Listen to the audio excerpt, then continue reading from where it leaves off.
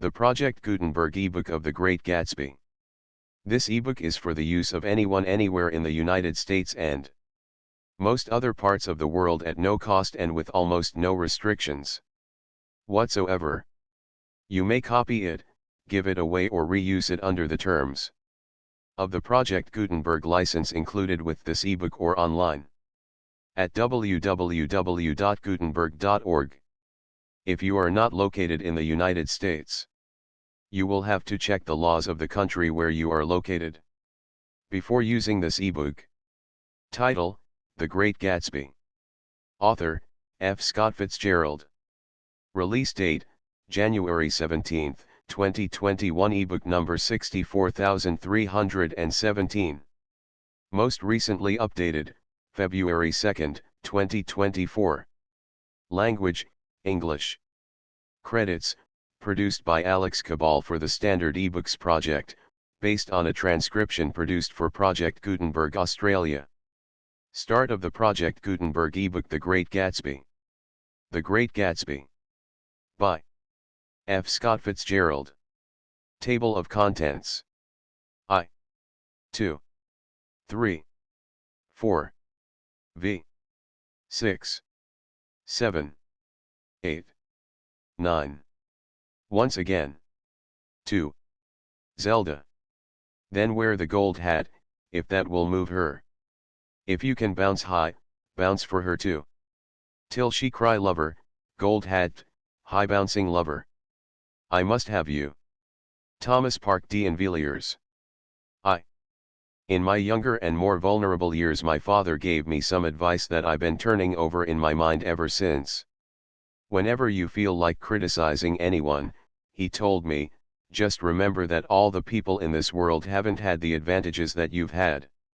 He didn't say any more, but we've always been unusually communicative in a reserved way, and I understood that he meant a great deal more than that.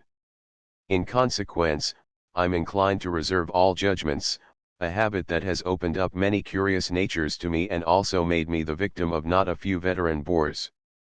The abnormal mind is quick to detect and attach itself to this quality when it appears in a normal person, and so it came about that in college I was unjustly accused of being a politician, because I was privy to the secret griefs of wild, unknown men. Most of the confidences were unsought. Frequently I have feigned sleep, preoccupation, or a hostile levity when I realized by some unmistakable sign that an intimate revelation was quivering on the horizon, for the intimate revelations of young men, or at least the terms in which they express them, are usually plagiaristic and marred by obvious suppressions. Reserving judgments is a matter of infinite hope. I am still a little afraid of missing something if I forget that, as my father snobbishly suggested, and I snobbishly repeat, a sense of the fundamental decencies is parceled out unequally at birth. And, after boasting this way of my tolerance, I come to the admission that it has a limit. Conduct may be founded on the hard rock or the wet marshes, but after a certain point I don't care what it's founded on. When I came back from the East last autumn, I felt that I wanted the world to be in uniform and at a sort of moral attention forever. I wanted no more riotous excursions with privileged glimpses into the human heart. Only Gatsby, the man who gives his name to this book, was exempt from my reaction. Gatsby, who represented everything for which I have an unaffected scorn. If personality is an unbroken series of successful gestures, then there was something gorgeous about him, some heightened sensitivity to the promises of life, as if he were related to one of those intricate machines that register earthquakes 10,000 miles away. This responsiveness had nothing to do with that flabby impressionability which is dignified under the name of the creative temperament. It was an extraordinary gift for hope, a romantic readiness such as I have never found in any other person and which it is not likely I shall ever find again. No, Gatsby turned out all right at the end. It is what preyed on Gatsby, what foul dust floated in the wake of his dreams, that temporarily closed out my interest in the abortive sorrows and short-winded elat-ions of men. My family have been prominent, well-to-do people in this middle western city for 3 generations. The Carraways are something of a clan, and we have a tradition that we're descended from the Dukes of Buccleuch, but the actual founder of my line was my grandfather's brother, who came here in '51, sent a substitute to the Civil War, and started the wholesale hardware business that my father carries on today. I never saw this great uncle, but I'm supposed to look like him with special reference to the rather hard-boiled painting that hangs in father's office. I graduated from New Haven in 1915, just a quarter of a century after my father, and a little later I participated in that delayed Teutonic migration known as the Great War. I enjoyed the counter-raid so thoroughly that I came back restless. Instead of being the warm center of the world, the Middle West now seemed like the ragged edge of the universe, so I decided to go east and learn the bond business. Everybody I knew was in the bond business, so I supposed it could support one more single man. All my aunts and uncles talked it over as if they were choosing a prep school for me, and finally said, "Why yes," with very grave, hesitant faces. Father agreed to finance me for a year, and after various delays I came east, permanently, I thought, in the spring of 22. The practical thing was to find rooms in the city, but it was a warm season, and I had just left a country of wide lawns and friendly trees, so when a young man at the office suggested that we take a house together in a commuting town, it sounded like a great idea.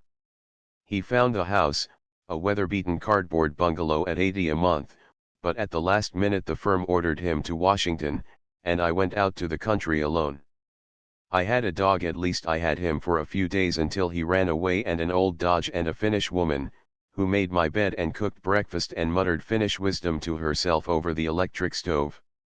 It was lonely for a day or so until one morning some man, more recently arrived than I, stopped me on the road. "How do you get to West Egg Village?" he asked helplessly. I told him. And as I walked on I was lonely no longer. I was a guide, a pathfinder, an original settler. He had casually conferred on me the freedom of the neighborhood. And so, with the sunshine and the great bursts of leaves growing on the trees, just as things grow in fast movies, I had that familiar conviction that life was beginning over again with the summer. There was so much to read, for one thing, and so much fine health to be pulled down out of the young breath-giving air. I bought a dozen volumes on banking and credit and investment securities, and they stood on my shelf in red and gold like new money from the mint, promising to unfold the shining secrets that only Midas and Morgan and Maecenas knew.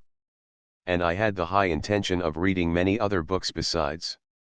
I was rather literary in college. One year I wrote a series of very solemn and obvious editorials for the Yale News, and now I was going to bring back all such things into my life and become again that most limited of all specialists, the well-rounded man. This isn't just an epigram. Life is much more successfully looked at from a single window, after all. It was a matter of chance that I should have rented a house in one of the strangest communities in North America. It was on that slender riotous island which extends itself due east of New York, and where there are, among other natural curiosities, two unusual formations of land. 20 miles from the city a pair of enormous eggs, identical in contour and separated only by a courtesy bay, jut out into the most domesticated body of salt water in the Western Hemisphere, the great wet barnyard of Long Island Sound. They are not perfect ovals like the egg in the Columbus story. They are both crushed flat at the contact end, but their physical resemblance must be a source of perpetual wonder to the gulls that fly overhead. To the wingless a more interesting phenomenon is their dissimilarity in every particular except shape and size. I lived at West Egg, the less fashionable of the two, though this is a most superficial tag to express the bizarre and not a little sinister contrast between them. My house was at the very tip of the egg, only 50 yards from the Sound, and squeezed between two huge places that rented for $12,000 or $15,000 a season. The one on my right was a colossal affair by any standard. It was a factual imitation of some Hotel de Ville in Normandy, with a tower on one side, spanking new under a thin beard of raw ivy, and a marble swimming pool, and more than 40 acres of lawn and garden. It was Gatsby's mansion. Or, rather, as I didn't know Mr. Gatsby, it was a mansion inhabited by a gentleman of that name.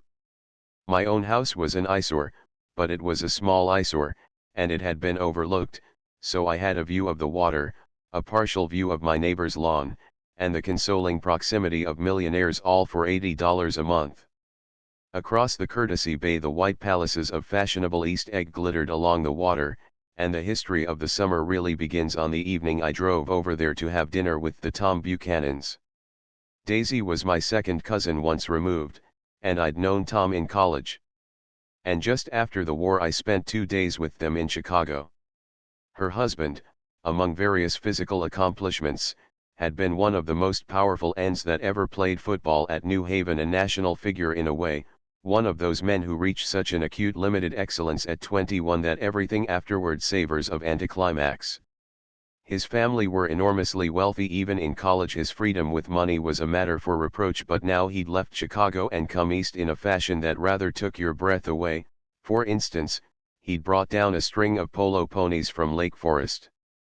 It was hard to realize that a man in my own generation was wealthy enough to do that. Why they came east I don't know.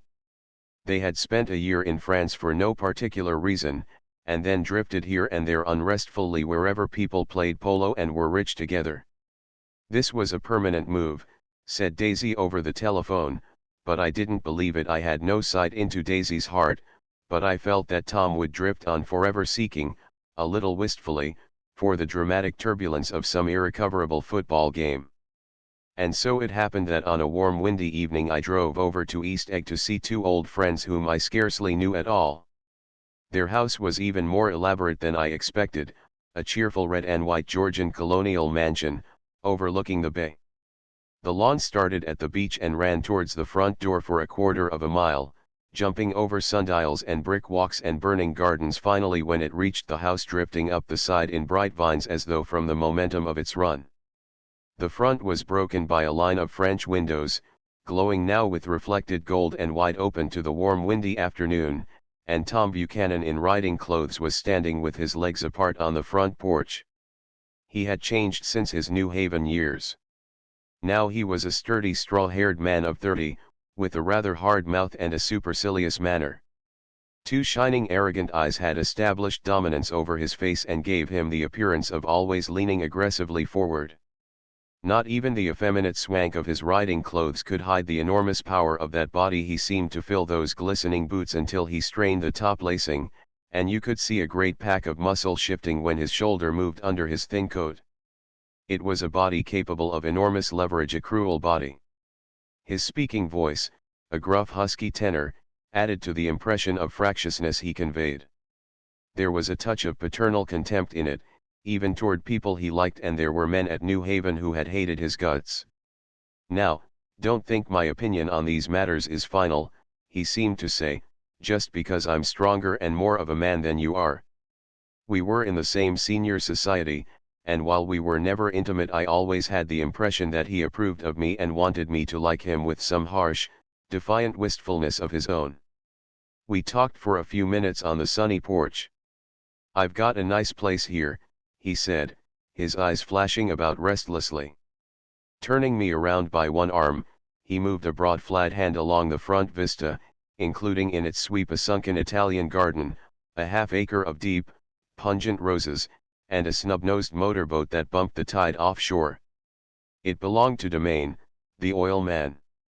He turned me around again, politely and abruptly. "We'll go inside." We walked through a high hallway into a bright rosy-colored space, fragilely bound into the house by French windows at either end. The windows were ajar and gleaming white against the fresh grass outside that seemed to grow a little way into the house. A breeze blew through the room, blew curtains in at one end and out the other like pale flags, twisting them up toward the frosted wedding cake of the ceiling, and then rippled over the wine-colored rug, making a shadow on it as wind does on the sea. The only completely stationary object in the room was an enormous couch on which 2 young women were buoyed up as though upon an anchored balloon. They were both in white, and their dresses were rippling and fluttering as if they had just been blown back in after a short flight around the house. I must have stood for a few moments listening to the whip and snap of the curtains and the groan of a picture on the wall. Then there was a boom as Tom Buchanan shut the rear windows and the caught wind died out about the room, and the curtains and the rugs and the 2 young women ballooned slowly to the floor. The younger of the 2 was a stranger to me. She was extended full length at her end of the divan, completely motionless, and with her chin raised a little, as if she were balancing something on it which was quite likely to fall. If she saw me out of the corner of her eyes, she gave no hint of it. Indeed, I was almost surprised into murmuring an apology for having disturbed her by coming in. The other girl, Daisy, made an attempt to rise. She leaned slightly forward with a conscientious expression, then she laughed, an absurd, charming little laugh, and I laughed too and came forward into the room. I'm paralysed with happiness. She laughed again, as if she said something very witty, and held my hand for a moment, looking up into my face, promising that there was no one in the world she so much wanted to see. That was a way she had. She hinted in a murmur that the surname of the balancing girl was Baker. I've heard it said that Daisy's murmur was only to make people lean toward her, an irrelevant criticism that made it no less charming. At any rate, Miss Baker's lips fluttered, she nodded at me almost imperceptibly, and then quickly tipped her head back again. The object she was balancing had obviously tottered a little and given her something of a fright. Again a sort of apology arose to my lips. Almost any exhibition of complete self-sufficiency draws a stunned tribute from me. I looked back at my cousin, who began to ask me questions in her low, thrilling voice. It was the kind of voice that the ear follows up and down, as if each speech is an arrangement of notes that will never be played again. Her face was sad and lovely with bright things in it, bright eyes and a bright passionate mouth, but there was an excitement in her voice that men who had cared for her found difficult to forget, a singing compulsion, a whispered listen, a promise that she had done gay, exciting things just a while since and that there were gay, exciting things hovering in the next hour. I told her how I had stopped off in Chicago for a day on my way east, and how a dozen people had sent their love through me. "Do they miss me?" she cried ecstatically. "The whole town is desolate. All the cars have the left rear wheel painted black as a mourning wreath, and there's a persistent wail all night along the North Shore. How gorgeous! Let's go back, Tom. Tomorrow." Then she added irrelevantly, "You ought to see the baby." "I'd like to." "She's asleep. She's 3 years old. Haven't you ever seen her?" "Never." "Well, you ought to see her. She's—" Tom Buchanan, who had been hovering restlessly about the room, stopped and rested his hand on my shoulder. "What you doing, Nick?" "I'm a bond man." "Who with?" I told him. "Never heard of them," he remarked decisively. This annoyed me. "You will," I answered shortly. "You will if you stay in the East." "Oh, I'll stay in the East, don't you worry," he said, glancing at Daisy and then back at me, as if he were alert for something more. "I'd be a goddamned fool to live anywhere else." At this point Miss Baker said, "Absolutely," with such suddenness that I started. It was the first word she had uttered since I came into the room. Evidently it surprised her as much as it did me, for she yawned and with a series of rapid, deft movements stood up into the room. "I'm stiff," she complained, "I've been lying on that sofa for as long as I can remember." "Don't look at me," Daisy retorted, "I've been trying to get you to New York all afternoon." "No, thanks," said Miss Baker to the 4 cocktails just in from the pantry. "I'm absolutely in training." Her host looked at her incredulously. "You are?" He took down his drink as if it were a drop in the bottom of a glass. "How you ever get anything done is beyond me." I looked at Miss Baker, wondering what it was she got done. I enjoyed looking at her. She was a slender, small-breasted girl, with an erect carriage, which she accentuated by throwing her body backward at the shoulders like a young cadet. Her gray sun-strained eyes looked back at me with polite reciprocal curiosity out of a wan, charming, discontented face. It occurred to me now that I had seen her, or a picture of her, somewhere before. "You live in West Egg," she remarked contemptuously. "I know somebody there." "I don't know a single." "You must know Gatsby." "Gatsby?" demanded Daisy. "What Gatsby?" Before I could reply that he was my neighbor, dinner was announced. Wedging his tense arm imperatively under mine, Tom Buchanan compelled me from the room as though he were moving a checker to another square. Slenderly, languidly, their hands set lightly on their hips, the two young women preceded us out onto a rosy-colored porch, open toward the sunset, where 4 candles flickered on the table in the diminished wind. "Why candles?" objected Daisy, frowning. She snapped them out with her fingers. "In 2 weeks it'll be the longest day in the year." She looked at us all radiantly. "Do you always watch for the longest day of the year and then miss it?" "I always watch for the longest day in the year and then miss it." "We ought to plan something," yawned Miss Baker, sitting down at the table as if she were getting into bed. "All right," said Daisy.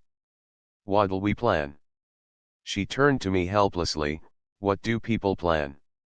Before I could answer, her eyes fastened with an odd expression on her little finger. "Look," she complained, "I hurt it." We all looked. The knuckle was black and blue. "You did it, Tom," she said accusingly. "I know you didn't mean to, but you did do it. That's what I get for marrying a brute of a man, a great, big, hulking physical specimen of a—" "I hate that word hulking," objected Tom crossly, "even in kidding." "Hulking," insisted Daisy. Sometimes she and Miss Baker talked at once, unobtrusively, and with a bantering inconsequence that was never quite chatter, that was as cool as their white dresses and their impersonal eyes in the absence of all desire. They were here, and they accepted Tom and me, making only a polite pleasant effort to entertain or to be entertained. They knew that presently dinner would be over, and a little later the evening too would be over and casually put away. It was sharply different from the West, where an evening was hurried from phase to phase towards its close, in a continually disappointed anticipation or else in sheer nervous dread of the moment itself. "You make me feel uncivilized, Daisy," I confessed on my second glass of corky but rather impressive claret. "Can't you talk about crops or something?" I meant nothing in particular by this remark, but it was taken up in an unexpected way. "Civilization's going to pieces," broke out Tom violently. "I've gotten to be a terrible pessimist about things. Have you read The Rise of the Colored Empires by this man Goddard?" "Why, no," I answered, rather surprised by his tone. "Well, it's a fine book, and everybody ought to read it. The idea is if we don't look out, the white race will be utterly submerged. It's all scientific stuff, it's been proved." "Tom's getting very profound," said Daisy, with an expression of unthoughtful sadness. "He reads deep books with long words in them." "What was that word we?" "Well, these books are all scientific," insisted Tom, glancing at her impatiently. "This fellow has worked out the whole thing. It's up to us, who are the dominant race, to watch out, or these other races will have control of things. We've got to beat them down," whispered Daisy, winking ferociously toward the fervent sun. "You ought to live in California," began Miss Baker, but Tom interrupted her by shifting heavily in his chair. "This idea is that we're Nordics. I am, and you are, and you are," and after an infinitesimal hesitation he included Daisy with a slight nod, and she winked at me again. "And we've produced all the things that go to make civilization, science and art, and all that. Do you see?" There was something pathetic in his concentration, as if his complacency, more acute than of old, was not enough to him any more. When, almost immediately, the telephone rang inside and the butler left the porch, Daisy seized upon the momentary interruption and leaned towards me. "I'll tell you a family secret," she whispered enthusiastically. "It's about the butler's nose. Do you want to hear about the butler's nose? That's why I came over tonight. Well, he wasn't always a butler. He used to be the silver polisher for some people in New York that had a silver service for 200 people. He had to polish it from morning till night, until finally it began to affect his nose." "Things went from bad to worse," suggested Miss Baker. "Yes. Things went from bad to worse, until finally he had to give up his position." For a moment the last sunshine fell with romantic affection upon her glowing face, her voice compelled me forward breathlessly as I listened, and the glow faded, each light deserting her with lingering regret, like children leaving a pleasant street at dusk. The butler came back and murmured something close to Tom's ear, whereupon Tom frowned, pushed back his chair, and without a word went inside. As if his absence quickened something within her, Daisy leaned forward again, her voice glowing and singing. "I love to see you at my table, Nick. You remind me of a rose, an absolute rose. Doesn't he?" She turned to Miss Baker for confirmation, "An absolute rose." This was untrue. "I am not even faintly like a rose." She was only extemporizing, but a stirring warmth flowed from her, as if her heart was trying to come out to you concealed in one of those breathless, thrilling words. Then suddenly she threw her napkin on the table and excused herself and went into the house. Miss Baker and I exchanged a short glance consciously devoid of meaning. I was about to speak when she sat up alertly and said "sh," in a warning voice. A subdued impassioned murmur was audible in the room beyond, and Miss Baker leaned forward unashamed, trying to hear. The murmur trembled on the verge of coherence, sank down, mounted excitedly, and then ceased altogether. "This Mr. Gatsby you spoke of is my neighbor," I began. "Don't talk. I want to hear what happens." "Is something happening?" I inquired innocently. "You mean to say you don't know," said Miss Baker, honestly surprised. "I thought everybody knew." "I don't." "Why?" she said hesitantly. "Tom's got some woman in New York." "Got some woman?" I repeated blankly. Miss Baker nodded. "She might have the decency not to telephone him at dinner time. Don't you think?" Almost before I had grasped her meaning there was the flutter of a dress and the crunch of leather boots, and Tom and Daisy were back at the table. "It couldn't be helped," cried Daisy with tense gaiety. She sat down, glanced searchingly at Miss Baker and then at me, and continued, "I looked outdoors for a minute, and it's very romantic outdoors. There's a bird on the lawn that I think must be a nightingale come over on the Cunard or White Star Line. He's singing away," her voice sang.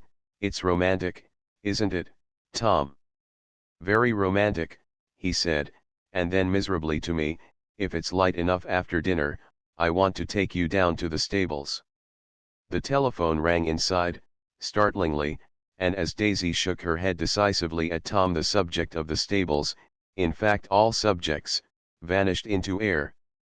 Among the broken fragments of the last 5 minutes at table I remember the candles being lit again, pointlessly, and I was conscious of wanting to look squarely at everyone, and yet to avoid all eyes. I couldn't guess what Daisy and Tom were thinking, but I doubt if even Miss Baker, who seemed to have mastered a certain hearty scepticism, was able utterly to put this fifth guest's shrill metallic urgency out of mind. To a certain temperament the situation might have seemed intriguing. My own instinct was to telephone immediately for the police.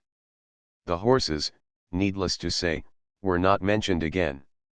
Tom and Miss Baker, with several feet of twilight between them, strolled back into the library, as if to a vigil beside a perfectly tangible body, while, trying to look pleasantly interested and a little deaf, I followed Daisy around a chain of connecting verandas to the porch in front. In its deep gloom we sat down side by side on a wicker settee. Daisy took her face in her hands as if feeling its lovely shape, and her eyes moved gradually out into the velvet dusk. I saw that turbulent emotions possessed her, so I asked what I thought would be some sedative questions about her little girl. "We don't know each other very well, Nick," she said suddenly. "Even if we are cousins. You didn't come to my wedding. I wasn't back from the war." "That's true." She hesitated. "Well, I've had a very bad time, Nick, and I'm pretty cynical about everything." Evidently she had reason to be. I waited, but she didn't say any more, and after a moment I returned rather feebly to the subject of her daughter. "I suppose she talks, and eats, and everything." "Oh, yes." She looked at me absently. "Listen, Nick, Let me tell you what I said when she was born. Would you like to hear? Very much. It'll show you how I've gotten to feel about things. Well, she was less than an hour old and Tom was God knows where. I woke up out of the ether with an utterly abandoned feeling, and asked the nurse right away if it was a boy or a girl. She told me it was a girl, and so I turned my head away and wept. All right, I said, I'm glad it's a girl. And I hope she'll be a fool. That's the best thing a girl can be in this world, a beautiful little fool. You see, I think everything's terrible anyhow, she went on in a convinced way. Everybody thinks so, the most advanced people. And I know. I've been everywhere and seen everything and done everything. Her eyes flashed around her in a defiant way, rather like Tom's, and she laughed with thrilling scorn. Sophisticated God, I'm sophisticated. The instant her voice broke off, ceasing to compel my attention, my belief, I felt the basic insincerity of what she had said. It made me uneasy, as though the whole evening had been a trick of some sort to exact a contributory emotion from me. I waited, and sure enough, in a moment she looked at me with an absolute smirk on her lovely face, as if she had asserted her membership in a rather distinguished secret society to which she and Tom belonged. Inside, the Crimson Room bloomed with light. Tom and Miss Baker sat at either end of the long couch and she read aloud to him from the Saturday Evening Post the words, murmurous and uninflected, running together in a soothing tune. The lamplight, bright on his boots and dull on the autumn leaf yellow of her hair, glinted along the paper as she turned a page with a flutter of slender muscles in her arms. When we came in she held us silent for a moment with a lifted hand. To be continued, she said, tossing the magazine on the table, in our very next issue. Her body asserted itself with a restless movement of her knee, and she stood up. 10 o'clock, she remarked, apparently finding the time on the ceiling. Time for this good girl to go to bed. Jordan's going to play in the tournament tomorrow, explained Daisy, over at Westchester. Oh, you're Jordan Baker. I knew now why her face was familiar. Its pleasing contemptuous expression had looked out at me from many rotogravure pictures of the sporting life at Asheville and Hot Springs and Palm Beach. I had heard some story of her too, a critical, unpleasant story, but what it was I had forgotten long ago. Good night, she said softly. Wake me at 8, won't you? If you'll get up. I will. Good night, Mr. Carraway. See you anon. Of course you will, confirmed Daisy. In fact, I think I'll arrange a marriage. Come over often, Nick, and I'll sort of fling you together. You know, lock you up accidentally in linen closets and push you out to sea in a boat, and all that sort of thing. Good night, called Miss Baker from the stairs. I haven't heard a word. She's a nice girl, said Tom after a moment. They ought Hunty to let her run around the country this way. Who ought Hunty to? Inquired Daisy coldly. Her family. Her family is one aunt about 1,000 years old. Besides, Nick's going to look after her, aren't you, Nick? She's going to spend lots of weekends out here this summer. I think the home influence will be very good for her. Daisy and Tom looked at each other for a moment in silence. Is she from New York? I asked quickly. From Louisville. Our white girlhood was passed together there. Our beautiful white. Did you give Nick a little heart-to-heart talk on the veranda? Demanded Tom suddenly. Did I? She looked at me. I can't seem to remember, but I think we talked about the Nordic race. Yes, I'm sure we did. It sort of crept up on us, and first thing you know. Don't believe everything you hear, Nick, he advised me. I said lightly that I had heard nothing at all, and a few minutes later I got up to go home. They came to the door with me and stood side by side in a cheerful square of light. As I started my motor, Daisy peremptorily called, "Wait. I forgot to ask you something, and it's important. We heard you were engaged to a girl out west." That's right, corroborated Tom kindly. We heard that you were engaged. It's a libel. I'm too poor. But we heard it, insisted Daisy, surprising me by opening up again in a flower-like way. We heard it from 3 people, so it must be true. Of course I knew what they were referring to, but I wasn't even vaguely engaged. The fact that gossip had published the bans was one of the reasons I had come east. You can't stop going with an old friend on account of rumors, and on the other hand I had no intention of being rumored into marriage. Their interest rather touched me and made them less remotely rich. Nevertheless, I was confused and a little disgusted as I drove away. It seemed to me that the thing for Daisy to do was to rush out of the house, child in arms, but apparently there were no such intentions in her head. As for Tom, the fact that he had some woman in New York was really less surprising than that he had been depressed by a book. Something was making him nibble at the edge of stale ideas, as if his sturdy physical egotism no longer nourished his peremptory heart. Already it was deep summer on roadhouse roofs and in front of wayside garages, where new red petrol pumps sat out in pools of light, and when I reached my estate at West Egg I ran the car under its shed and sat for a while on an abandoned grass roller in the yard. The wind had blown off, leaving a loud, bright night, with wings beating in the trees and a persistent organ sound as the full bellows of the earth blew the frogs full of life. The silhouette of a moving cat wavered across the moonlight, and, turning my head to watch it, I saw that I was not alone. 50 feet away a figure had emerged from the shadow of my neighbor's mansion and was standing with his hands in his pockets regarding the silver pepper of the stars. Something in his leisurely movements and the secure position of his feet upon the lawn suggested that it was Mr. Gatsby himself, come out to determine what share was his of our local heavens. I decided to call to him. Miss Baker had mentioned him at dinner, and that would do for an introduction. But I didn't call to him, for he gave a sudden intimation that he was content to be alone. He stretched out his arms toward the dark water in a curious way, and, far as I was from him, I could have sworn he was trembling. Involuntarily I glanced seaward and distinguished nothing except a single green light, minute and far away, that might have been the end of a dock.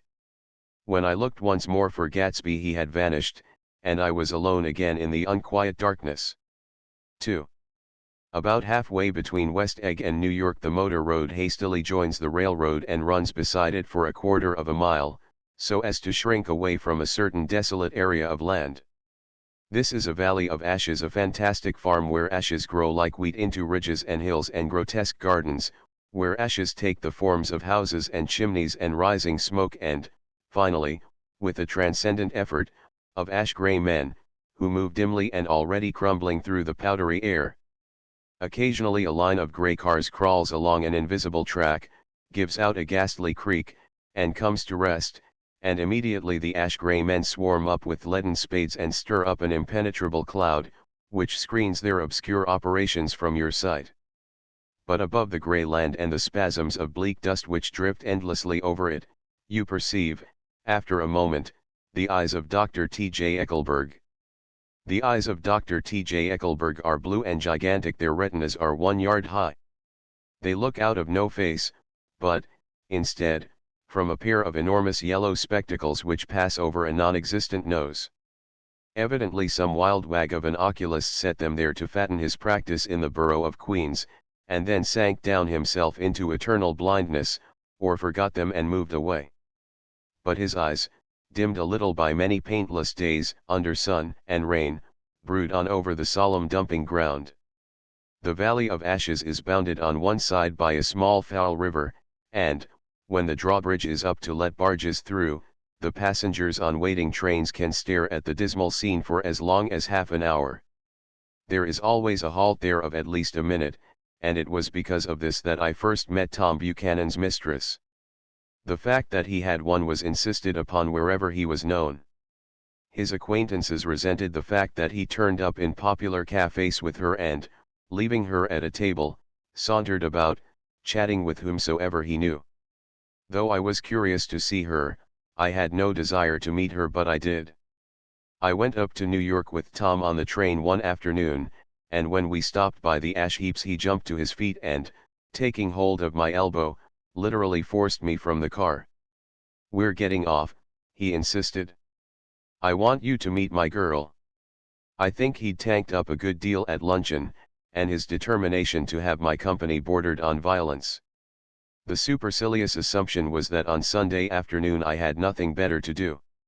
I followed him over a low whitewashed railroad fence, and we walked back 100 yards along the road under Dr. Eckelberg's persistent stare. The only building in sight was a small block of yellow brick sitting on the edge of the wasteland, a sort of compact main street ministering to it, and contiguous to absolutely nothing. One of the 3 shops it contained was for rent and another was an all-night restaurant, approached by a trail of ashes. The third was a garage repairs. George B. Wilson. Cars bought and sold, and I followed Tom inside. The interior was unprosperous and bare. The only car visible was the dust-covered wreck of a Ford which crouched in a dim corner. It had occurred to me that this shadow of a garage must be a blind, and that sumptuous and romantic apartments were concealed overhead, when the proprietor himself appeared in the door of an office, wiping his hands on a piece of waste. He was a blond, spiritless man, anemic, and faintly handsome. When he saw us, a damp gleam of hope sprang into his light blue eyes. "Hello, Wilson, old man," said Tom, slapping him jovially on the shoulder. "How's business?" "I can't complain," answered Wilson unconvincingly. "When are you going to sell me that car?" "Next week. I've got my man working on it now." "Works pretty slow, don't he?" "No, he doesn't," said Tom coldly. "And if you feel that way about it, maybe I'd better sell it somewhere else after all." "I don't mean that," explained Wilson quickly. "I just meant—" His voice faded off and Tom glanced impatiently around the garage. Then I heard footsteps on a stairs, and in a moment the thickish figure of a woman blocked out the light from the office door. She was in the middle 30s, and faintly stout, but she carried her flesh sensuously as some women can. Her face, above a spotted dress of dark blue crepe de chine, contained no facet or gleam of beauty, but there was an immediately perceptible vitality about her, as if the nerves of her body were continually smoldering. She smiled slowly and, walking through her husband as if he were a ghost, shook hands with Tom, looking him flush in the eye. Then she wet her lips, and without turning around spoke to her husband in a soft, coarse voice. "Get some chairs, why don't you, so somebody can sit down?" "Oh, sure," agreed Wilson hurriedly, and went toward the little office, mingling immediately with the cement color of the walls. A white ashen dust veiled his dark suit and his pale hair as it veiled everything in the vicinity except his wife, who moved close to Tom. "I want to see you," said Tom intently. "Get on the next train." "All right. I'll meet you by the newsstand on the lower level." She nodded and moved away from him just as George Wilson emerged with 2 chairs from his office door. We waited for her down the road and out of sight. It was a few days before the 4th of July, and a gray, scrawny Italian child was setting torpedoes in a row along the railroad track. "Terrible place, isn't it?" said Tom, exchanging a frown with Dr. Eckelberg. "Awful. It does her good to get away." "Doesn't her husband object?" "Wilson? He thinks she goes to see her sister in New York.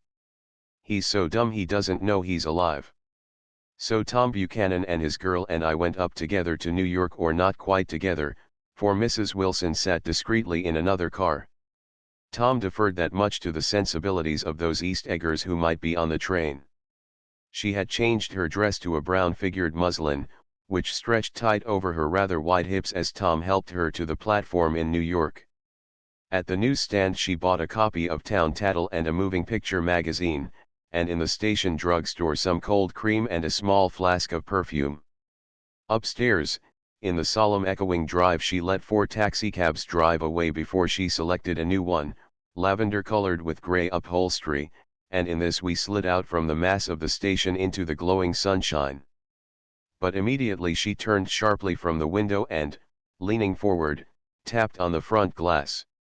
"I want to get one of those dogs," she said earnestly. "I want to get one for the apartment. They're nice to have a dog." We backed up to a gray old man who bore an absurd resemblance to John D. Rockefeller. In a basket swung from his neck cowered a dozen very recent puppies of an indeterminate breed. "What kind are they?" asked Mrs. Wilson eagerly, as he came to the taxi window. "All kinds." "What kind do you want, lady?" "I'd like to get one of those police dogs. I don't suppose you got that kind." The man peered doubtfully into the basket, plunged in his hand and drew one up, wriggling, by the back of the neck. "That's no police dog," said Tom. "No, it's not exactly a police dog," said the man with disappointment in his voice. "It's more of an Airedale." He passed his hand over the brown washrag of a back. "Look at that coat. Some coat. That's a dog that'll never bother you with catching cold." "I think it's cute," said Mrs. Wilson enthusiastically. "How much is it?" "That dog." He looked at it admiringly. "That dog will cost you $10. The Airedale, undoubtedly there was an Airedale concerned in it somewhere, though its feet were startlingly white, changed hands and settled down into Mrs. Wilson's lap, where she fondled the weatherproof coat with rapture. "Is it a boy or a girl?" she asked delicately. "That dog. That dog's a boy." "It's a bitch," said Tom decisively. "Here's your money. Go and buy 10 more dogs with it." We drove over to Fifth Avenue, warm and soft, almost pastoral, on the summer Sunday afternoon. I wouldn't have been surprised to see a great flock of white sheep turn the corner. "Hold on," I said, "I have to leave you here." "No you don't," interposed Tom quickly. "Myrtle'll be hurt if you don't come up to the apartment." "Won't you, Myrtle?" "Come on," she urged. "I'll telephone my sister Catherine. She's said to be very beautiful by people who ought to know." "Well, I'd like to, but..." We went on, cutting back again over the park toward the West Hundreds. At 158th Street the cab stopped at one slice in a long white cake of apartment houses. Throwing a regal homecoming glance around the neighborhood, Mrs. Wilson gathered up her dog and her other purchases, and went haughtily in. "I'm going to have the McKees come up," she announced as we rose in the elevator. "And, of course, I got to call up my sister, too." The apartment was on the top floor, a small living room, a small dining room, a small bedroom, and a bath. The living room was crowded to the doors with a set of tapestried furniture entirely too large for it, so that to move about was to stumble continually over scenes of ladies swinging in the gardens of Versailles. The only picture was an over-enlarged photograph, apparently a hen sitting on a blurred rock. Looked at from a distance, however, the hen resolved itself into a bonnet, and the countenance of a stout old lady beamed down into the room. Several old copies of Town Tattle lay on the table together with a copy of Simon Called Peter, and some of the small scandal magazines of Broadway. Mrs. Wilson was first concerned with the dog. A reluctant elevator boy went for a box full of straw and some milk, to which he added on his own initiative a tin of large, hard dog biscuits, one of which decomposed apathetically in the saucer of milk all afternoon. Meanwhile Tom brought out a bottle of whiskey from a locked bureau door. "I have been drunk just twice in my life, and the second time was that afternoon, so everything that happened has a dim, hazy cast over it, although until after 8 o'clock the apartment was full of cheerful sun." Sitting on Tom's lap, Mrs. Wilson called up several people on the telephone. Then there were no cigarettes, and I went out to buy some at the drugstore on the corner. When I came back they had both disappeared, so I sat down discreetly in the living room and read a chapter of Simon Called Peter. Either it was terrible stuff or the whiskey distorted things, because it didn't make any sense to me. Just as Tom and Myrtle, after the first drink Mrs. Wilson and I called each other by our first names, reappeared, company commenced to arrive at the apartment door. The sister, Catherine, was a slender, worldly girl of about 30, with a solid, sticky bob of red hair, and a complexion powdered milky white. Her eyebrows had been plucked and then drawn on again at a more rakish angle, but the efforts of nature toward the restoration of the old alignment gave a blurred air to her face. When she moved about there was an incessant clicking as innumerable pottery bracelets jingled up and down upon her arms. She came in with such a proprietary haste, and looked around so possessively at the furniture that I wondered if she lived here. But when I asked her she laughed immoderately, repeated my question aloud, and told me she lived with a girl-friend at a hotel. Mr. McKee was a pale, feminine man from the flat below. He had just shaved, for there was a white spot of lather on his cheekbone, and he was most respectful in his greeting to everyone in the room. He informed me that he was in the artistic game, and I gathered later that he was a photographer and had made the dim enlargement of Mrs. Wilson's mother which hovered like an ectoplasm on the wall. His wife was shrill, languid, handsome, and horrible. She told me with pride that her husband had photographed her 127 times since they had been married. Mrs. Wilson had changed her costume some time before, and was now attired in an elaborate afternoon dress of cream-colored chiffon, which gave out a continual rustle as she swept about the room. With the influence of the dress her personality had also undergone a change. The intense vitality that had been so remarkable in the garage was converted into impressive hauteur.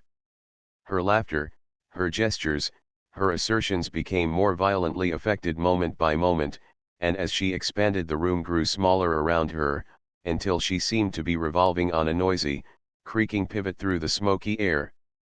"My dear," she told her sister in a high, mincing shout, "most of these fellas will cheat you every time.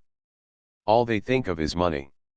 I had a woman up here last week to look at my feet, and when she gave me the bill you'd have thought she had my appendicitis out." "What was the name of the woman?" asked Mrs. McKee. "Mrs. Eberhart. She goes around looking at people's feet in their own homes." "I like your dress," remarked Mrs. McKee, "I think it's adorable."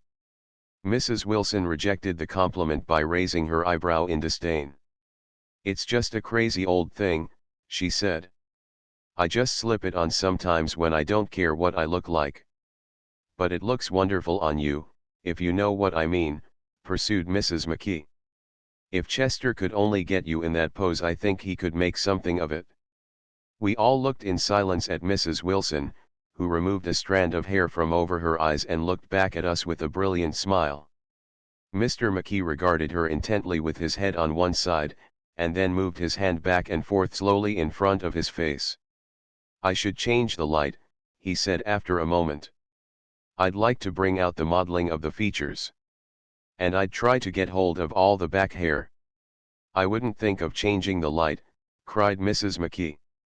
"I think it's—" her husband said sh, and we all looked at the subject again, whereupon Tom Buchanan yawned audibly and got to his feet. "You McKees have something to drink," he said. "Get some more ice and mineral water, Myrtle, before everybody goes to sleep." "I told that boy about the ice." Myrtle raised her eyebrows in despair at the shiftlessness of the lower orders. "These people. You have to keep after them all the time." She looked at me and laughed pointlessly.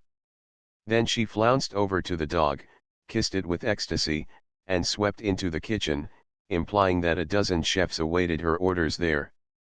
"I've done some nice things out on Long Island," asserted Mr. McKee.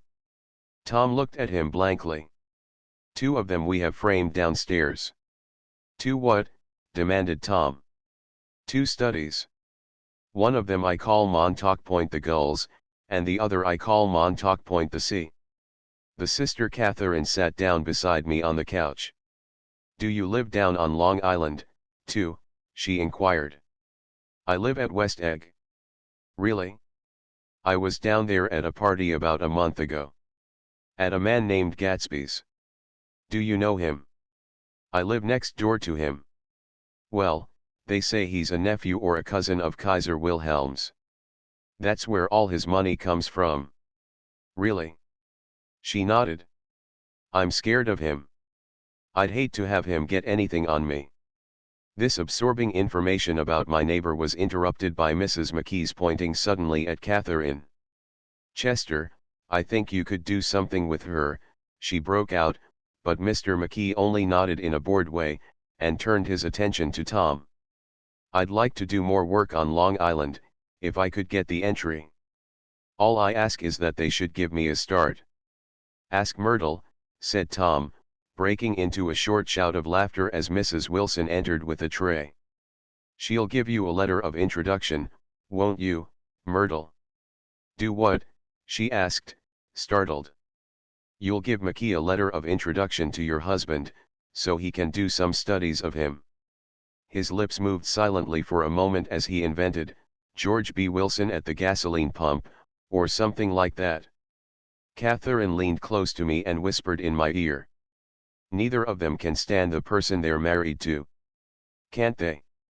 Can't stand them. She looked at Myrtle and then at Tom. What I say is, why go on living with them if they can't stand them? If I was them I'd get a divorce and get married to each other right away. Doesn't she like Wilson either? The answer to this was unexpected. It came from Myrtle, who had overheard the question, and it was violent and obscene. You see, cried Catherine triumphantly. She lowered her voice again. It's really his wife that's keeping them apart. She's a Catholic, and they don't believe in divorce. Daisy was not a Catholic, and I was a little shocked at the elaborateness of the lie.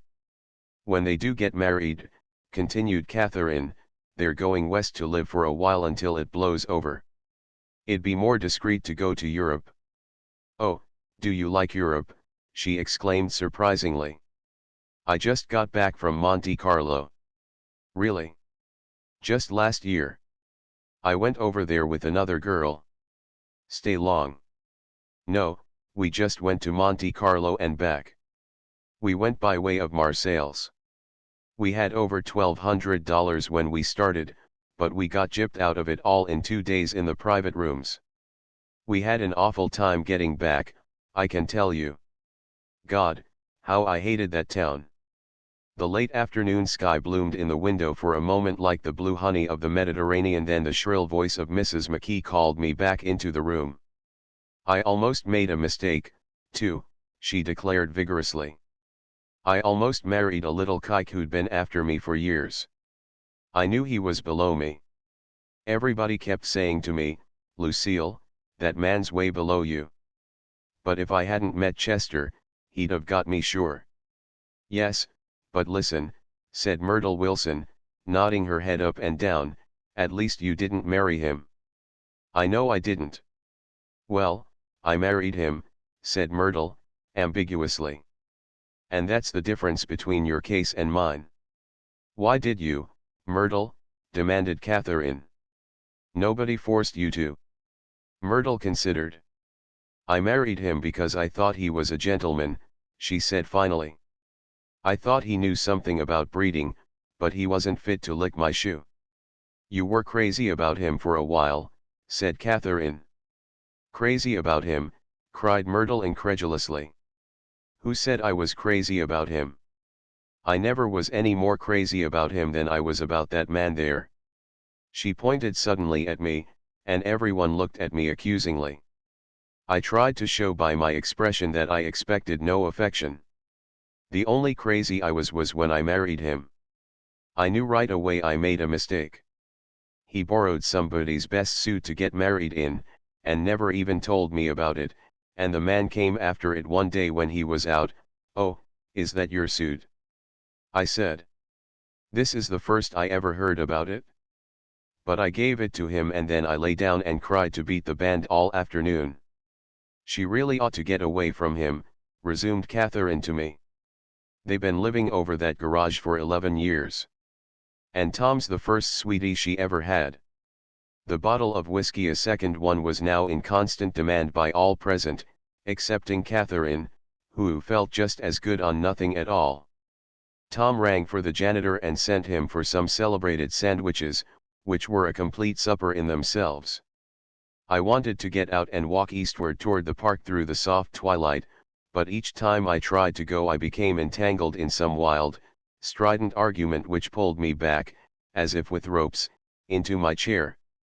Yet high over the city our line of yellow windows must have contributed their share of human secrecy to the casual watcher in the darkening streets, and I saw him too, looking up and wondering. I was within and without, simultaneously enchanted and repelled by the inexhaustible variety of life. Myrtle pulled her chair close to mine, and suddenly her warm breath poured over me the story of her first meeting with Tom. It was on the two little seats facing each other that are always the last ones left on the train. I was going up to New York to see my sister and spend the night. He had on a dress suit and patent leather shoes, and I couldn't keep my eyes off him, but every time he looked at me I had to pretend to be looking at the advertisement over his head. When we came into the station he was next to me, and his white shirt front pressed against my arm, and so I told him I'd have to call a policeman, but he knew I lied. I was so excited that when I got into a taxi with him I didn't hardly know I wasn't getting into a subway train. All I kept thinking about, over and over, was "You can't lie forever, you can't lie forever." She turned to Mrs. McKee and the room rang full of her artificial laughter. "My dear," she cried, "I'm going to give you this dress as soon as I'm through with it. I've got to get another one tomorrow. I'm going to make a list of all the things I've got to get. A massage and a wave, and a collar for the dog, and one of those cute little ashtrays where you touch a spring, and a wreath with a black silk bow for Mother's grave that'll last all summer. I got to write down a list so I won't forget all the things I got to do."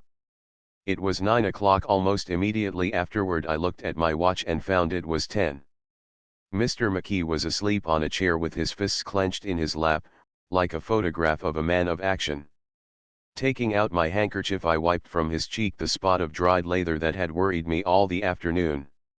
The little dog was sitting on the table looking with blind eyes through the smoke, and from time to time groaning faintly.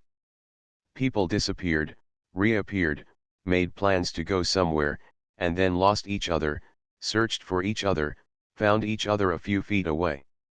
Sometime toward midnight Tom Buchanan and Mrs. Wilson stood face to face discussing, in impassioned voices, whether Mrs. Wilson had any right to mention Daisy's name. "Daisy! Daisy! Daisy!" shouted Mrs. Wilson. "I'll say it whenever I want to. Daisy! Die!" Making a short deft movement, Tom Buchanan broke her nose with his open hand. Then there were bloody towels upon the bathroom floor, and women's voices scolding, and high over the confusion a long broken wail of pain. Mr. McKee awoke from his doze and started in a daze toward the door. When he had gone halfway he turned around and stared at the scene, his wife and Catherine scolding and consoling as they stumbled here and there among the crowded furniture with articles of aid, and the despairing figure on the couch, bleeding fluently, and trying to spread a copy of Town Tattle over the tapestry scenes of Versailles. Then Mr. McKee turned and continued on out the door. Taking my hat from the chandelier, I followed. "Come to lunch some day," he suggested, as we groaned down in the elevator. "Where?" "Anywhere." "Keep your hands off the lever," snapped the elevator boy. "I beg your pardon," said Mr. McKee with dignity, "I didn't know I was touching it." "All right," I agreed, "I'll be glad to." I was standing beside his bed and he was sitting up between the sheets, clad in his underwear, with a great portfolio in his hands. Beauty and the Beast. Loneliness. Old Grocery Horse. Brook and Bridge. Then I was lying half asleep in the cold lower level of the Pennsylvania station, staring at the Morning Tribune, and waiting for the 4 o'clock train. 3. There was music from my neighbor's house through the summer nights. In his blue gardens men and girls came and went like moths among the whisperings and the champagne and the stars. At high tide in the afternoon I watched his guests diving from the tower of his raft, or taking the sun on the hot sand of his beach while his two motorboats slit the waters of the Sound, drawing aquaplanes over cataracts of foam. On weekends his Rolls-Royce became an omnibus, bearing parties to and from the city between 9 in the morning and long past midnight, while his station wagon scampered like a brisk yellow bug to meet all trains. And on Mondays 8 servants, including an extra gardener, toiled all day with mops and scrubbing brushes and hammers and garden shears, repairing the ravages of the night before. Every Friday 5 crates of oranges and lemons arrived from a fruiter in New York. Every Monday these same oranges and lemons left his back door in a pyramid of pulpless halves.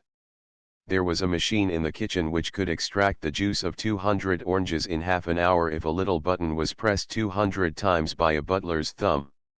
At least once a fortnight a corps of caterers came down with several hundred feet of canvas and enough colored lights to make a Christmas tree of Gatsby's enormous garden. On buffet tables, garnished with glistening hors d'oeuvre, spiced baked hams crowded against salads of harlequin designs and pastry pigs and turkeys bewitched to a dark gold. In the main hall a bar with a real brass rail was set up, and stocked with gins and liquors and with cordials so long forgotten that most of his female guests were too young to know one from another. By 7 o'clock the orchestra has arrived, no thin five-piece affair, but a whole pitful of oboes and trombones and saxophones and viols and cornets and piccolos, and low and high drums. The last swimmers have come in from the beach now and are dressing upstairs. The cars from New York are parked 5 deep in the drive, and already the halls and salons and verandas are gaudy with primary colors, and hair bobbed in strange new ways, and shawls beyond the dreams of Castile. The bar is in full swing, and floating rounds of cocktails permeate the garden outside, until the air is alive with chatter and laughter, and casual innuendo and introductions forgotten on the spot, and enthusiastic meetings between women who never knew each other's names. The lights grow brighter as the earth lurches away from the sun, and now the orchestra is playing yellow cocktail music, and the opera of voices pitches a key higher. Laughter is easier minute by minute, spilled with prodigality, tipped out at a cheerful word. The groups change more swiftly, swell with new arrivals, dissolve and form in the same breath. Already there are wanderers, confident girls who weave here and there among the stouter and more stable, become for a sharp, joyous moment the center of a group, and then, excited with triumph, glide on through the sea change of faces and voices and color under the constantly changing light. Suddenly one of these gypsies, in trembling opal, seizes a cocktail out of the air, dumps it down for courage and, moving her hands like Frisco, dances out alone on the canvas platform. A momentary hush, the orchestra leader varies his rhythm obligingly for her, and there is a burst of chatter as the erroneous news goes around that she is Gilda Gray's understudy from the Follies. The party has begun. I believe that on the first night I went to Gatsby's house I was one of the few guests who had actually been invited. People were not invited, they went there. They got into automobiles which bore them out to Long Island, and somehow they ended up at Gatsby's door. Once there they were introduced by somebody who knew Gatsby, and after that they conducted themselves according to the rules of behavior associated with an amusement park. Sometimes they came and went without having met Gatsby at all, came for the party with a simplicity of heart that was its own ticket of admission. I had been actually invited. A chauffeur in a uniform of robin's egg blue crossed my lawn early that Saturday morning with a surprisingly formal note from his employer. The honor would be entirely Gatsby's, it said, if I would attend his little party that night. He had seen me several times, and had intended to call on me long before, but a peculiar combination of circumstances had prevented it. Signed J. Gatsby, in a majestic hand. Dressed up in white flannels I went over to his lawn a little after 7, and wandered around rather ill at ease among swirls and eddies of people I didn't know, though here and there was a face I had noticed on the commuting train. I was immediately struck by the number of young Englishmen dotted about, all well dressed, all looking a little hungry, and all talking in low, earnest voices to solid and prosperous Americans. I was sure that they were selling something, bonds or insurance or automobiles. They were at least agonizingly aware of the easy money in the vicinity and convinced that it was theirs for a few words in the right key. As soon as I arrived I made an attempt to find my host, but the 2 or 3 people of whom I asked his whereabouts stared at me in such an amazed way, and denied so vehemently any knowledge of his movements, that I slunk off in the direction of the cocktail table, the only place in the garden where a single man could linger without looking purposeless and alone. I was on my way to get roaring drunk from sheer embarrassment when Jordan Baker came out of the house and stood at the head of the marble steps, leaning a little backward and looking with contemptuous interest down into the garden. Welcome or not, I found it necessary to attach myself to someone before I should begin to address cordial remarks to the passers-by. "Hello!" I roared, advancing toward her. My voice seemed unnaturally loud across the garden. "I thought you might be here," she responded absently as I came up. "I remembered you lived next door to." She held my hand impersonally, as a promise that she'd take care of me in a minute, and gave ear to two girls in twin yellow dresses, who stopped at the foot of the steps. "Hello," they cried together. "Sorry you didn't win." That was for the golf tournament. She had lost in the finals the week before. "You don't know who we are," said one of the girls in yellow, "but we met you here about a month ago." "You've dyed your hair since then," remarked Jordan, and I started, but the girls had moved casually on and her remark was addressed to the premature moon, produced like the supper, no doubt, out of a caterer's basket. With Jordan's slender golden arm resting in mine, we descended the steps and sauntered about the garden. A tray of cocktails floated at us through the twilight, and we sat down at a table with the two girls in yellow and three men, each one introduced to us as Mr. Mumble. "Do you come to these parties often?" inquired Jordan of the girl beside her. "The last one was the one I met you at," answered the girl, in an alert confident voice. She turned to her companion. "Wasn't it for you, Lucille?" "It was for Lucille, too." "I like to come," Lucille said. "I never care what I do, so I always have a good time. When I was here last I tore my gown on a chair, and he asked me my name and address. Inside of a week I got a package from Crow-Ears with a new evening gown in it." "Did you keep it?" asked Jordan. "Sure I did. I was going to wear it tonight, but it was too big in the bust and had to be altered. It was gas blue with lavender beads. $265. "There's something funny about a fellow that'll do a thing like that," said the other girl eagerly. "He doesn't want any trouble with anybody." "Who doesn't?" I inquired. "Gatsby. Somebody told me." The two girls and Jordan leaned together confidentially. "Somebody told me they thought he killed a man once." A thrill passed over all of us. The three Mr. Mumbles bent forward and listened eagerly. "I don't think it's so much that," argued Lucille skeptically, "it's more that he was a German spy during the war." One of the men nodded in confirmation.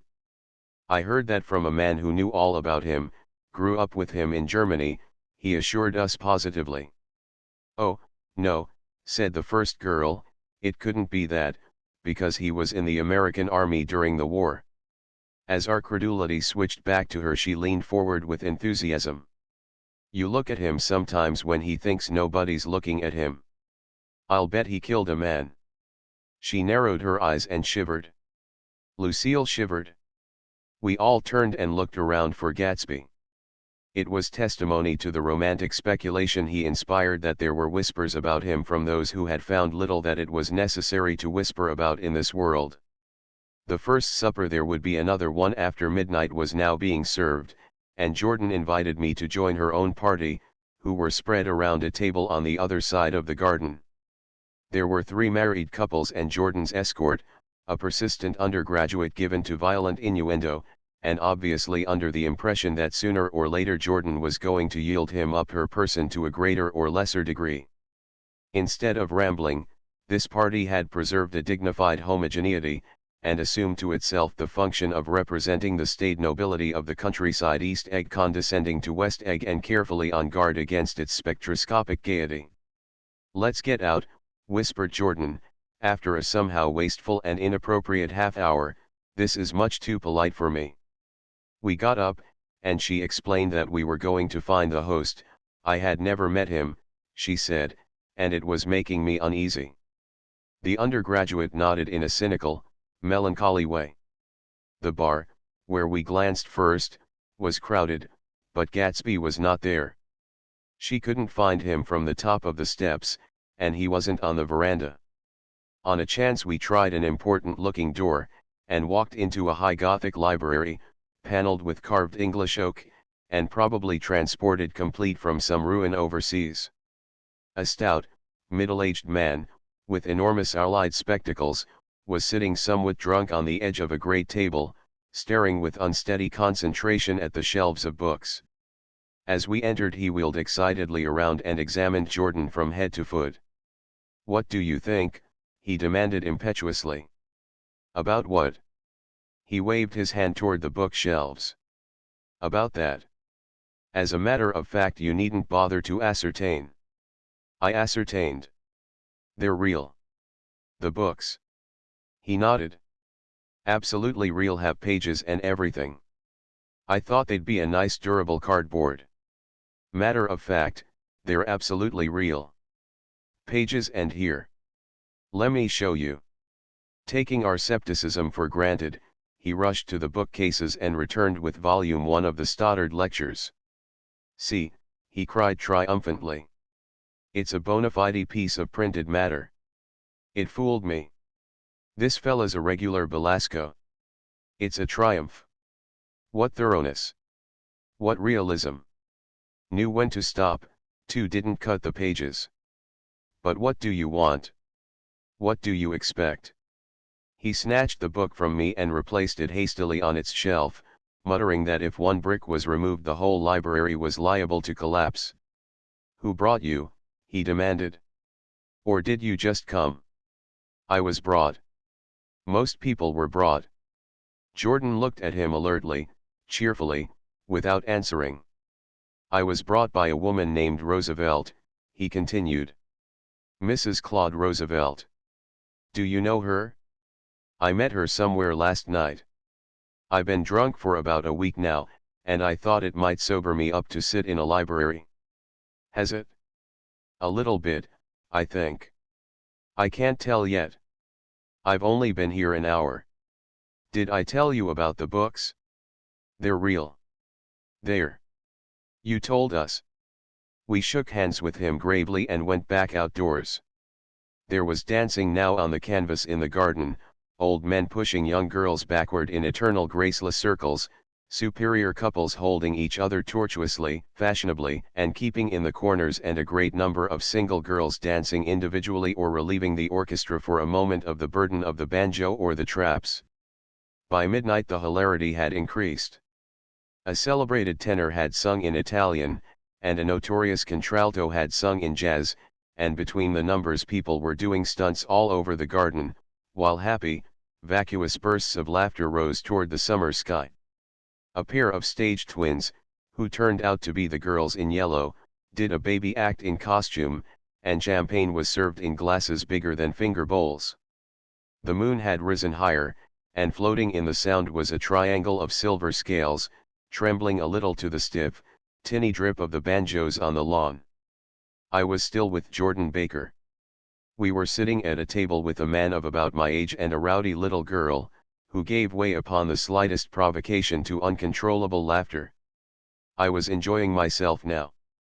I had taken 2 finger bowls of champagne, and the scene had changed before my eyes into something significant, elemental, and profound. At a lull in the entertainment the man looked at me and smiled. "Your face is familiar," he said politely. "Weren't you in the 1st Division during the war?" "Why, yes. I was in the 28th Infantry. I was in the 16th until June 1918. I knew I'd seen you somewhere before." We talked for a moment about some wet, grey little villages in France. Evidently he lived in this vicinity, for he told me that he had just bought a hydroplane, and was going to try it out in the morning. "Want to go with me, old sport?" "Just near the shore along the Sound." "What time?" "Any time that suits you best." It was on the tip of my tongue to ask his name when Jordan looked around and smiled. "Having a gay time now?" she inquired. "Much better." I turned again to my new acquaintance. "This is an unusual party for me. I haven't even seen the host. I live over there." I waved my hand at the invisible hedge in the distance, and this man Gatsby sent over his chauffeur with an invitation. For a moment he looked at me as if he failed to understand. "I'm Gatsby," he said suddenly. "What?" I exclaimed. "Oh, I beg your pardon. I thought you knew, old sport. I'm afraid I'm not a very good host." He smiled understandingly, much more than understandingly. It was one of those rare smiles with a quality of eternal reassurance in it, that you may come across 4 or 5 times in life. It faced or seemed to face the whole eternal world for an instant, and then concentrated on you with an irresistible prejudice in your favor. It understood you just so far as you wanted to be understood, believed in you as you would like to believe in yourself, and assured you that it had precisely the impression of you that, at your best, you hoped to convey. Precisely at that point it vanished, and I was looking at an elegant young roughneck, a year or two over 30, whose elaborate formality of speech just missed being absurd. Some time before he introduced himself I'd got a strong impression that he was picking his words with care. Almost at the moment when Mr. Gatsby identified himself, a butler hurried toward him with the information that Chicago was calling him on the wire. He excused himself with a small bow that included each of us in turn. "If you want anything, just ask for it, old sport," he urged me. "Excuse me. I will rejoin you later."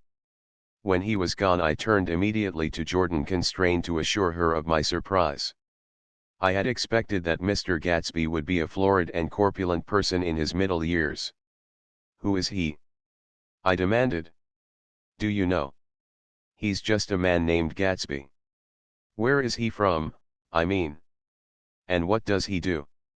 "Now you're started on the subject," she answered with a wan smile. "Well, he told me once he was an Oxford man." A dim background started to take shape behind him, but at her next remark it faded away. "However, I don't believe it." "Why not?" "I don't know," she insisted, "I just don't think he went there." Something in her tone reminded me of the other girls. "I think he killed a man," and had the effect of stimulating my curiosity. I would have accepted without question the information that Gatsby sprang from the swamps of Louisiana or from the Lower East Side of New York. That was comprehensible. But young men didn't, at least in my provincial inexperience I believed they didn't drift coolly out of nowhere and buy a palace on Long Island Sound. "Anyhow, he gives large parties," said Jordan, changing the subject with an urban distaste for the concrete. "And I like large parties. They're so intimate. At small parties there isn't any privacy." There was the boom of a bass drum, and the voice of the orchestra leader rang out suddenly above the echolalia of the garden. "Ladies and gentlemen," he cried. "At the request of Mr. Gatsby we are going to play for you Mr. Vladimir Tostof's latest work, which attracted so much attention at Carnegie Hall last May. If you read the papers you know there was a big sensation." He smiled with jovial condescension, and added, "Some sensation." Whereupon everybody laughed. "The piece is known," he concluded lustily, "as Vladimir Tostof's Jazz History of the World." The nature of Mr. Tostof's composition eluded me, because just as it began my eyes fell on Gatsby, standing alone on the marble steps and looking from one group to another with approving eyes. His tan skin was drawn attractively tight on his face and his short hair looked as though it were trimmed every day. I could see nothing sinister about him. I wondered if the fact that he was not drinking helped to set him off from his guests, for it seemed to me that he grew more correct as the fraternal hilarity increased. When the Jazz History of the World was over, girls were putting their heads on men's shoulders in a puppyish, convivial way, girls were swooning backward playfully into men's arms, even into groups, knowing that someone would arrest their falls, but no one swooned backward on Gatsby, and no French bob touched Gatsby's shoulder, and no singing quartets were formed with Gatsby's head for one link. "I beg your pardon." Gatsby's butler was suddenly standing beside us.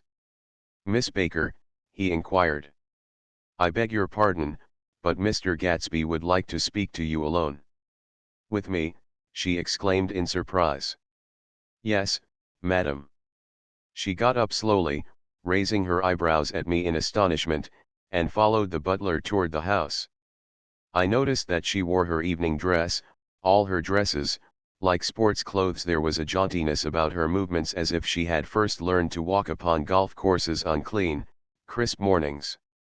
I was alone and it was almost 2. For some time confused and intriguing sounds had issued from a long, many-windowed room which overhung the terrace.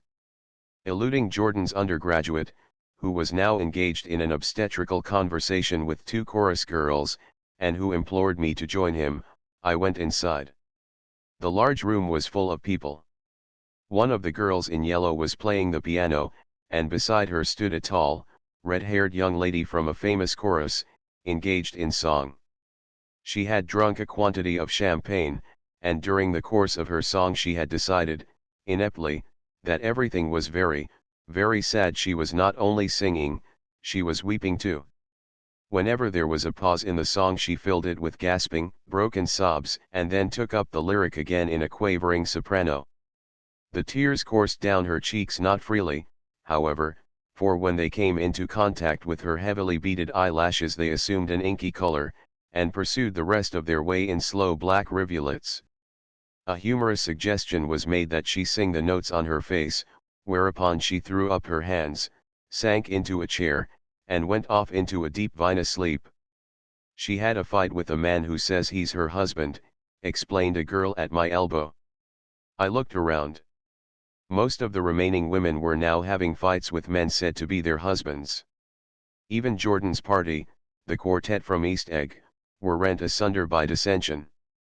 One of the men was talking with curious intensity to a young actress, and his wife, after attempting to laugh at the situation in a dignified and indifferent way, broke down entirely and resorted to flank attacks at intervals. She appeared suddenly at his side like an angry diamond, and hissed, "You promised," into his ear. The reluctance to go home was not confined to wayward men. The hall was at present occupied by two deplorably sober men and their highly indignant wives. The wives were sympathizing with each other in slightly raised voices. "Whenever he sees I'm having a good time he wants to go home. Never heard anything so selfish in my life. We're always the first ones to leave." "So are we." "Well, we're almost the last tonight," said one of the men sheepishly. "The orchestra left half an hour ago." In spite of the wives' agreement that such malevolence was beyond credibility, the dispute ended in a short struggle, and both wives were lifted, kicking, into the night. As I waited for my hat in the hall the door of the library opened and Jordan Baker and Gatsby came out together. He was saying some last word to her, but the eagerness in his manner tightened abruptly into formality as several people approached him to say goodbye.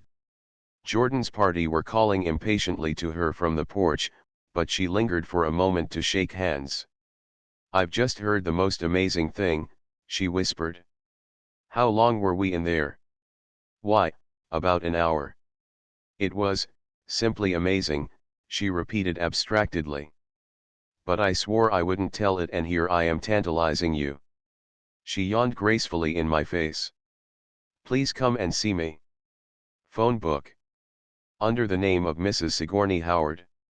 My aunt, she was hurrying off as she talked. Her brown hand waved a jaunty salute as she melted into her party at the door. Rather ashamed that on my first appearance I had stayed so late, I joined the last of Gatsby's guests, who were clustered around him. I wanted to explain that I'd hunted for him early in the evening and to apologize for not having known him in the garden. "Don't mention it," he enjoined me eagerly.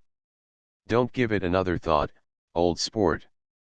The familiar expression held no more familiarity than the hand which reassuringly brushed my shoulder. "And don't forget we're going up in the hydroplane tomorrow morning, at 9 o'clock. Then the butler, behind his shoulder. "Philadelphia wants you on the phone, sir." "All right, in a minute. Tell them I'll be right there. Good night. Good night. Good night." He smiled and suddenly there seemed to be a pleasant significance in having been among the last to go, as if he had desired it all the time. "Good night, old sport. Good night." But as I walked down the steps I saw that the evening was not quite over. 50 feet from the door a dozen headlights illuminated a bizarre and tumultuous scene. In the ditch beside the road, right side up, but violently shorn of one wheel, rested a new coupe which had left Gatsby's drive not 2 minutes before. The sharp jut of a wall accounted for the detachment of the wheel, which was now getting considerable attention from half a dozen curious chauffeurs. However, as they had left their cars blocking the road, a harsh, discordant din from those in the rear had been audible for some time, and added to the already violent confusion of the scene. A man in a long duster had dismounted from the wreck and now stood in the middle of the road, looking from the car to the tire and from the tire to the observers in a pleasant, puzzled way. "See," he explained. "It went in the ditch." The fact was infinitely astonishing to him, and I recognized first the unusual quality of wonder, and then the man it was the late patron of Gatsby's library. "How'd it happen?" He shrugged his shoulders. "I know nothing whatever about mechanics," he said decisively. "But how did it happen? Did you run into the wall?" "Don't ask me," said Arlies, washing his hands of the whole matter. "I know very little about driving, next to nothing. It happened, and that's all I know." "Well, if you're a poor driver you oughtn't to try driving at night."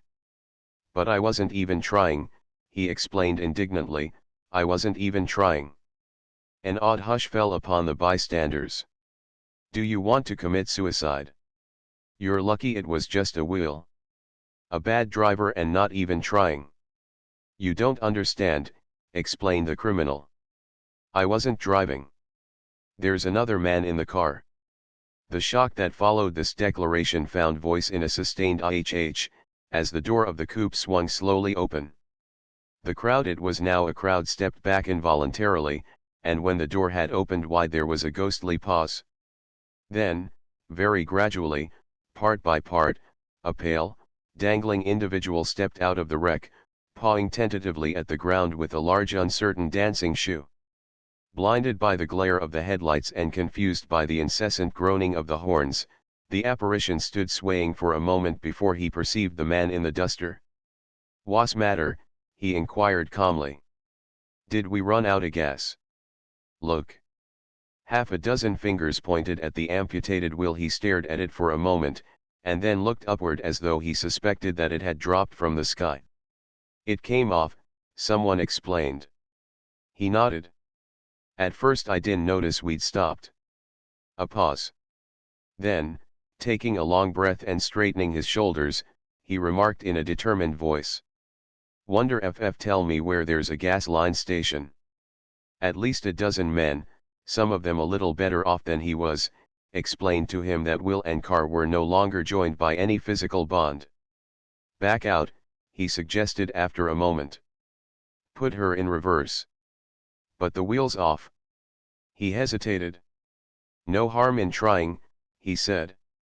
The caterwauling horns had reached a crescendo and I turned away and cut across the lawn toward home. I glanced back once. A wafer of a moon was shining over Gatsby's house, making the night fine as before, and surviving the laughter and the sound of his still glowing garden. A sudden emptiness seemed to flow now from the windows and the great doors, endowing with complete isolation the figure of the host, who stood on the porch, his hand up in a formal gesture of farewell. Reading over what I have written so far, I see I have given the impression that the events of 3 nights several weeks apart were all that absorbed me. On the contrary, they were merely casual events in a crowded summer, and, until much later, they absorbed me infinitely less than my personal affairs. Most of the time I worked. In the early morning the sun threw my shadow westward as I hurried down the white chasms of lower New York to the Probity Trust. I knew the other clerks and young bond salesmen by their first names, and lunched with them in dark, crowded restaurants on little pig sausages and mashed potatoes and coffee. I even had a short affair with a girl who lived in Jersey City and worked in the accounting department, but her brother began throwing mean looks in my direction, so when she went on her vacation in July I let it blow quietly away. I took dinner usually at the Yale Club. For some reason it was the gloomiest event of my day, and then I went upstairs to the library and studied investments and securities for a conscientious hour. There were generally a few rioters around, but they never came into the library, so it was a good place to work. After that, if the night was mellow, I strolled down Madison Avenue past the old Murray Hill Hotel, and over 33rd Street to the Pennsylvania Station. I began to like New York, the racy, adventurous feel of it at night, and the satisfaction that the constant flicker of men and women and machines gives to the restless eye.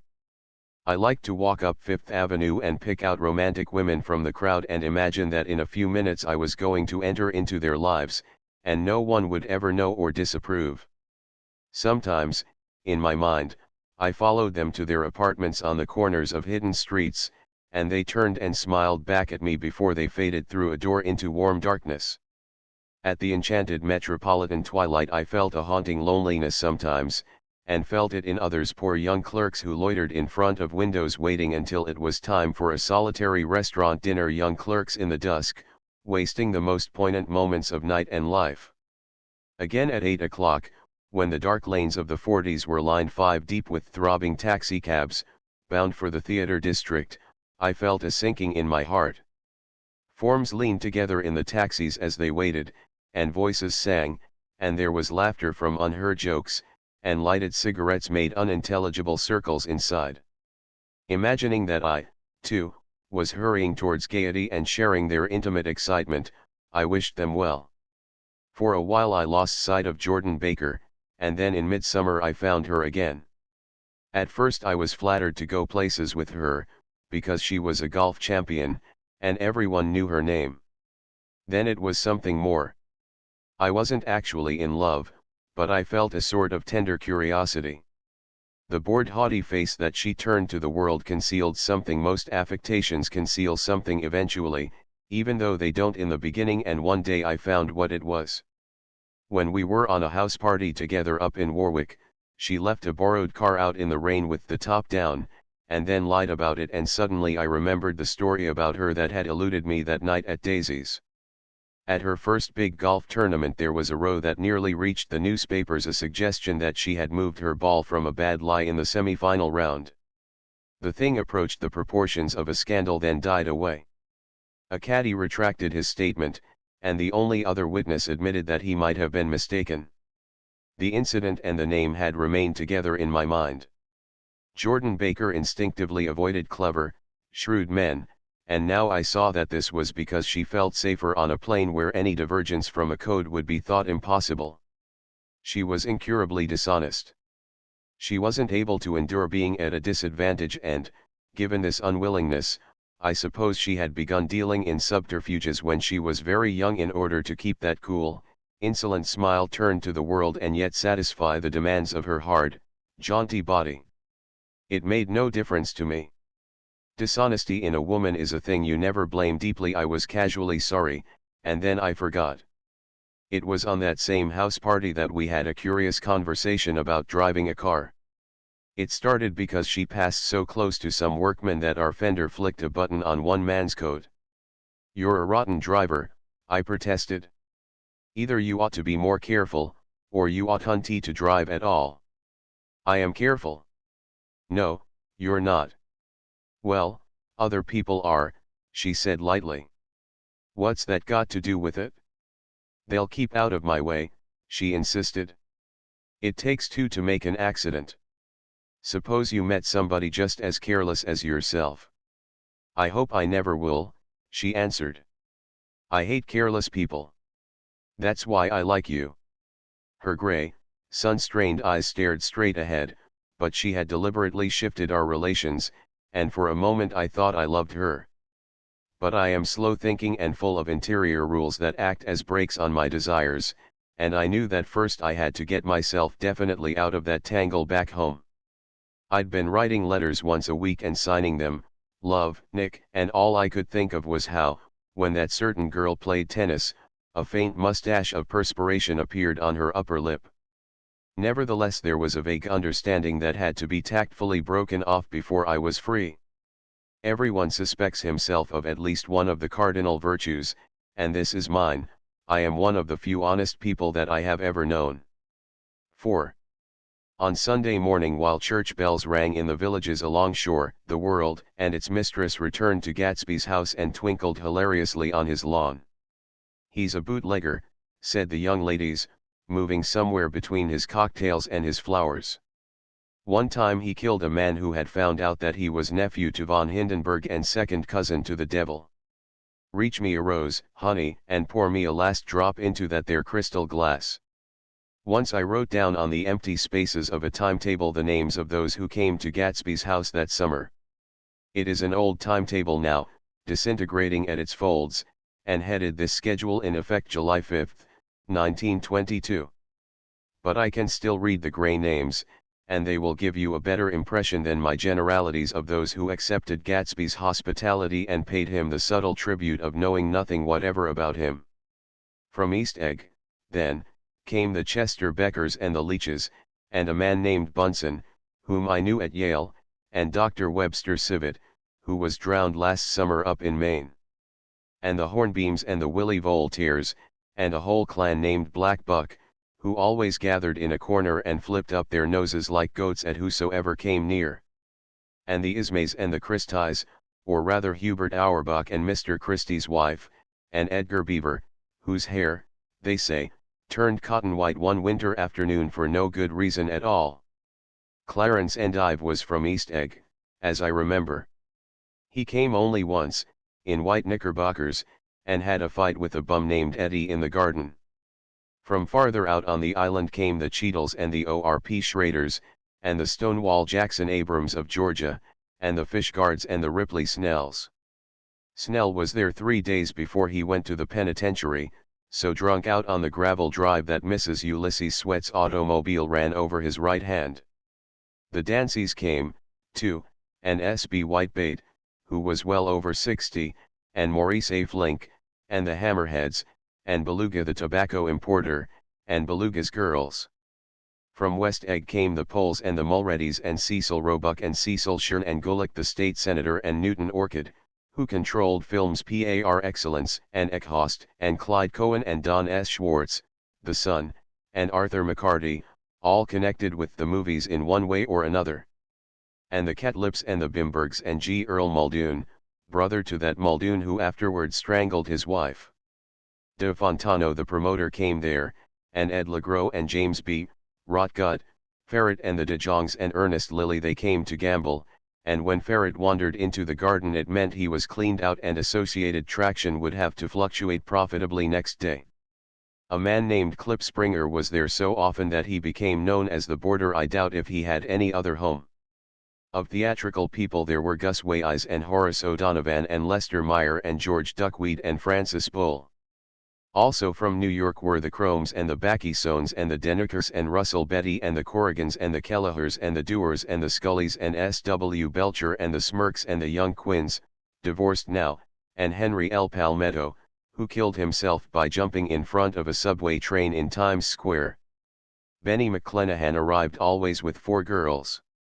They were never quite the same ones in physical person, but they were so identical one with another that it inevitably seemed they had been there before.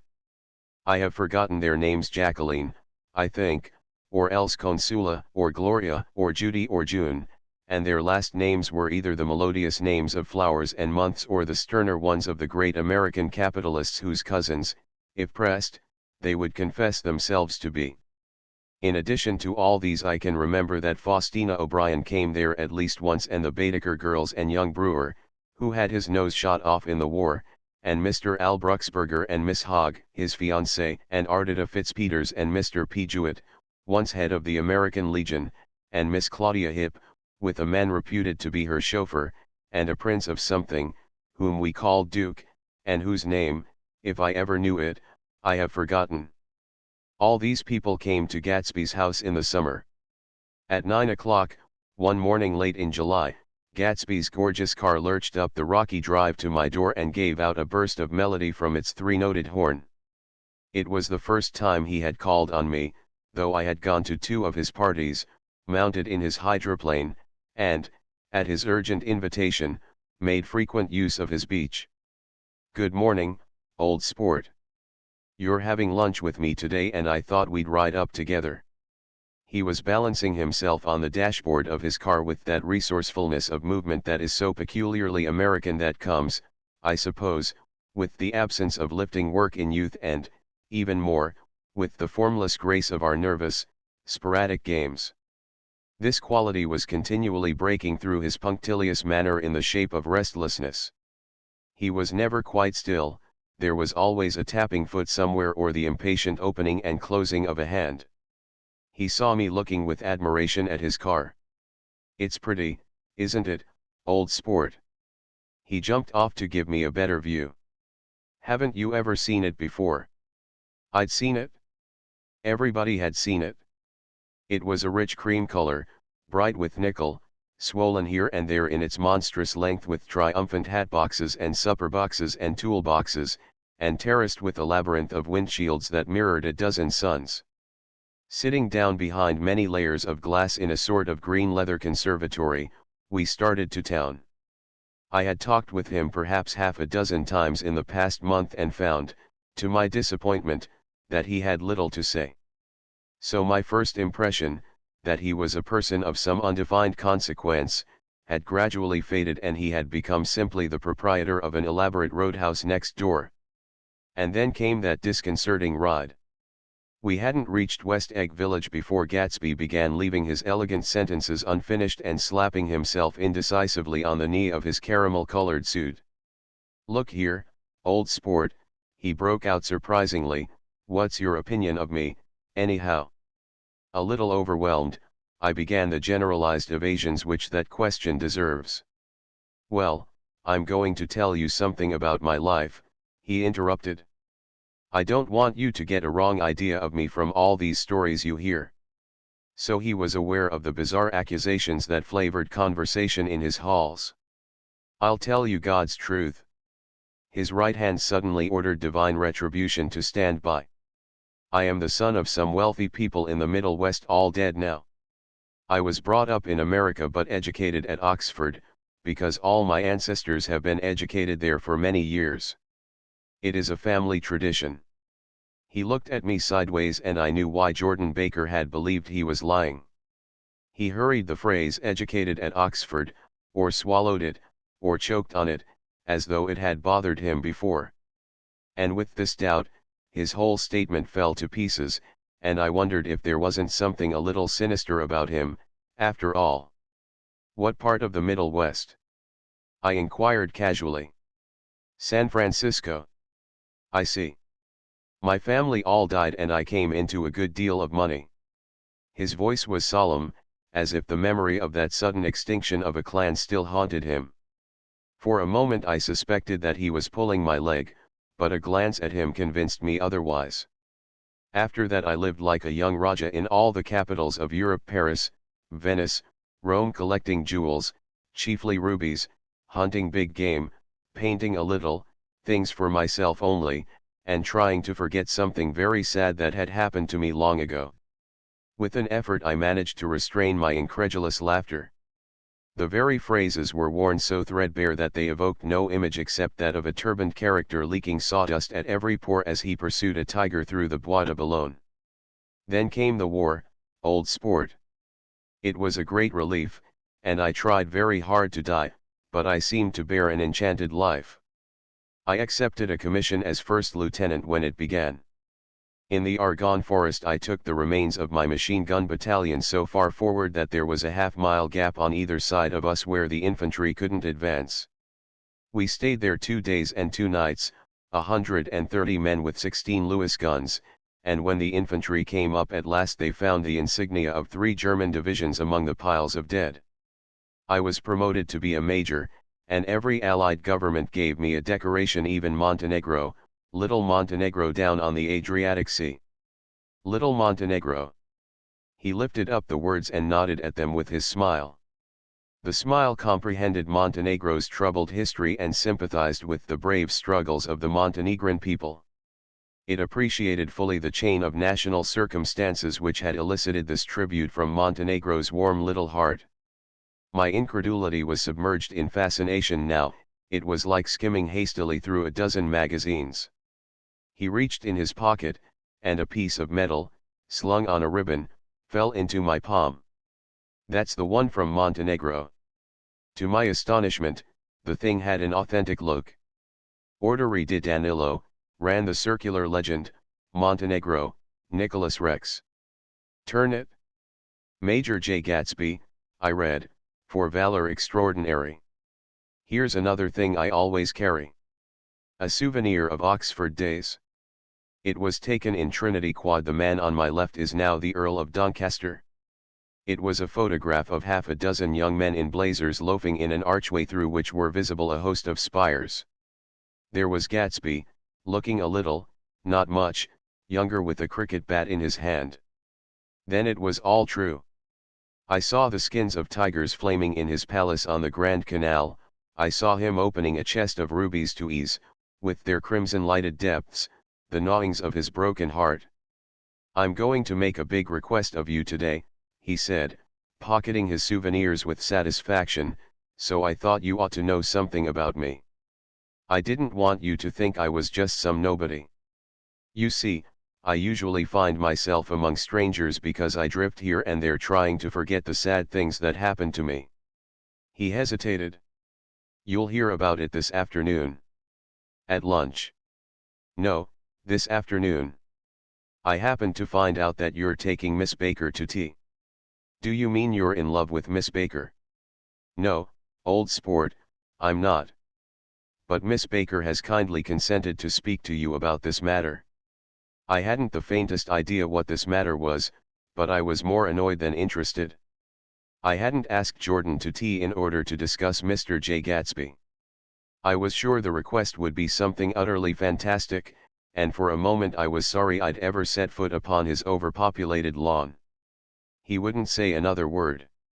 His correctness grew on him as we neared the city. We passed Port Roosevelt, where there was a glimpse of red-belted ocean-going ships, and sped along a cobbled slum lined with the dark, undesert saloons of the faded gilt 1900s. Then the Valley of Ashes opened out on both sides of us, and I had a glimpse of Mrs. Wilson straining at the garage pump with panting vitality as we went by. With fenders spread like wings we scattered light through half Astoria, only half, for as we twisted among the pillars of the elevated I heard the familiar jug-jug spat of a motorcycle, and a frantic policeman rode alongside. "All right, old sport," called Gatsby. We slowed down. Taking a white card from his wallet, he waved it before the man's eyes. "Right you are," agreed the policeman, tipping his cap. "Know you next time, Mr. Gatsby." "Excuse me. What was that?" I inquired. "The picture of Oxford. I was able to do the commissioner a favor once, and he sends me a Christmas card every year. Over the Great Bridge, with the sunlight through the girders making a constant flicker upon the moving cars, with the city rising up across the river in white heaps and sugar lumps all built with a wish out of non-olfactory money. The city seen from the Queensboro Bridge is always the city seen for the first time, in its first wild promise of all the mystery and the beauty in the world. A dead man passed us in a hearse heaped with blooms, followed by 2 carriages with drawn blinds, and by more cheerful carriages for friends. The friends looked out at us with the tragic eyes and short upper lips of southeastern Europe, and I was glad that the sight of Gatsby's splendid car was included in their somber holiday. As we crossed Blackwell's Island, a limousine passed us, driven by a white chauffeur, in which sat 3 modish Negroes, 2 bucks, and a girl. I laughed aloud as the yolks of their eyeballs rolled toward us in haughty rivalry. Anything can happen now that we've slid over this bridge, I thought, anything at all. Even Gatsby could happen, without any particular wonder. Roaring noon. In a well-fanned 42nd Street cellar I met Gatsby for lunch. Blinking away the brightness of the street outside, my eyes picked him out obscurely in the anteroom, talking to another man. "Mr. Carraway, this is my friend Mr. Wolfshe M." A small, flat-nosed Jew raised his large head and regarded me with 2 fine growths of hair which luxuriated in either nostril. After a moment I discovered his tiny eyes in the half-darkness. "So I took one look at him," said Mr. Wolfshe M., shaking my hand earnestly, "and what do you think I did?" "What?" I inquired politely. But evidently he was not addressing me, for he dropped my hand and covered Gatsby with his expressive nose. I handed the money to Catspaw and I said, "All right, Catspaw, don't pay him a penny till he shuts his mouth." He shut it then and there. Gatsby took an arm of each of us and moved forward into the restaurant, whereupon Mr. Wolfshe M. swallowed a new sentence he was starting and lapsed into a somnambulatory abstraction. "Highballs, asked the head waiter. "This is a nice restaurant here," said Mr. Wolfsheim, looking at the Presbyterian nymphs on the ceiling. "But I like across the street better." "Yes, highballs," agreed Gatsby, and then to Mr. Wolfsheim, "It's too hot over there." "Hot and small, yes," said Mr. Wolfsheim, "but full of memories." "What place is that?" I asked. "The old Metropole." "The old Metropole," brooded Mr. Wolfsheim gloomily. "Filled with faces dead and gone. Filled with friends gone now forever. I can't forget so long as I live the night they shot Rosie Rosenthal there. It was 6 of us at the table, and Rosie had eat and drunk a lot all evening.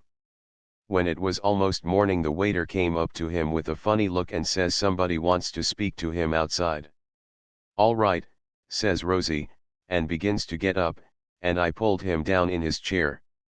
'Let the bastards come in here if they want you, Rosie, but don't you, so help me, move outside this room.'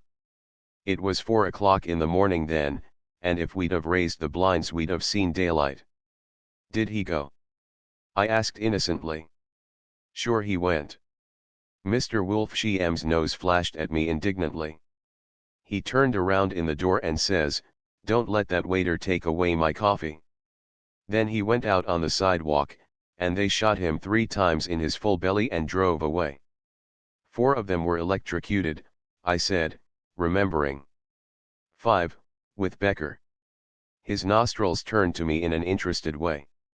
"I understand you're looking for a business connection." The juxtaposition of these 2 remarks was startling. Gatsby answered for me. "Oh, no," he exclaimed, "this isn't the man." "No." Mr. Wolfsheim seemed disappointed. "This is just a friend. I told you we'd talk about that some other time." "I beg your pardon," said Mr. Wolfsheim, "I had a wrong man."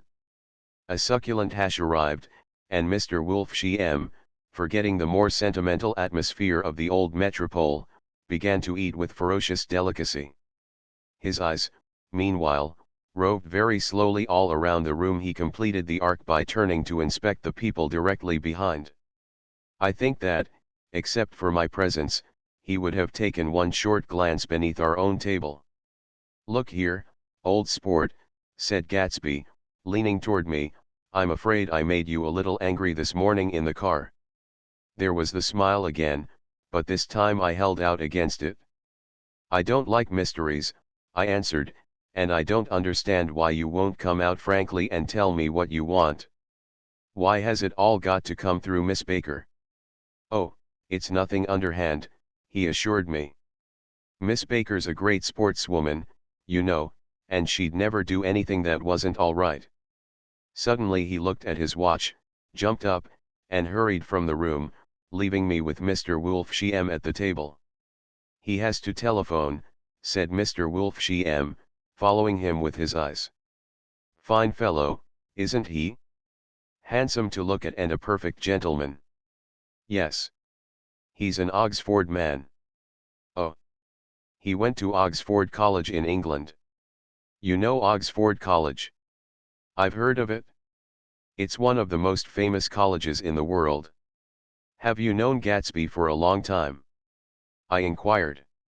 "Several years," he answered in a gratified way. "I made the pleasure of his acquaintance just after the war. But I knew I had discovered a man of fine breeding after I talked with him an hour. I said to myself, there's the kind of man you'd like to take home and introduce to your mother and sister." He paused. "I see you're looking at my cuff buttons." I hadn't been looking at them, but I did now. They were composed of oddly familiar pieces of ivory. "Finest specimens of human molars," he informed me. "Well." I inspected them.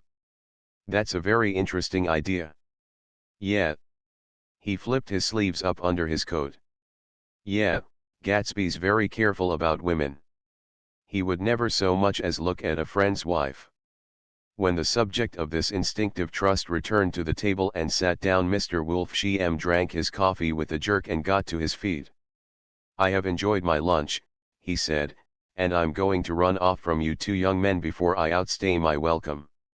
"Don't hurry, Meyer," said Gatsby, without enthusiasm. Mr. Wolfsheim raised his hand in a sort of benediction. "You're very polite, but I belong to another generation," he announced solemnly. "You sit here and discuss your sports and your young ladies and your—" he supplied an imaginary noun with another wave of his hand. "As for me, I am 50 years old, and I won't impose myself on you any longer." As he shook hands and turned away, his tragic nose was trembling. I wondered if I had said anything to offend him. "He becomes very sentimental sometimes," explained Gatsby. "This is one of his sentimental days. He's quite a character around New York, a denizen of Broadway." "Who is he, anyhow, an actor?" "No." "A dentist?" "Meyer Wolfsheim?" "No, he's a gambler." Gatsby hesitated, then added, coolly, "He's the man who fixed the World Series back in 1919. "Fixed the World Series?" I repeated. The idea staggered me. I remembered, of course, that the World Series had been fixed in 1919, but if I had thought of it at all, I would have thought of it as a thing that merely happened, the end of some inevitable chain. It never occurred to me that one man could start to play with the faith of 50 million people with the single-mindedness of a burglar blowing a safe. How did he happen to do that? I asked after a minute. He just saw the opportunity. Why isn't he in jail? They can't get him, old sport. He's a smart man. I insisted on paying the check. As the waiter brought my change, I caught sight of Tom Buchanan across the crowded room. "Come along with me for a minute," I said, "I've got to say hello to someone." When he saw us, Tom jumped up and took half a dozen steps in our direction. "Where've you been?" he demanded eagerly. "Daisy's furious because you haven't called up." "This is Mr. Gatsby, Mr. Buchanan." They shook hands briefly, and a strained, unfamiliar look of embarrassment came over Gatsby's face. "How've you been, anyhow?" demanded Tom of me. "How'd you happen to come up this far to eat?" "I been having lunch with Mr. Gatsby." I turned toward Mr. Gatsby, but he was no longer there. "One October day in 1917. Said Jordan Baker that afternoon, sitting up very straight on a straight chair in the tea garden at the Plaza Hotel. "I was walking along from one place to another, half on the sidewalks and half on the lawns. I was happier on the lawns because I had on shoes from England with rubber knobs on the soles that bit into the soft ground. I had on a new plaid skirt also that blew a little in the wind, and whenever this happened the red, white, and blue banners in front of all the houses stretched out stiff and said tut tut tut tut, in a disapproving way. The largest of the banners and the largest of the lawns belonged to Daisy Faye's house. She was just 18, 2 years older than me, and by far the most popular of all the young girls in Louisville. She dressed in white, and had a little white roadster, and all day long the telephone rang in her house and excited young officers from Camp Taylor demanded the privilege of monopolizing her that night. Anyways, for an hour. When I came opposite her house that morning, her white roadster was beside the curb, and she was sitting in it with a lieutenant I had never seen before. They were so engrossed in each other that she didn't see me until I was 5 feet away. "Hello, Jordan," she called unexpectedly. "Please come here." I was flattered that she wanted to speak to me, because of all the older girls I admired her most. She asked me if I was going to the Red Cross to make bandages. I was. Well, then, would I tell them that she couldn't come that day? The officer looked at Daisy while she was speaking, in a way that every young girl wants to be looked at sometime, and because it seemed romantic to me I have remembered the incident ever since. His name was J. Gatsby, and I didn't lay eyes on him again for over 4 years. Even after I'd met him on Long Island I didn't realize it was the same man. That was 1917. By the next year I had a few beaux myself, and I began to play in tournaments, so I didn't see Daisy very often. She went with a slightly older crowd when she went with anyone at all. Wild rumors were circulating about her, how her mother had found her packing her bag one winter night to go to New York and say goodbye to a soldier who was going overseas. She was effectually prevented, but she wasn't on speaking terms with her family for several weeks. After that she didn't play around with the soldiers anymore, but only with a few flat-footed, short-sighted young men in town, who couldn't get into the army at all. By the next autumn she was gay again, gay as ever. She had a debut after the armistice, and in February she was presumably engaged to a man from New Orleans. In June she married Tom Buchanan of Chicago, with more pomp and circumstance than Louisville ever knew before. He came down with 100 people in 4 private cars, and hired a whole floor of the Mulbach Hotel, and the day before the wedding he gave her a string of pearls valued at $350,000. I was a bridesmaid. I came into her room half an hour before the bridal dinner, and found her lying on her bed as lovely as the June night in her flowered dress and as drunk as a monkey. She had a bottle of Sauterne in one hand and a letter in the other. "Gratulate me," she muttered. "Never had a drink before, but oh how I do enjoy it." "What's the matter, Daisy?" I was scared, I can tell you, I'd never seen a girl like that before. "Here, dearies." She groped around in a wastebasket she had with her on the bed and pulled out the string of pearls. "Take 'em downstairs and give 'em back to whoever they belong to. Tell 'em all Daisy's changed her mind. Say, Daisy's changed her mind." She began to cry. She cried and cried. I rushed out and found her mother's maid, and we locked the door and got her into a cold bath. She wouldn't let go of the letter. She took it into the tub with her and squeezed it up in a wet ball, and only let me leave it in the soap dish when she saw that it was coming to pieces like snow. But she didn't say another word. We gave her spirits of ammonia and put ice on her forehead and hooked her back into her dress, and half an hour later, when we walked out of the room, the pearls were around her neck and the incident was over. Next day at 5 o'clock she married Tom Buchanan without so much as a shiver, and started off on a 3-month trip to the South Seas. I saw them in Santa Barbara when they came back, and I thought I'd never seen a girl so mad about her husband. If he left the room for a minute she'd look around uneasily, and say, "Where's Tom gone?" and wear the most abstracted expression until she saw him coming in the door. She used to sit on the sand with his head in her lap by the hour, rubbing her fingers over his eyes and looking at him with unfathomable delight. It was touching to see them together. It made you laugh in a hushed, fascinated way. That was in August. A week after I left Santa Barbara, Tom ran into a wagon on the Ventura Road one night, and ripped a front wheel off his car. The girl who was with him got into the papers, too, because her arm was broken. She was one of the chambermaids in the Santa Barbara hotel.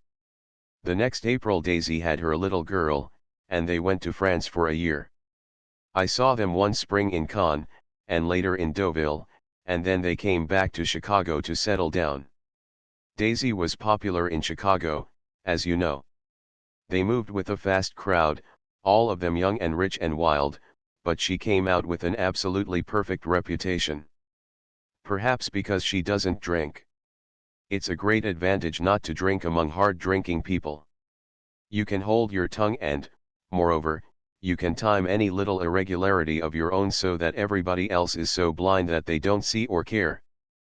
Perhaps Daisy never went in for amour at all, and yet there's something in that voice of hers. Well, about 6 weeks ago, she heard the name Gatsby for the first time in years. It was when I asked you, do you remember, if you knew Gatsby in West Egg. After you had gone home she came into my room and woke me up, and said, "What Gatsby?" and when I described him I was half asleep. She said in the strangest voice that it must be the man she used to know. It wasn't until then that I connected this Gatsby with the officer in her white car. When Jordan Baker had finished telling all this we had left the plaza for half an hour and were driving in a Victoria through Central Park. The sun had gone down behind the tall apartments of the movie stars in the West 50s, and the clear voices of children, already gathered like crickets on the grass, rose through the hot twilight. "I'm the Sheik of Araby. Your love belongs to me. At night when you're asleep. Into your tent I'll creep.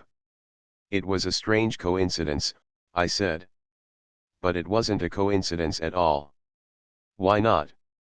Gatsby bought that house so that Daisy would be just across the bay. Then it had not been merely the stars to which he had aspired on that June night. He came alive to me, delivered suddenly from the womb of his purposeless splendor. He wants to know, continued Jordan, if you'll invite Daisy to your house some afternoon and then let him come over. The modesty of the demand shook me. He had waited 5 years and bought a mansion where he dispensed starlight to casual moths so that he could come over some afternoon to a stranger's garden. Did I have to know all this before he could ask such a little thing? He's afraid, he's waited so long. He thought you might be offended. You see, he's regular tough underneath it all. Something worried me. Why didn't he ask you to arrange a meeting? He wants her to see his house, she explained. And your house is right next door. Oh. I think he half expected her to wander into one of his parties, some night, went on Jordan, but she never did. Then he began asking people casually if they knew her, and I was the first one he found. It was that night he sent for me at his dance, and you should have heard the elaborate way he worked up to it. Of course, I immediately suggested a luncheon in New York and I thought he'd go mad. I don't want to do anything out of the way, he kept saying. I want to see her right next door. When I said you were a particular friend of Tom's, he started to abandon the whole idea. He doesn't know very much about Tom, though he says he's read a Chicago paper for years just on the chance of catching a glimpse of Daisy's name. It was dark now, and as we dipped under a little bridge I put my arm around Jordan's golden shoulder and drew her toward me and asked her to dinner. Suddenly I wasn't thinking of Daisy and Gatsby anymore, but of this clean, hard, limited person, who dealt in universal skepticism, and who leaned back jauntily just within the circle of my arm. A phrase began to beat in my ears with a sort of heady excitement: there are only the pursued, the pursuing, the busy, and the tired. And Daisy ought to have something in her life, murmured Jordan to me. Does she want to see Gatsby? She's not to know about it? Gatsby doesn't want her to know. You're just supposed to invite her to tea. We passed a barrier of dark trees, and then the facade of 59th Street, a block of delicate pale light, beamed down into the park.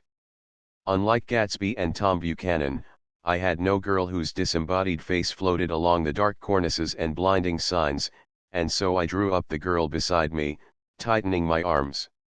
Her wan, scornful mouth smiled, and so I drew her up again closer, this time to my face. When I came home to West Egg that night I was afraid for a moment that my house was on fire. 2 o'clock and the whole corner of the peninsula was blazing with light, which fell unreal on the shrubbery and made thin elongating glints upon the roadside wires. Turning a corner, I saw that it was Gatsby's house, lit from tower to cellar. At first I thought it was another party, a wild rout that had resolved itself into hide-and-go-seek or sardines in the box with all the house thrown open to the game. But there wasn't a sound. Only wind in the trees, which blew the wires and made the lights go off and on again as if the house had winked into the darkness. As my taxi groaned away I saw Gatsby walking toward me across his lawn. Your place looks like the World's Fair, I said. Does it? He turned his eyes toward it absently. I have been glancing into some of the rooms. Let's go to Coney Island, old sport. In my car. It's too late. Well, suppose we take a plunge in the swimming pool? I haven't made use of it all summer. I've got to go to bed. All right. He waited, looking at me with suppressed eagerness. I talked with Miss Baker, I said after a moment. I'm going to call up Daisy tomorrow and invite her over here to tea. Oh, that's all right, he said carelessly. I don't want to put you to any trouble. What day would suit you? What day would suit you, he corrected me quickly. I don't want to put you to any trouble, you see. How about the day after tomorrow? He considered for a moment. Then, with reluctance, "I want to get the grass cut," he said. We both looked down at the grass. There was a sharp line where my ragged lawn ended and the darker, well-kept expanse of his began. I suspected that he meant my grass. "There's another little thing," he said uncertainly, and hesitated. "Would you rather put it off for a few days?" I asked. "Oh, it isn't about that." At least he fumbled with a series of beginnings. "Why," I thought, "why, look here, old sport, you don't make much money, do you?" "Not very much." This seemed to reassure him and he continued more confidently. "I thought you didn't, if you'll pardon my you see, I carry on a little business on the side, a sort of side line, you understand. And I thought that if you don't make very much you're selling bonds, aren't you, old sport? Trying to? Well, this would interest you.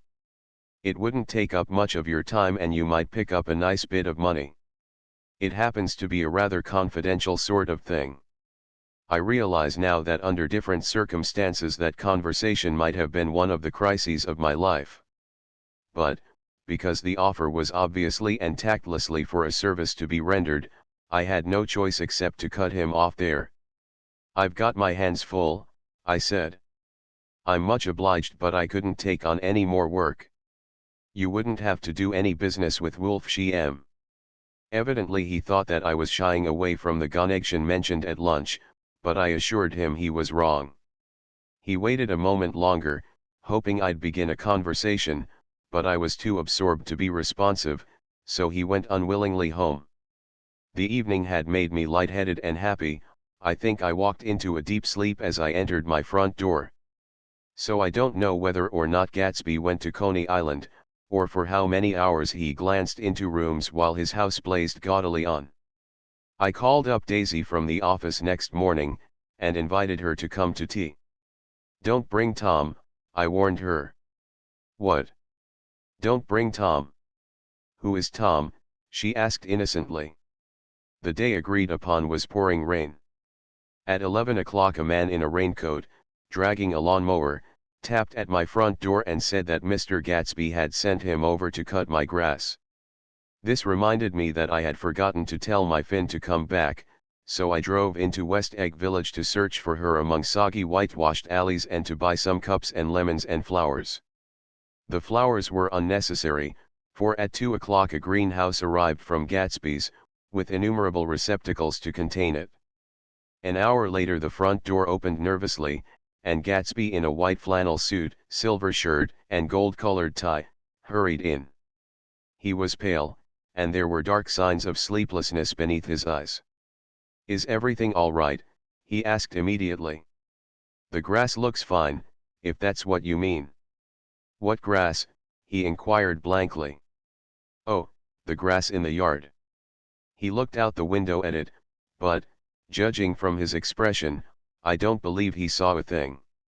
"Looks very good," he remarked vaguely. "One of the papers said they thought the rain would stop about 4. I think it was the Journal. Have you got everything you need in the shape of tea?" I took him into the pantry, where he looked a little reproachfully at the Finn. Together we scrutinized the 12 lemon cakes from the delicatessen shop. "Will they do?" I asked. Of course. They're fine," and he added hollowly, "old sport." The rain cooled about 3:30 to a damp mist, through which occasional thin drops swam like dew. Gatsby looked with vacant eyes through a copy of Clay's Economics, starting at the finished tread that shook the kitchen floor, and peering towards the bleared windows from time to time as if a series of invisible but alarming happenings were taking place outside. Finally he got up and informed me, in an uncertain voice, that he was going home. "Why's that?" "Nobody's coming to tea." "It's too late." He looked at his watch as if there was some pressing demand on his time elsewhere. "I can't wait all day." "Don't be silly, it's just 2 minutes to 4. He sat down miserably, as if I had pushed him, and simultaneously there was the sound of a motor turning into my lane. We both jumped up, and, a little harrowed myself, I went out into the yard. Under the dripping bare lilac trees a large open car was coming up the drive. It stopped. Daisy's face, tipped sideways beneath a three-cornered lavender hat, looked out at me with a bright ecstatic smile. "Is this absolutely where you live, my dearest one?" The exhilarating ripple of her voice was a wild tonic in the rain. I had to follow the sound of it for a moment, up and down, with my ear alone, before any words came through. A damp streak of hair lay like a dash of blue paint across her cheek, and her hand was wet with glistening drops as I took it to help her from the car. "Are you in love with me?" she said low in my ear, "or why did I have to come alone?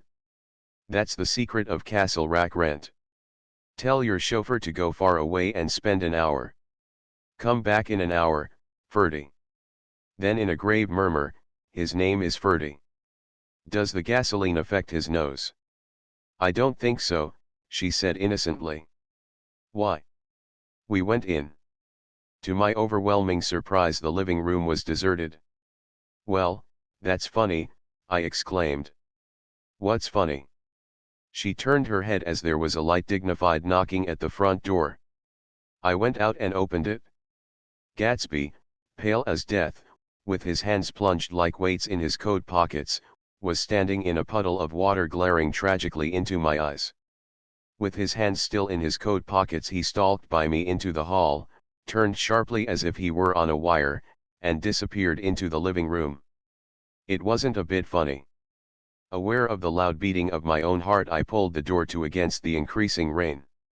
For half a minute there wasn't a sound. Then from the living room I heard a sort of choking murmur and part of a laugh, followed by Daisy's voice on a clear artificial note. "I certainly am awfully glad to see you again." A pause, it endured horribly. I had nothing to do in the hall, so I went into the room. Gatsby, his hands still in his pockets, was reclining against the mantelpiece in a strained counterfeit of perfect ease, even of boredom. His head leaned back so far that it rested against the face of a defunct mantelpiece clock, and from this position his distraught eyes stared down at Daisy, who was sitting, frightened but graceful, on the edge of a stiff chair. "We've met before," muttered Gatsby. His eyes glanced momentarily at me, and his lips parted with an abortive attempt at a laugh. Luckily the clock took this moment to tilt dangerously at the pressure of his head, whereupon he turned and caught it with trembling fingers, and set it back in place. Then he sat down, rigidly, his elbow on the arm of the sofa and his chin in his hand. "I'm sorry about the clock," he said. My own face had now assumed a deep tropical burn. I couldn't muster up a single commonplace out of the thousand in my head. "It's an old clock," I told them idiotically. I think we all believed for a moment that it had smashed in pieces on the floor. "We haven't met for many years," said Daisy, her voice as matter-of-fact as it could ever be. 5 years next November." The automatic quality of Gatsby's answer set us all back at least another minute. I had them both on their feet with the desperate suggestion that they help me make tea in the kitchen when the demoniac Finn brought it in on a tray. Amid the welcome confusion of cups and cakes a certain physical decency established itself. Gatsby got himself into a shadow and, while Daisy and I talked, looked conscientiously from one to the other of us with tense, unhappy eyes. However, as calmness wasn't an end in itself, I made an excuse at the first possible moment, and got to my feet. "Where are you going?" demanded Gatsby in immediate alarm. "I'll be back. I've got to speak to you about something before you go." He followed me wildly into the kitchen, closed the door, and whispered, "Oh, God," in a miserable way. "What's the matter?" "This is a terrible mistake," he said, shaking his head from side to side, "a terrible, terrible mistake. You're just embarrassed, that's all," and luckily I added, "Daisy's embarrassed too." "She's embarrassed," he repeated incredulously. "Just as much as you are." "Don't talk so loud. You're acting like a little boy," I broke out impatiently. "Not only that, but you're rude. Daisy's sitting in there all alone." He raised his hand to stop my words, looked at me with unforgettable reproach, and, opening the door cautiously, went back into the other room. I walked out the back way just as Gatsby had when he had made his nervous circuit of the house half an hour before and ran for a huge black knotted tree, whose massed leaves made a fabric against the rain. Once more it was pouring, and my irregular lawn, well shaved by Gatsby's gardener, abounded in small muddy swamps and prehistoric marshes.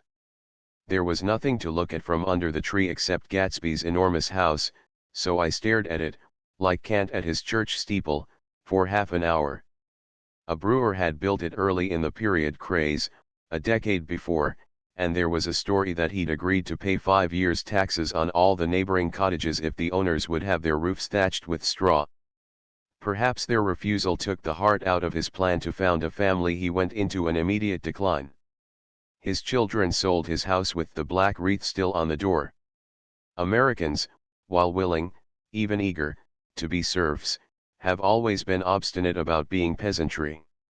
After half an hour, the sun shone again, and the grocer's automobile rounded Gatsby's drive with the raw material for his servant's dinner. I felt sure he wouldn't eat a spoonful.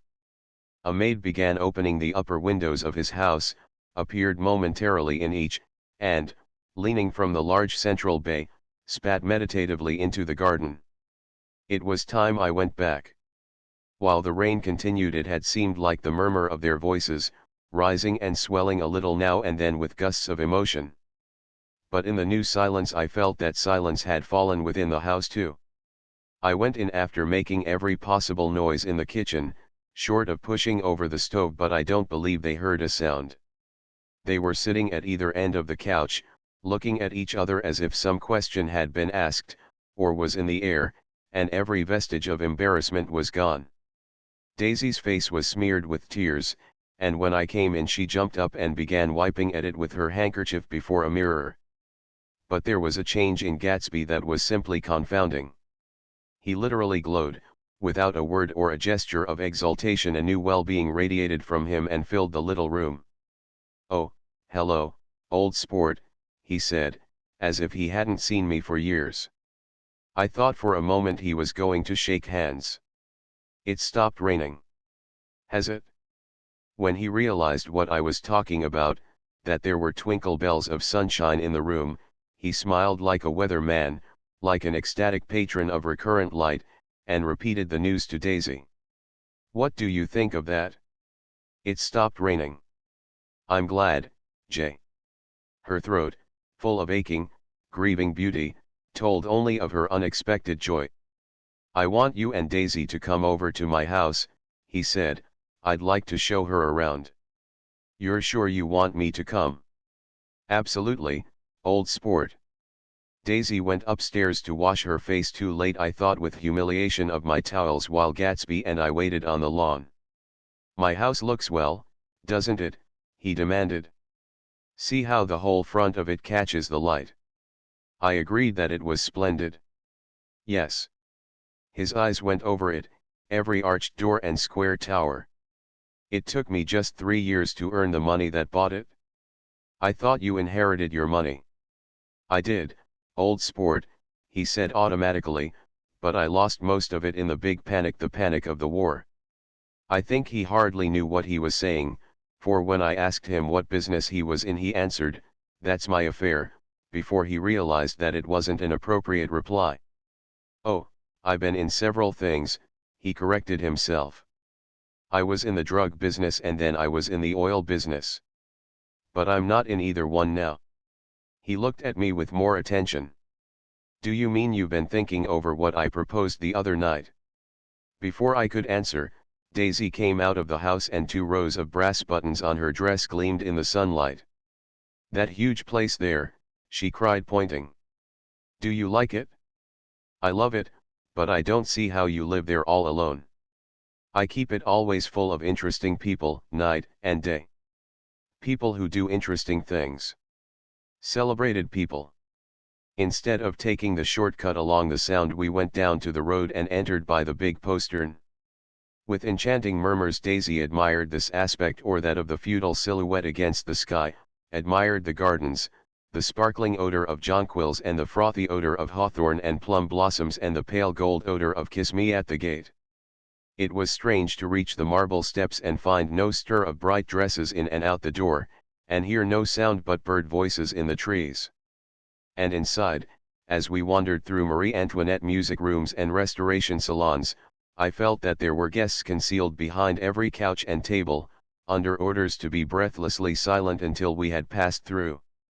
As Gatsby closed the door of the Merton College Library, I could have sworn I heard the owl-eyed man break into ghostly laughter.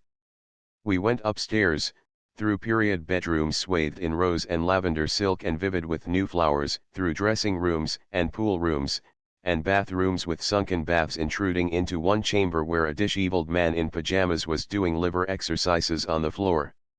It was Mr. Klipspringer, the boarder. I had seen him wandering hungrily about the beach that morning. Finally we came to Gatsby's own apartment, a bedroom and a bath, and an Adam's study, where we sat down and drank a glass of some chartreuse he took from a cupboard in the wall. He hadn't once ceased looking at Daisy, and I think he revalued everything in his house according to the measure of response it drew from her well-loved eyes. Sometimes too, he stared around at his possessions in a dazed way, as though in her actual and astounding presence none of it was any longer real. Once he nearly toppled down a flight of stairs. His bedroom was the simplest room of all except where the dresser was garnished with a toilet set of pure dull gold. Daisy took the brush with delight, and smoothed her hair, whereupon Gatsby sat down and shaded his eyes and began to laugh. "It's the funniest thing, old sport," he said hilariously. "I can't when I try to." He had passed visibly through 2 states and was entering upon a third. After his embarrassment and his unreasoning joy he was consumed with wonder at her presence. He had been full of the idea so long, dreamed it right through to the end, waited with his teeth set, so to speak, at an inconceivable pitch of intensity. Now, in the reaction, he was running down like an overwound clock. Recovering himself in a minute he opened for us 2 hulking patent cabinets which held his mass suits and dressing gowns and ties, and his shirts, piled like bricks in stacks a dozen high. "I've got a man in England who buys me clothes. He sends over a selection of things at the beginning of each season, spring and fall. He took out a pile of shirts and began throwing them, one by one, before us, shirts of sheer linen and thick silk and fine flannel, which lost their folds as they fell and covered the table in many-colored disarray. While we admired he brought more and the soft rich heap-mounted higher shirts with stripes and scrolls and plaids in coral and apple green and lavender and faint orange, with monograms of Indian blue. Suddenly, with a strange sound, Daisy bent her head into the shirts and began to cry stormily. "They're such beautiful shirts," she sobbed, her voice muffled in the thick folds. "It makes me sad because I've never seen such beautiful shirts before." After the house, we were to see the grounds and the swimming pool, and the hydroplane, and the midsummer flowers, but outside Gatsby's window it began to rain again, so we stood in a row looking at the corrugated surface of the Sound.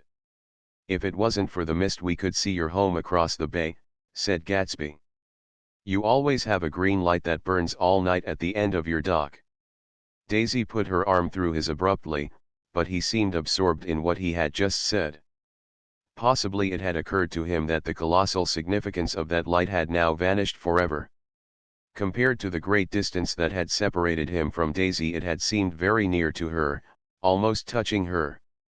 It had seemed as close as a star to the moon. Now it was again a green light on a dock. His count of enchanted objects had diminished by 1. I began to walk about the room, examining various indefinite objects in the half-darkness. A large photograph of an elderly man in yachting costume attracted me, hung on the wall over his desk. "Who's this?" "That's Mr. Dan Cody, old sport." The name sounded faintly familiar. "He's dead now. He used to be my best friend years ago." There was a small picture of Gatsby, also in yachting costume, on the bureau. Gatsby with his head thrown back defiantly, taken apparently when he was about 18. "I adore it," exclaimed Daisy. "The pompadour. You never told me you had a pompadour or a yacht." "Look at this," said Gatsby quickly. "Here's a lot of clippings about you. They stood side by side examining it. I was going to ask to see the rubies when the phone rang, and Gatsby took up the receiver. Yes. Well, I can't talk now. I can't talk now, old sport. I said a small town. He must know what a small town is. Well, he's no use to us if Detroit is his idea of a small town. He rang off. Come here quick, cried Daisy at the window. The rain was still falling, but the darkness had parted in the west, and there was a pink and golden billow of foamy clouds above the sea. Look at that, she whispered, and then after a moment, I'd like to just get one of those pink clouds and put you in it and push you around. I tried to go then, but they wouldn't hear of it. Perhaps my presence made them feel more satisfactorily alone. I know what we'll do, said Gatsby, we'll have Klipspringer play the piano. He went out of the room calling Ewing, and returned in a few minutes accompanied by an embarrassed, slightly worn young man, with shell-rimmed glasses and scanty blonde hair. He was now decently clothed in a sport shirt, open at the neck, sneakers and duck trousers of a nebulous hue. Did we interrupt your exercise? Inquired Daisy politely. I was asleep, cried Mr. Klipspringer, in a spasm of embarrassment. That is, I'd been asleep. Then I got up. Klipspringer plays the piano, said Gatsby, cutting him off. Don't you, Ewing, old sport? I don't play well. I don't hardly play at all. I'm all out of crook. We'll go downstairs, interrupted Gatsby. He flipped a switch. The grey windows disappeared as the house glowed full of light. In the music room Gatsby turned on a solitary lamp beside the piano. He lit Daisy's cigarette from a trembling match, and sat down with her on a couch far across the room, where there was no light save what the gleaming floor bounced in from the hall. When Klipspringer had played the Love Nest he turned around on the bench and searched unhappily for Gatsby in the gloom. I'm all out of practice, you see. I told you I couldn't play. I'm all out of crook. Don't talk so much, old sport, commanded Gatsby. Play. In the morning. In the evening. Ain't we got fun? Outside the wind was loud and there was a faint flow of thunder along the sound. All the lights were going on in West Egg now, the electric trains, men carrying, were plunging home through the rain from New York. It was the hour of a profound human change, and excitement was generating on the air. One thing's sure and nothing's surer. The rich get richer and the poor get children. In the meantime. In between time. As I went over to say goodbye I saw that the expression of bewilderment had come back into Gatsby's face, as though a faint doubt had occurred to him as to the quality of his present happiness. Almost 5 years. There must have been moments even that afternoon when Daisy tumbled short of his dreams not through her own fault, but because of the colossal vitality of his illusion. It had gone beyond her, beyond everything. He had thrown himself into it with a creative passion, adding to it all the time, decking it out with every bright feather that drifted his way. No amount of fire or freshness can challenge what a man can store up in his ghostly heart. As I watched him he adjusted himself a little, visibly. His hand took hold of hers, and as she said something low in his ear he turned toward her with a rush of emotion. I think that voice held him most, with its fluctuating, feverish warmth, because it couldn't be overdreamed that voice was a deathless song. They had forgotten me, but Daisy glanced up and held out her hand. Gatsby didn't know me now at all. I looked once more at them and they looked back at me, remotely, possessed by intense life. Then I went out of the room and down the marble steps into the rain, leaving them there together. 6. About this time an ambitious young reporter from New York arrived one morning at Gatsby's door and asked him if he had anything to say. Anything to say about what? Inquired Gatsby politely. Why, any statement to give out. It transpired after a confused 5 minutes that the man had heard Gatsby's name around his office in a connection which he either wouldn't reveal or didn't fully understand. This was his day off and with laudable initiative he had hurried out to see. It was a random shot, and yet the reporter's instinct was right. Gatsby's notoriety, spread about by the hundreds who had accepted his hospitality and so become authorities upon his past, had increased all summer until he fell just short of being news. Contemporary legends such as the underground pipeline to Canada attached themselves to him, and there was one persistent story that he didn't live in a house at all, but in a boat that looked like a house and was moved secretly up and down the Long Island shore. Just why these inventions were a source of satisfaction to James Gats of North Dakota, isn't easy to say. James Gats, that was really, or at least legally, his name. He had changed it at the age of 17 and at the specific moment that witnessed the beginning of his career when he saw Dan Cody's yacht drop anchor over the most insidious flat on Lake Superior. It was James Gats who had been loafing along the beach that afternoon in a torn green jersey and a pair of canvas pants, but it was already Jay Gatsby who borrowed a rowboat, pulled out to the Tuolumne, and informed Cody that a wind might catch him and break him up in half an hour. I suppose he'd had the name ready for a long time, even then. His parents were shiftless and unsuccessful farm people. His imagination had never really accepted them as his parents at all. The truth was that Jay Gatsby of West Egg, Long Island, sprang from his Platonic conception of himself. He was a son of God, a phrase which, if it means anything, means just that, and he must be about his father's business, the service of a vast, vulgar, and meretricious beauty. So he invented just the sort of Jay Gatsby that a 17-year-old boy would be likely to invent, and to this conception he was faithful to the end. For over a year he had been beating his way along the south shore of Lake Superior as a clam digger and a salmon fisher, or in any other capacity that brought him food and bed. His brown, hardening body lived naturally through the half-fierce, half-lazy work of the bracing days. He knew women early, and since they spoiled him he became contemptuous of them, of young virgins because they were ignorant, of the others because they were hysterical about things which in his overwhelming self-absorption he took for granted. But his heart was in a constant, turbulent riot. The most grotesque and fantastic conceits haunted him in his bed at night. A universe of ineffable gaudiness spun itself out in his brain while the clock ticked on the washstand and the moon soaked with wet light his tangled clothes upon the floor. Each night he added to the pattern of his fancies until drowsiness closed down upon some vivid scene with an oblivious embrace.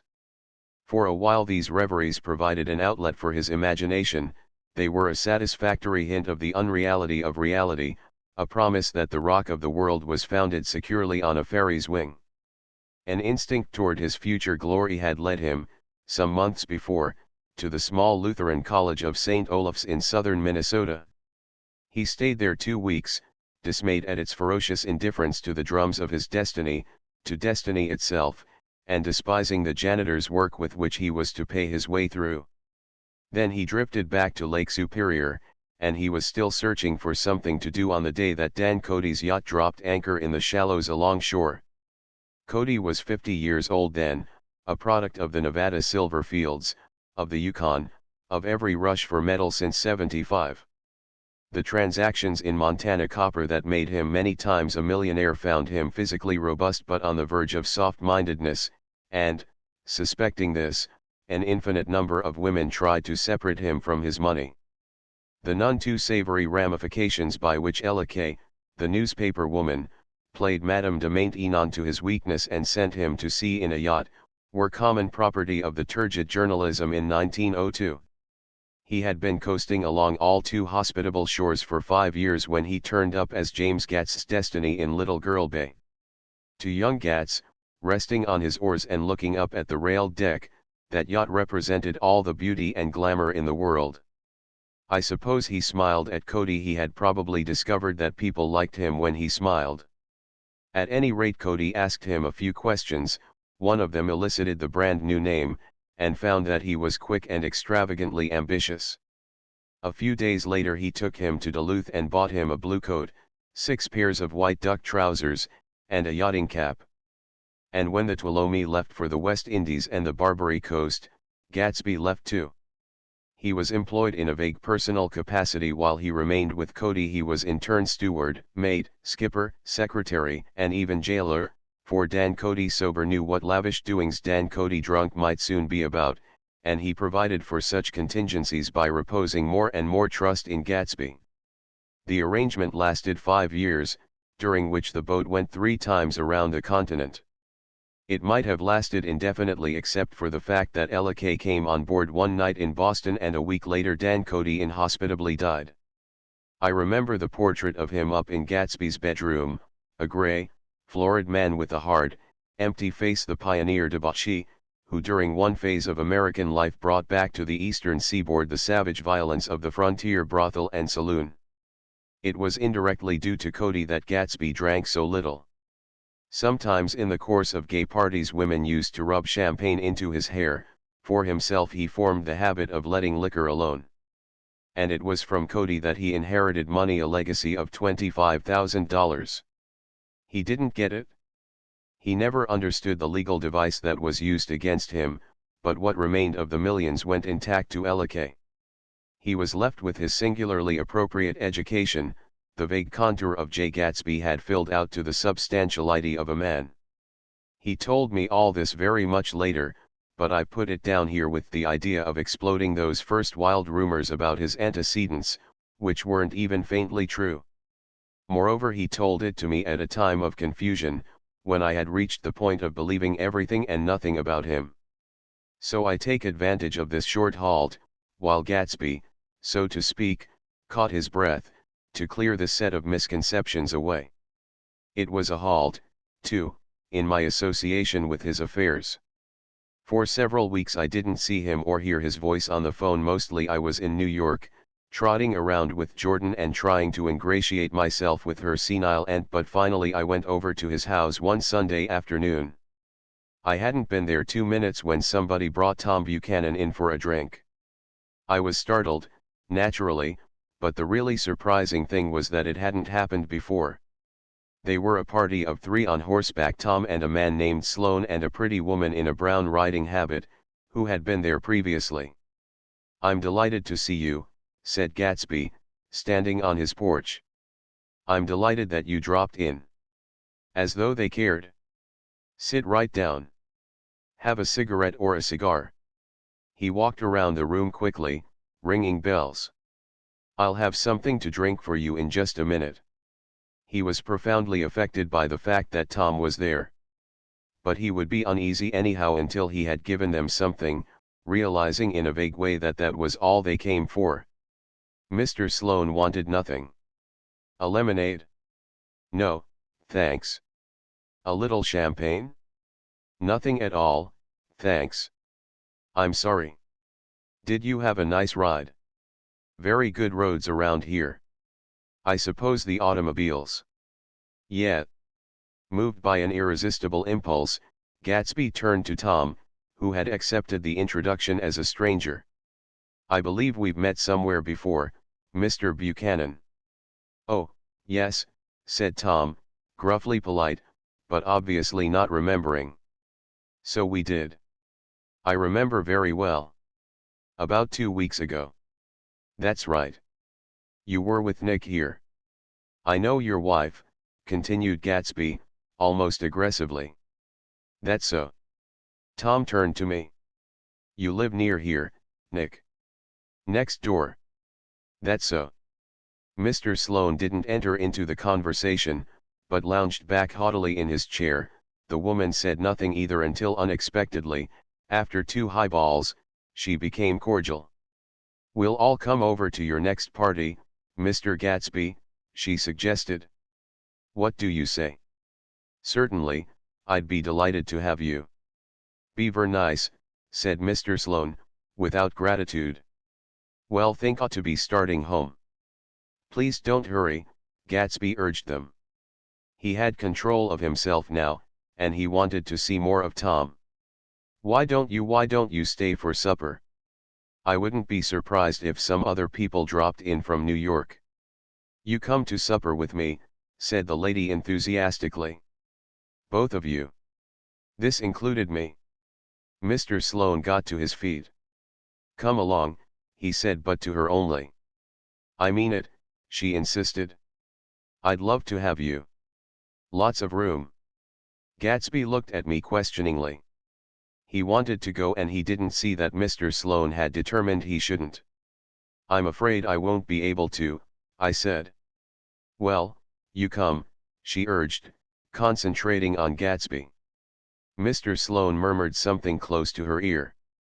"We won't be late if we start now," she insisted aloud. "I haven't got a horse," said Gatsby.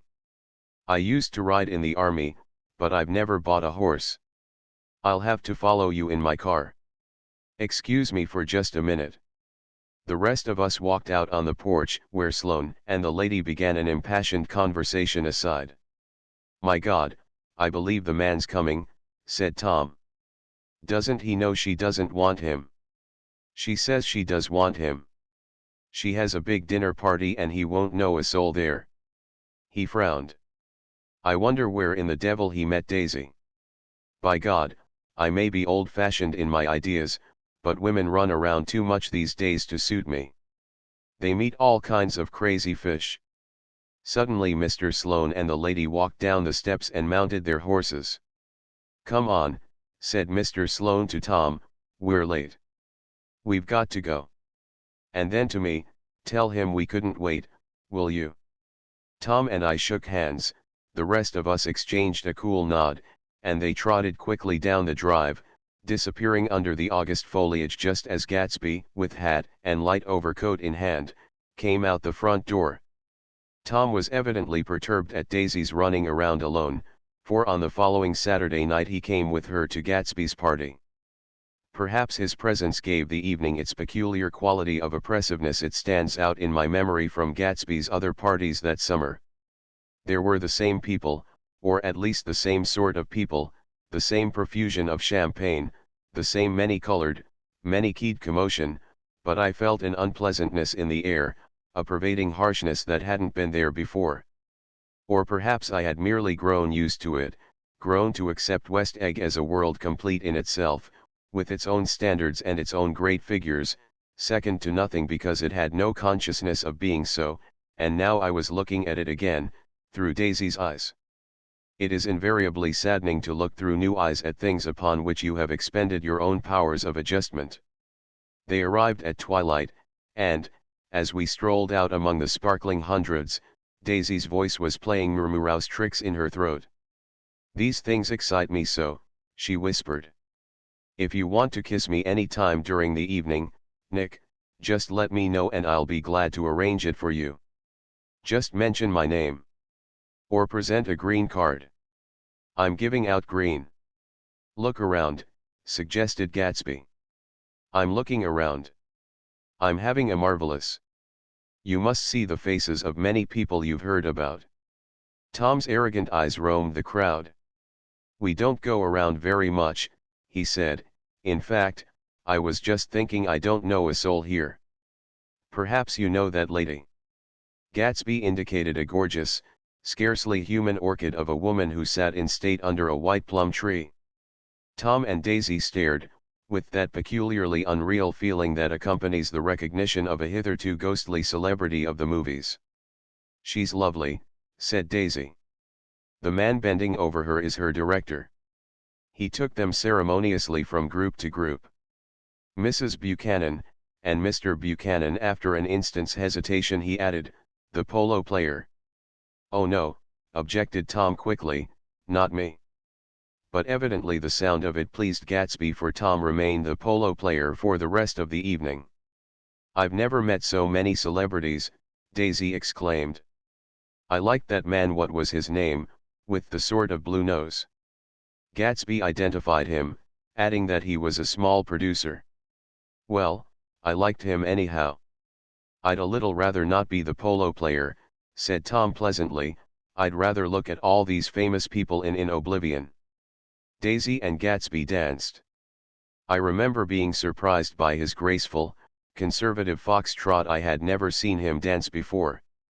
Then they sauntered over to my house and sat on the steps for half an hour, while at her request I remained watchfully in the garden. "In case there's a fire or a flood," she explained, "or any act of God." Tom appeared from his oblivion as we were sitting down to supper together. "Do you mind if I eat with some people over here?" he said. "A fellow's getting off some funny stuff." "Go ahead," answered Daisy genially, "and if you want to take down any addresses, here's my little gold pencil." She looked around after a moment and told me the girl was common but pretty, and I knew that except for the half hour she'd been alone with Gatsby she wasn't having a good time. We were at a particularly tipsy table. That was my fault. Gatsby had been called to the phone, and I'd enjoyed these same people only 2 weeks before. But what had amused me then turned septic on the air now. "How do you feel, Miss Baedeker?" The girl addressed was trying, unsuccessfully, to slump against my shoulder. At this inquiry she sat up and opened her eyes. "What?" A massive and lethargic woman, who had been urging Daisy to play golf with her at the local club tomorrow, spoke in Miss Baedeker's defense. "Oh, she's all right now. When she's had 5 or 6 cocktails she always starts screaming like that. I tell her she ought to leave it alone." "I do leave it alone," affirmed the accused hollowly. "We heard you yelling, so I said to Doc Civet here, there's somebody that needs your help, document." "She's much obliged, I'm sure," said another friend, "without gratitude, but you got her dress all wet when you stuck her head in the pool." "Anything I hate is to get my head stuck in a pool," mumbled Miss Baedeker. "They almost drowned me once over in New Jersey." "Then you ought to leave it alone," countered Dr. Civet. "Speak for yourself," cried Miss Baedeker violently. "Your hand shakes. I wouldn't let you operate on me." It was like that. Almost the last thing I remember was standing with Daisy and watching the moving picture director and his star. They were still under the white plum tree and their faces were touching except for a pale, thin ray of moonlight between. It occurred to me that he had been very slowly bending toward her all evening to attain this proximity, and even while I watched I saw him stoop one ultimate degree and kiss at her cheek. "I like her," said Daisy, "I think she's lovely." But the rest offended her, and inarguably because it wasn't a gesture but an emotion. She was appalled by West Egg, this unprecedented place that Broadway had begotten upon a Long Island fishing village, appalled by its raw vigor that chafed under the old euphemisms and by the too obtrusive fate that herded its inhabitants along a shortcut from nothing to nothing. She saw something awful in the very simplicity she failed to understand. I sat on the front steps with them while they waited for their car.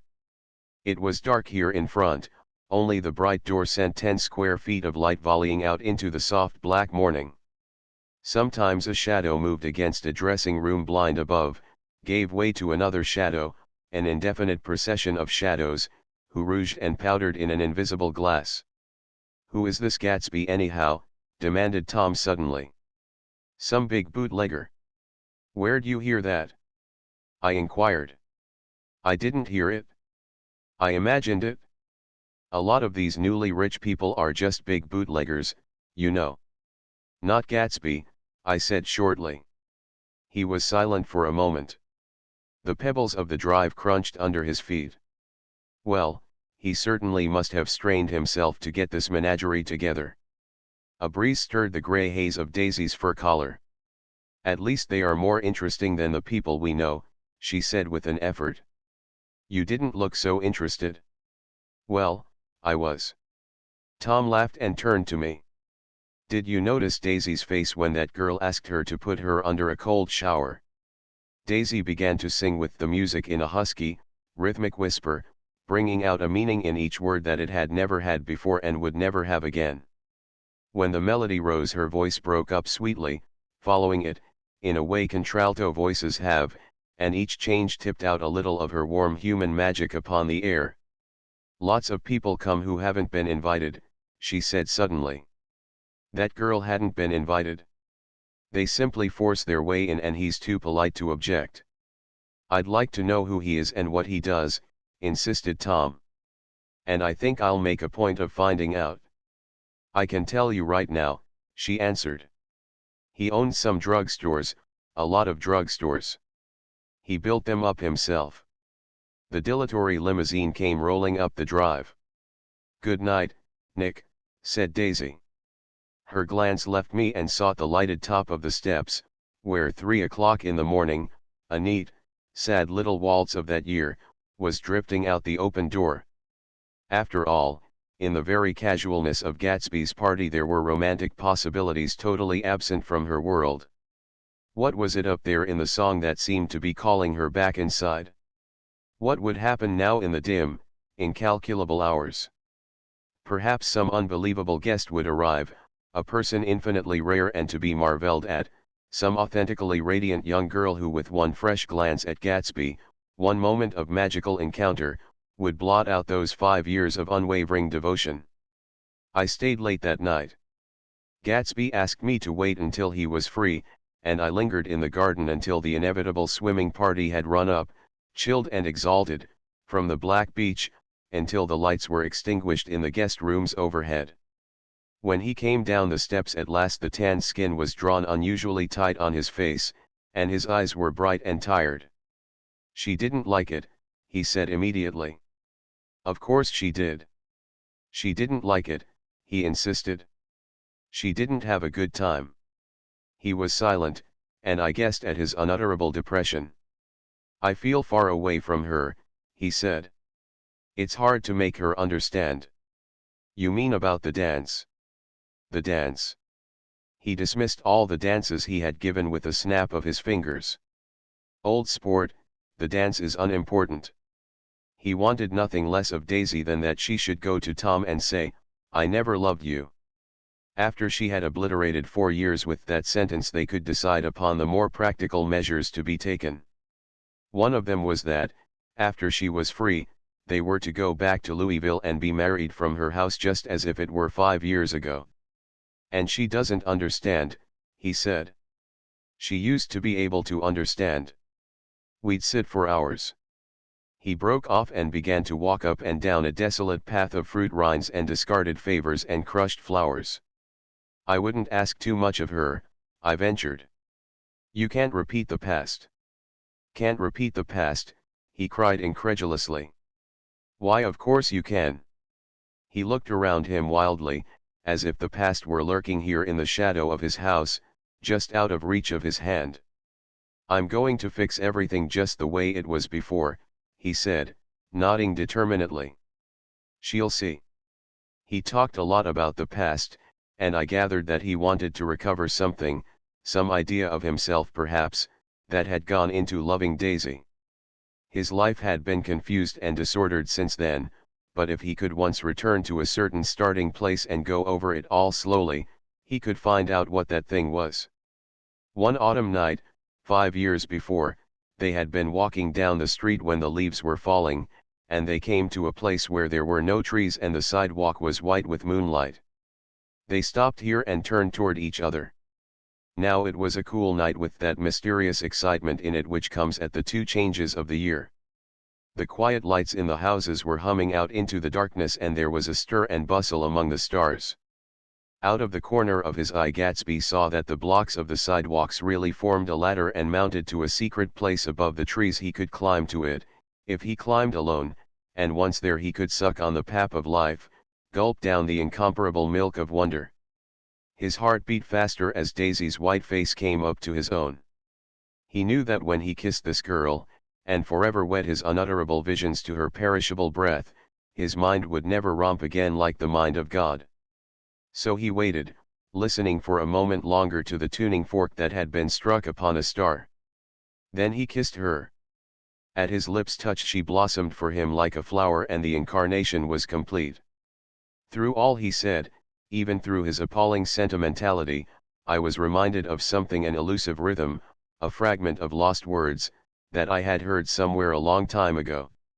For a moment a phrase tried to take shape in my mouth and my lips parted like a dumb man's, as though there was more struggling upon them than a wisp of startled air.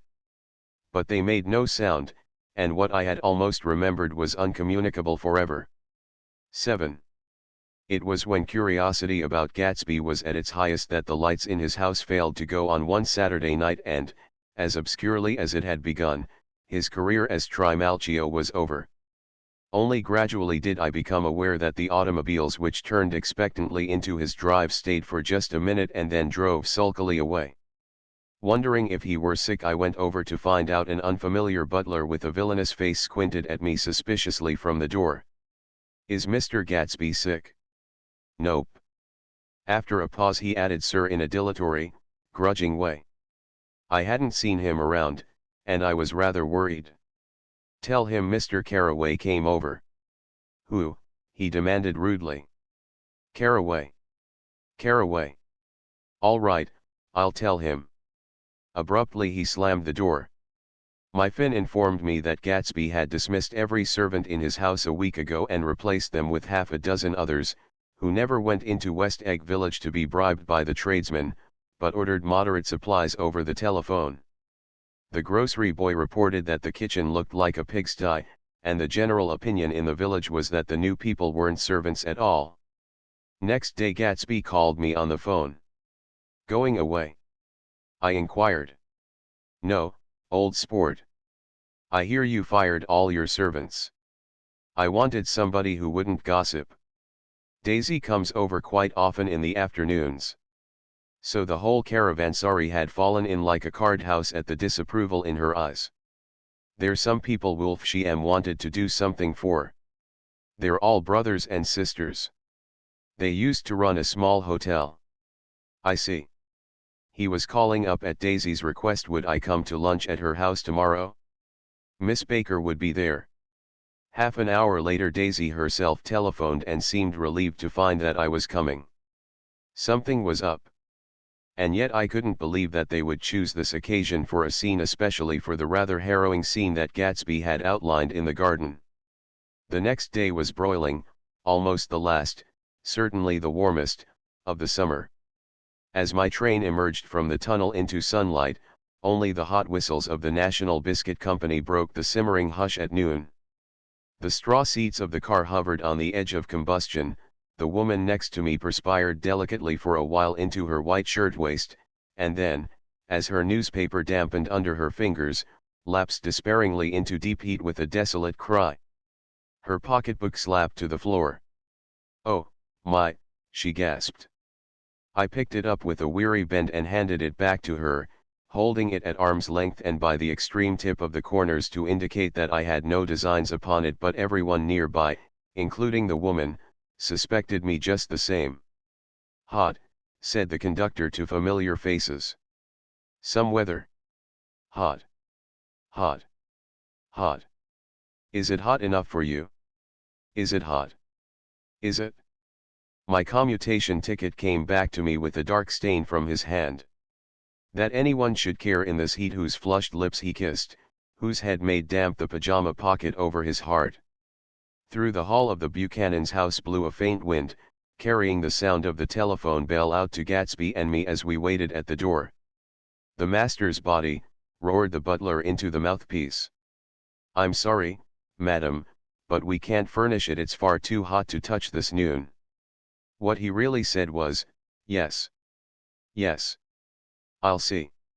He set down the receiver and came toward us, glistening slightly, to take our stiff straw hats.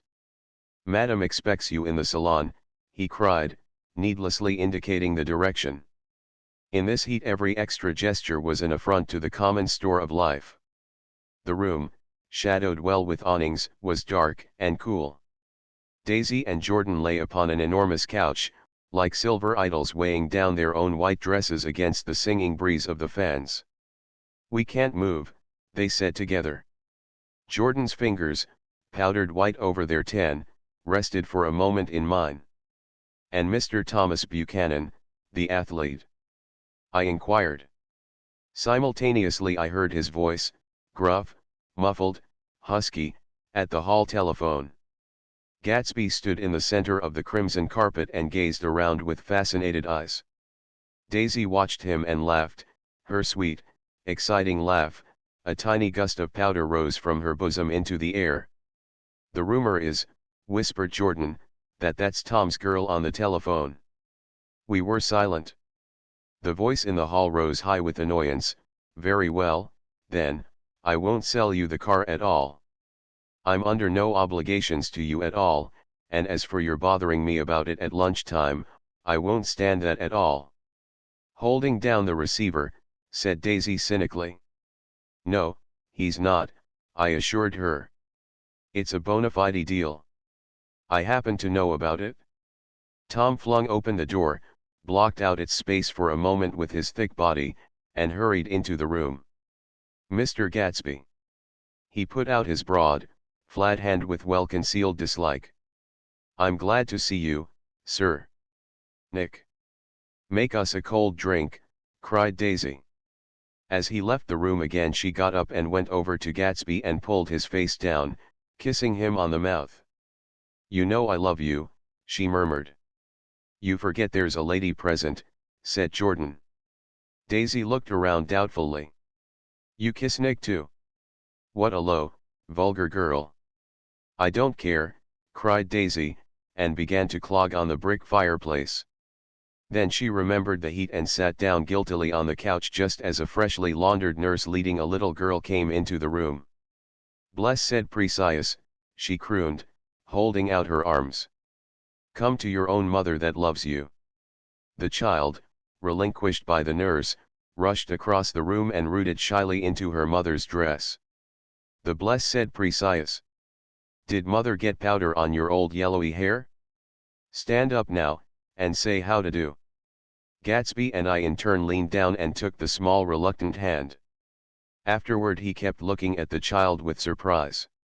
I don't think he had ever really believed in its existence before. I got dressed before luncheon, said the child, turning eagerly to Daisy. That's because your mother wanted to show you off. Her face bent into the single wrinkle of the small white neck.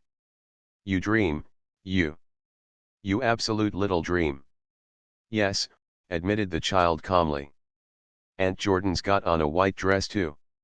How do you like mother's friends? Daisy turned her around so that she faced Gatsby. Do you think they're pretty? Where's Daddy? She doesn't look like her father, explained Daisy. She looks like me. She's got my hair and shape of the face. Daisy sat back upon the couch. The nurse took a step forward and held out her hand. Come, Pammy. Goodbye, sweetheart. With a reluctant backward glance, the well-disciplined child held to her nurse's hand and was pulled out the door, just as Tom came back, preceding 4 gin rickeys that clicked full of ice. Gatsby took up his drink. They certainly look cool, he said, with visible tension. We drank in long, greedy swallows. I read somewhere that the sun's getting hotter every year, said Tom genially.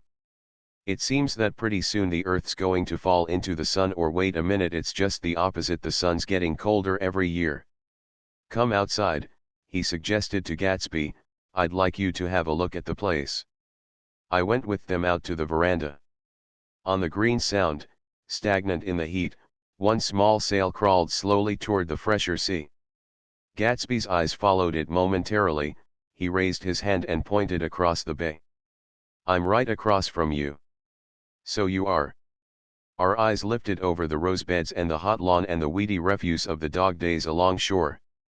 Slowly the white wings of the boat moved against the blue cool limit of the sky. Ahead lay the scalloped ocean and the abounding Blessed Isles. There's sport for you, said Tom, nodding. I'd like to be out there with him for about an hour. We had luncheon in the dining room, darkened too against the heat, and drank down nervous gaiety with the cold ale.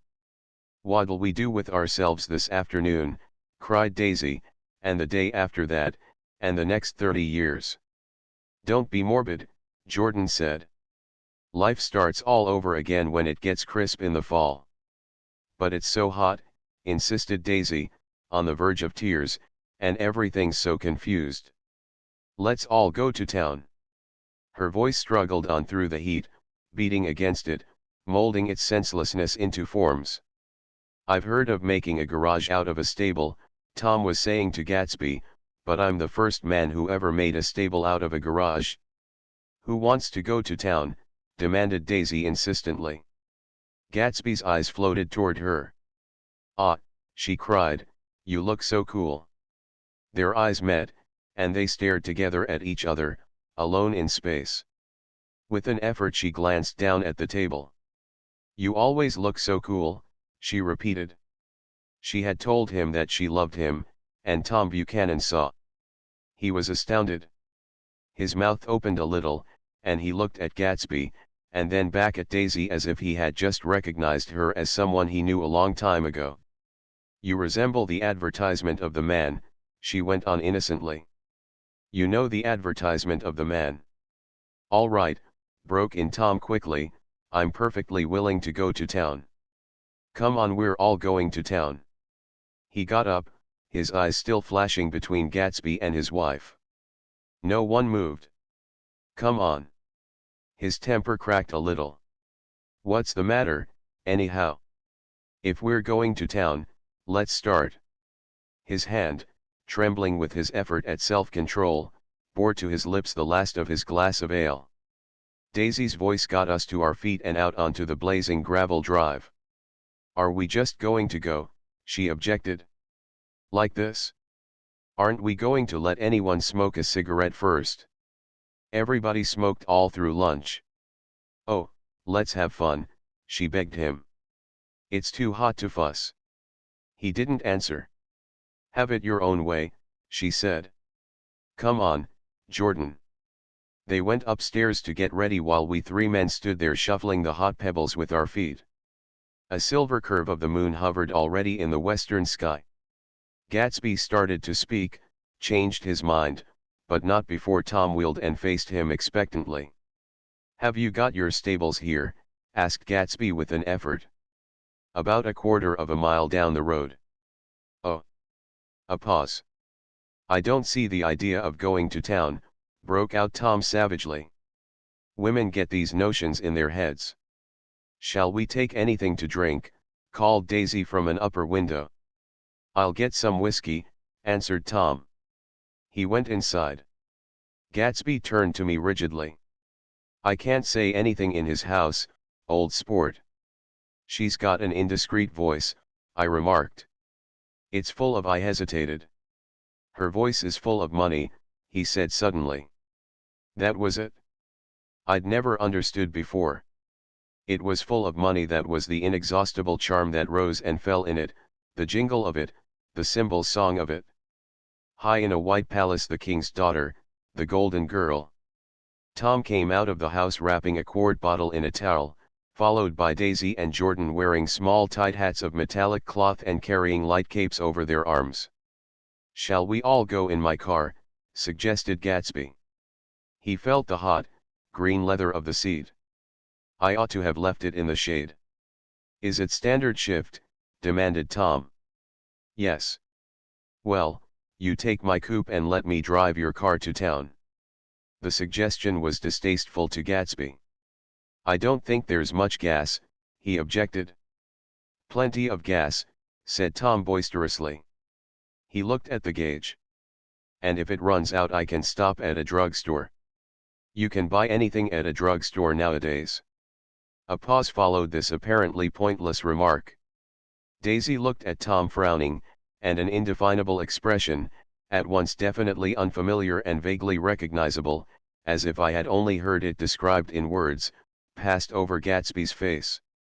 "Come on, Daisy," said Tom, pressing her with his hand toward Gatsby's car. "I'll take you in the circus wagon." He opened the door, but she moved out from the circle of his arm. "You take Nick and Jordan. We'll follow you in the coupe." She walked close to Gatsby, touching his coat with her hand. Jordan and Tom and I got into the front seat of Gatsby's car. Tom pushed the unfamiliar gears tentatively, and we shot off into the oppressive heat, leaving them out of sight behind. "Did you see that?" demanded Tom. "See what?" He looked at me keenly, realizing that Jordan and I must have known all along. "You think I'm pretty dumb, don't you?" he suggested. "Perhaps I am, but I have almost a second sight, sometimes, that tells me what to do. Maybe you don't believe that, but science—" He paused. The immediate contingency overtook him, pulled him back from the edge of theoretical abyss. "I've made a small investigation of this fellow," he continued. "I could have gone deeper if I'd known." "Do you mean you've been to a medium?" inquired Jordan humorously. What? Confused, he stared at us as we left. A medium. About Gatsby. About Gatsby. No, I haven't. I said I'd been making a small investigation of his past. And you found he was an Oxford man, said Jordan helpfully. An Oxford man. He was incredulous. Like hell he is. He wears a pink suit. Nevertheless he's an Oxford man. Oxford, New Mexico, snorted Tom contemptuously, or something like that. Listen, Tom. If you're such a snob, why did you invite him to lunch? Demanded Jordan crossly. Daisy invited him, she knew him before we were married God knows where. We were all irritable now with the fading ale, and aware of it we drove for a while in silence. Then as Dr. T.J. Eckelberg's faded eyes came into sight down the road, I remembered Gatsby's caution about gasoline. We've got enough to get us to town, said Tom. But there's a garage right here, objected Jordan. I don't want to get stalled in this baking heat. Tom threw on both brakes impatiently, and we slid to an abrupt dusty stop under Wilson's sign.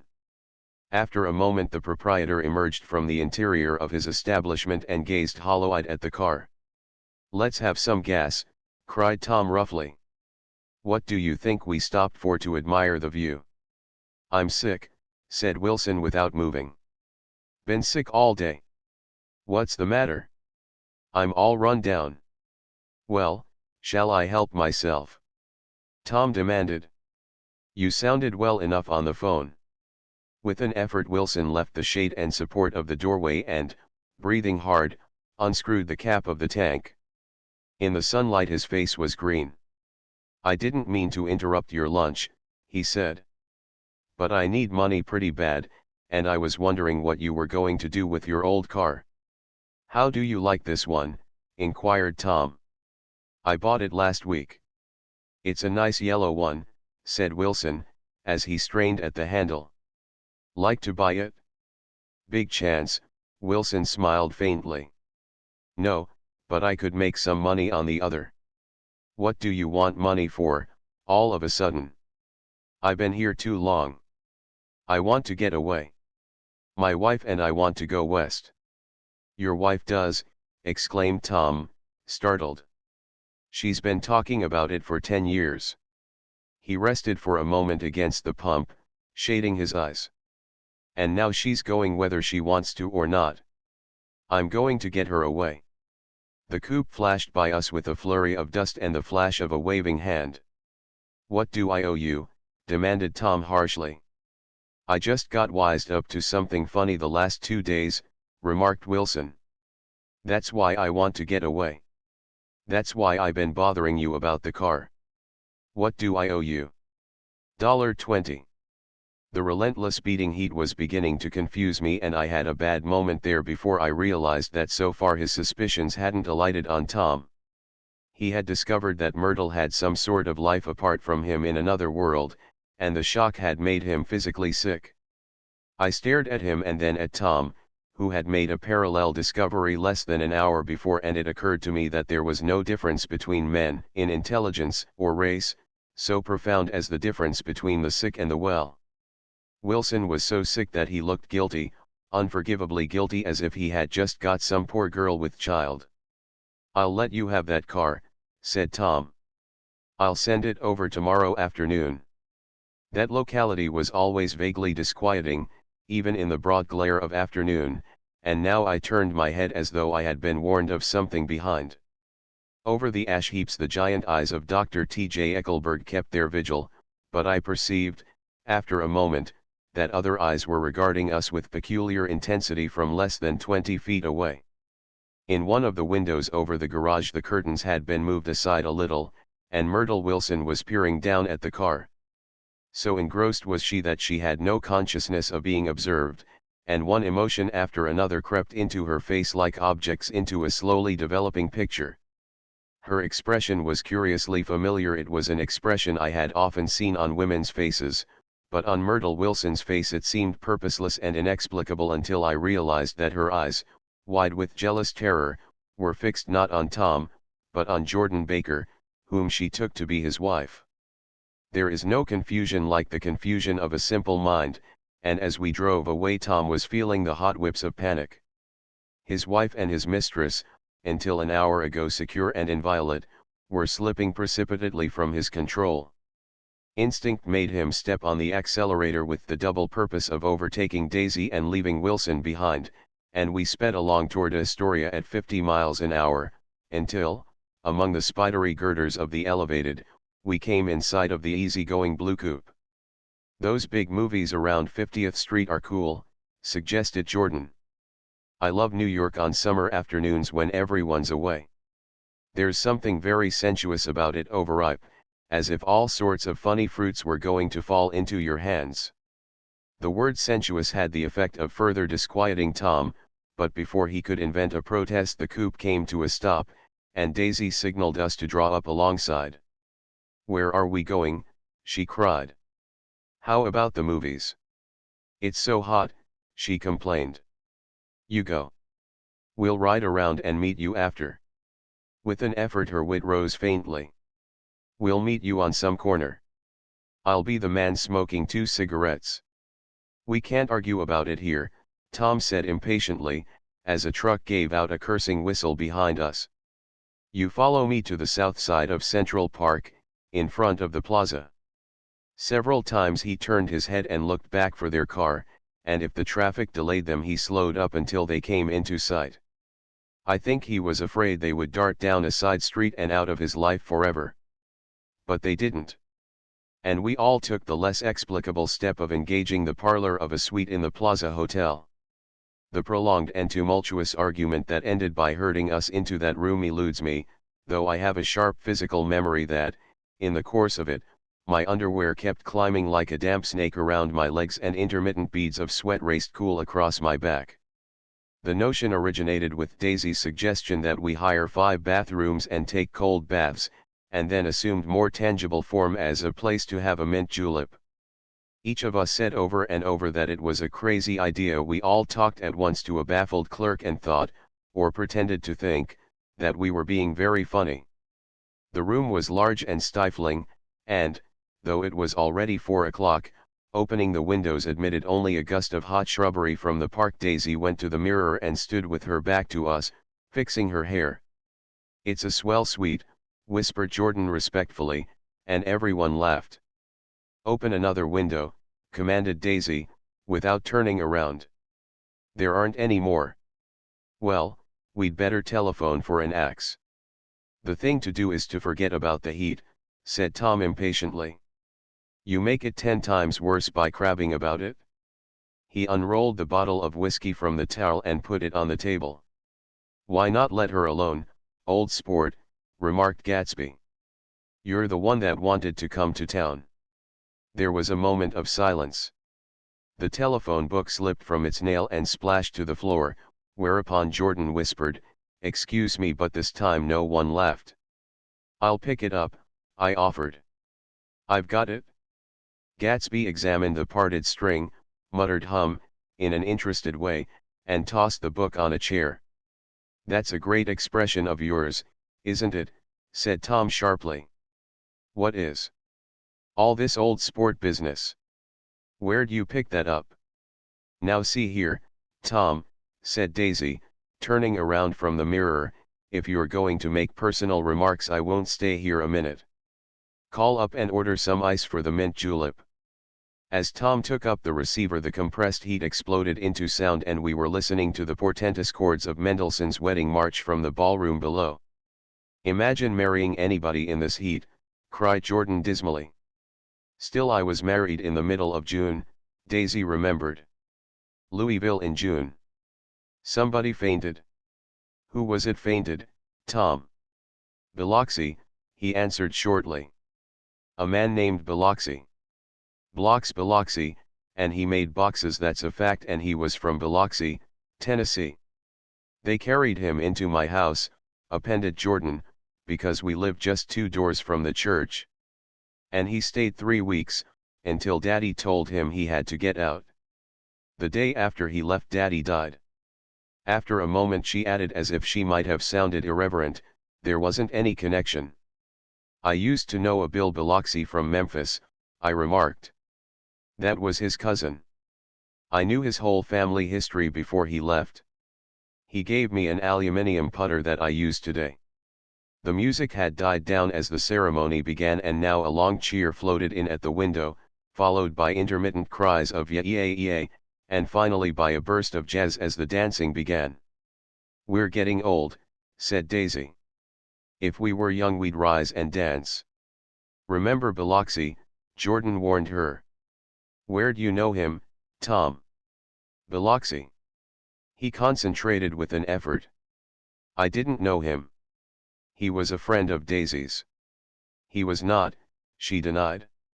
"I'd never seen him before. He came down in the private car." "Well, he said he knew you. He said he was raised in Louisville. Asa Bird brought him around at the last minute and asked if we had room for him." Jordan smiled. "He was probably bumming his way home. He told me he was president of your class at Yale." Tom and I looked at each other blankly. "Biloxi. First place, we didn't have any president." Gatsby's foot beat a short, restless tattoo and Tom eyed him suddenly. "By the way, Mr. Gatsby, I understand you're an Oxford man." "Not exactly." "Oh, yes, I understand you went to Oxford." "Yes, I went there." A pause. Then Tom's voice, incredulous and insulting. "You must have gone there about the time Biloxi went to New Haven." Another pause. A waiter knocked and came in with crushed mint and ice, but the silence was unbroken by his thank you and the soft closing of the door. This tremendous detail was to be cleared up at last. "I told you I went there," said Gatsby. "I heard you, but I'd like to know when." "It was in 1919, I only stayed 5 months. That's why I can't really call myself an Oxford man." Tom glanced around to see if we mirrored his unbelief. But we were all looking at Gatsby. "It was an opportunity they gave to some of the officers after the armistice," he continued. "We could go to any of the universities in England or France. I wanted to get up and slap him on the back. I had one of those renewals of complete faith in him that I'd experienced before." Daisy rose, smiling faintly, and went to the table. "Open the whiskey, Tom," she ordered, "and I'll make you a mint julep. Then you won't seem so stupid to yourself. Look at the mint." "Wait a minute," snapped Tom, "I want to ask Mr. Gatsby one more question." "Go on," Gatsby said politely. "What kind of a row are you trying to cause in my house anyhow?" They were out in the open at last and Gatsby was content. "He isn't causing a row." Daisy looked desperately from one to the other. "You're causing a row. Please have a little self-control." "Self-control," repeated Tom incredulously. "I suppose the latest thing is to sit back and let Mr. Nobody from Nowhere make love to your wife. Well, if that's the idea you can count me out. Nowadays people begin by sneering at family life and family institutions, and next they'll throw everything overboard and have intermarriage between black and white." Flushed with his impassioned gibberish, he saw himself standing alone on the last barrier of civilization. "We're all white here," murmured Jordan. "I know I'm not very popular. I don't give big parties. I suppose you've got to make your house into a pigsty in order to have any friends in the modern world." Angry as I was, as we all were, I was tempted to laugh whenever he opened his mouth. The transition from libertine to prig was so complete. "I've got something to tell you, old sport," began Gatsby. But Daisy guessed at his intention. "Please don't," she interrupted helplessly. "Please let's all go home." "Why don't we all go home?" "That's a good idea," I got up. "Come on, Tom. Nobody wants a drink. I want to know what Mr. Gatsby has to tell me." "Your wife doesn't love you," said Gatsby. "She's never loved you." "She loves me." "You must be crazy," exclaimed Tom automatically. Gatsby sprang to his feet, vivid with excitement. She never loved you, do you hear? He cried. She only married you because I was poor and she was tired of waiting for me. It was a terrible mistake, but in her heart she never loved anyone except me. At this point Jordan and I tried to go, but Tom and Gatsby insisted with competitive firmness that we remain as though neither of them had anything to conceal and it would be a privilege to partake vicariously of their emotions. Sit down, Daisy, Tom's voice groped unsuccessfully for the paternal note. What's been going on? I want to hear all about it. I told you what's been going on, said Gatsby. Going on for 5 years and you didn't know. Tom turned to Daisy sharply. You've been seeing this fellow for 5 years. Not seeing, said Gatsby. No, we couldn't meet. But both of us loved each other all that time, old sport, and you didn't know. I used to laugh sometimes but there was no laughter in his eyes to think that you didn't know. Oh, that's all. Tom tapped his thick fingers together like a clergyman and leaned back in his chair. You're crazy, he exploded. I can't speak about what happened 5 years ago, because I didn't know Daisy then and I'll be damned if I see how you got within a mile of her unless you brought the groceries to the back door. But all the rest of that's a goddamned lie. Daisy loved me when she married me and she loves me now. No, said Gatsby, shaking his head. She does, though. The trouble is that sometimes she gets foolish ideas in her head and doesn't know what she's doing. He nodded sagely. And what's more, I love Daisy too. Once in a while I go off on a spree and make a fool of myself, but I always come back, and in my heart I love her all the time. You're revolting, said Daisy. She turned to me, and her voice, dropping an octave lower, filled the room with thrilling scorn. Do you know why we left Chicago? I'm surprised that they didn't treat you to the story of that little spree. Gatsby walked over and stood beside her. Daisy, that's all over now, he said earnestly. It doesn't matter anymore. Just tell him the truth that you never loved him and it's all wiped out forever. She looked at him blindly. Why, how could I love him possibly? You never loved him. She hesitated.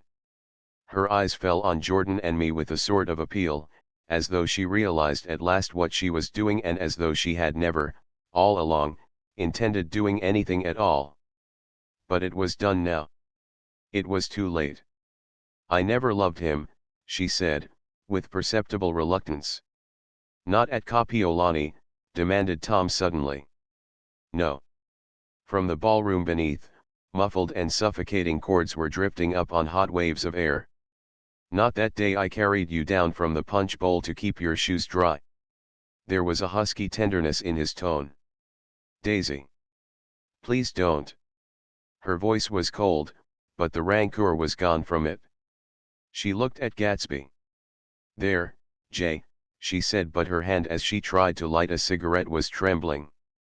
Suddenly she threw the cigarette and the burning match on the carpet. Oh, you want too much, she cried to Gatsby. I love you now, isn't that enough?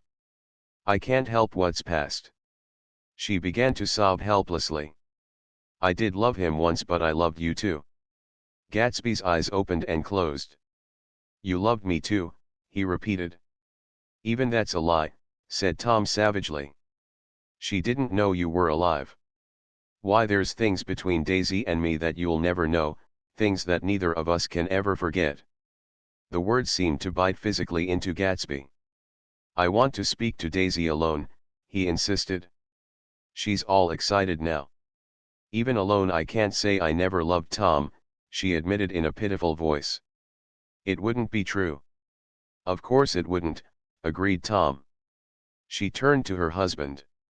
As if it mattered to you, she said. Of course it matters. I'm going to take better care of you from now on.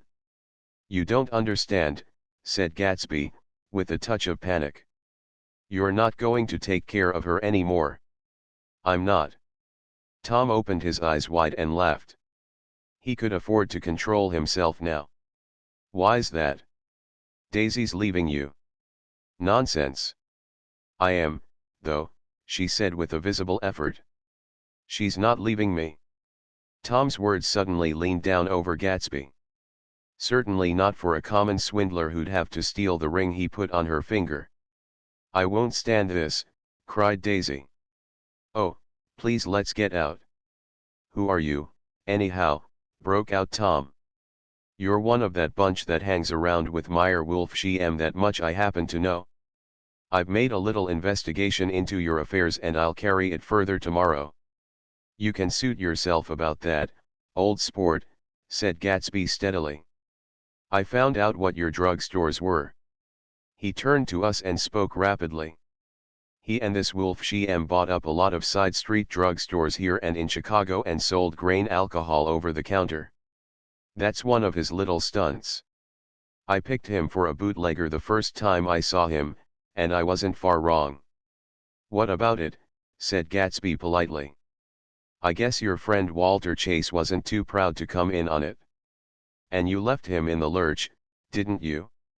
You let him go to jail for a month over in New Jersey. God. You ought to hear Walter on the subject of you. He came to us dead broke. He was very glad to pick up some money, old sport. Don't you call me old sport, cried Tom. Gatsby said nothing. Walter could have you up on the betting laws too, but Wolf scared him into shutting his mouth. That unfamiliar yet recognizable look was back again in Gatsby's face. That drugstore business was just small change, continued Tom slowly, but you've got something on now that Walter's afraid to tell me about. I glanced at Daisy, who was staring terrified between Gatsby and her husband, and at Jordan, who had begun to balance an invisible but absorbing object on the tip of her chin. Then I turned back to Gatsby and was startled at his expression. He looked, and this is said in all contempt for the babbled slander of his garden, as if he had killed a man. For a moment the set of his face could be described in just that fantastic way. It passed, and he began to talk excitedly to Daisy, denying everything, defending his name against accusations that had not been made. But with every word she was drawing further and further into herself, so he gave that up, and only the dead dream fought on as the afternoon slipped away, trying to touch what was no longer tangible, struggling unhappily, undespairingly, toward that lost voice across the room. The voice begged again to go. Please, Tom. I can't stand this anymore. Her frightened eyes told that whatever intentions, whatever courage she had had, were definitely gone. You two start on home, Daisy, said Tom. In Mr. Gatsby's car. She looked at Tom, alarmed now, but he insisted with magnanimous scorn. Go on. He won't annoy you. I think he realizes that his presumptuous little flirtation is over. They were gone, without a word, snapped out, made accidental, isolated, like ghosts, even from our pity. After a moment Tom got up and began wrapping the unopened bottle of whiskey in the towel. Want any of this stuff? Jordan. Nick. I didn't answer. Nick. He asked again. What? Want any? No. I just remembered that today's my birthday. I was 30. Before me stretched the portentous, menacing road of a new decade. It was 7 o'clock when we got into the coupe with him and started for Long Island. Tom talked incessantly, exulting and laughing, but his voice was as remote from Jordan and me as the foreign clamor on the sidewalk or the tumult of the elevated overhead. Human sympathy has its limits, and we were content to let all their tragic arguments fade with the city lights behind. 30, the promise of a decade of loneliness, a thinning list of single men to know, a thinning briefcase of enthusiasm, thinning hair. But there was Jordan beside me, who, unlike Daisy, was too wise ever to carry well-forgotten dreams from age to age. As we passed over the dark bridge her wan face fell lazily against my coat's shoulder and the formidable stroke of 30 died away with the reassuring pressure of her hand. So we drove on toward death through the cooling twilight. The young Greek, Michaelis, who ran the coffee joint beside the ash heaps, was the principal witness at the inquest. He had slept through the heat until after 5, when he strolled over to the garage, and found George Wilson sick in his office, really sick, pale as his own pale hair and shaking all over. Michaelis advised him to go to bed, but Wilson refused, saying that he'd miss a lot of business if he did. While his neighbor was trying to persuade him, a violent racket broke out overhead. "I've got my wife locked in up there," explained Wilson calmly. "She's going to stay there till the day after tomorrow, and then we're going to move away." Michaelis was astonished. They had been neighbors for 4 years, and Wilson had never seemed faintly capable of such a statement. Generally he was one of these worn-out men. When he wasn't working, he sat on a chair in the doorway and stared at the people and the cars that passed along the road. When anyone spoke to him, he invariably laughed in an agreeable, colorless way. He was his wife's man and not his own. So naturally Michaelis tried to find out what had happened, but Wilson wouldn't say a word. Instead he began to throw curious, suspicious glances at his visitor and ask him what he'd been doing at certain times on certain days. Just as the latter was getting uneasy, some workmen came past the door bound for his restaurant, and Michaelis took the opportunity to get away, intending to come back later. But he didn't. He supposed he forgot to, that's all. When he came outside again, a little after 7, he was reminded of the conversation because he heard Mrs. Wilson's voice, loud and scolding, downstairs in the garage. "Beat me," he heard her cry. "Throw me down and beat me, you dirty little coward." A moment later she rushed out into the dusk, waving her hands and shouting before he could move from his door the business was over. The death car, as the newspapers called it, didn't stop. It came out of the gathering darkness, wavered tragically for a moment, and then disappeared around the next bend. Mavro Michaelis wasn't even sure of its color. He told the first policeman that it was light green. The other car, the one going toward New York, came to rest 100 yards beyond, and its driver hurried back to where Myrtle Wilson, her life violently extinguished, knelt in the road and mingled her thick dark blood with the dust. Michaelis and this man reached her first, but when they had torn open her shirtwaist, still damp with perspiration, they saw that her left breast was swinging loose like a flap, and there was no need to listen for the heart beneath. The mouth was wide open and ripped a little at the corners, as though she had choked a little in giving up the tremendous vitality she had stored so long. "We saw the 3 or 4 automobiles and the crowd when we were still some distance away." "Wreck," said Tom. "That's good. Wilson'll have a little business at last."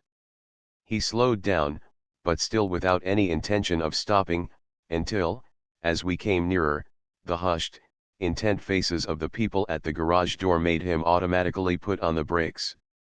"We'll take a look," he said doubtfully, "just a look."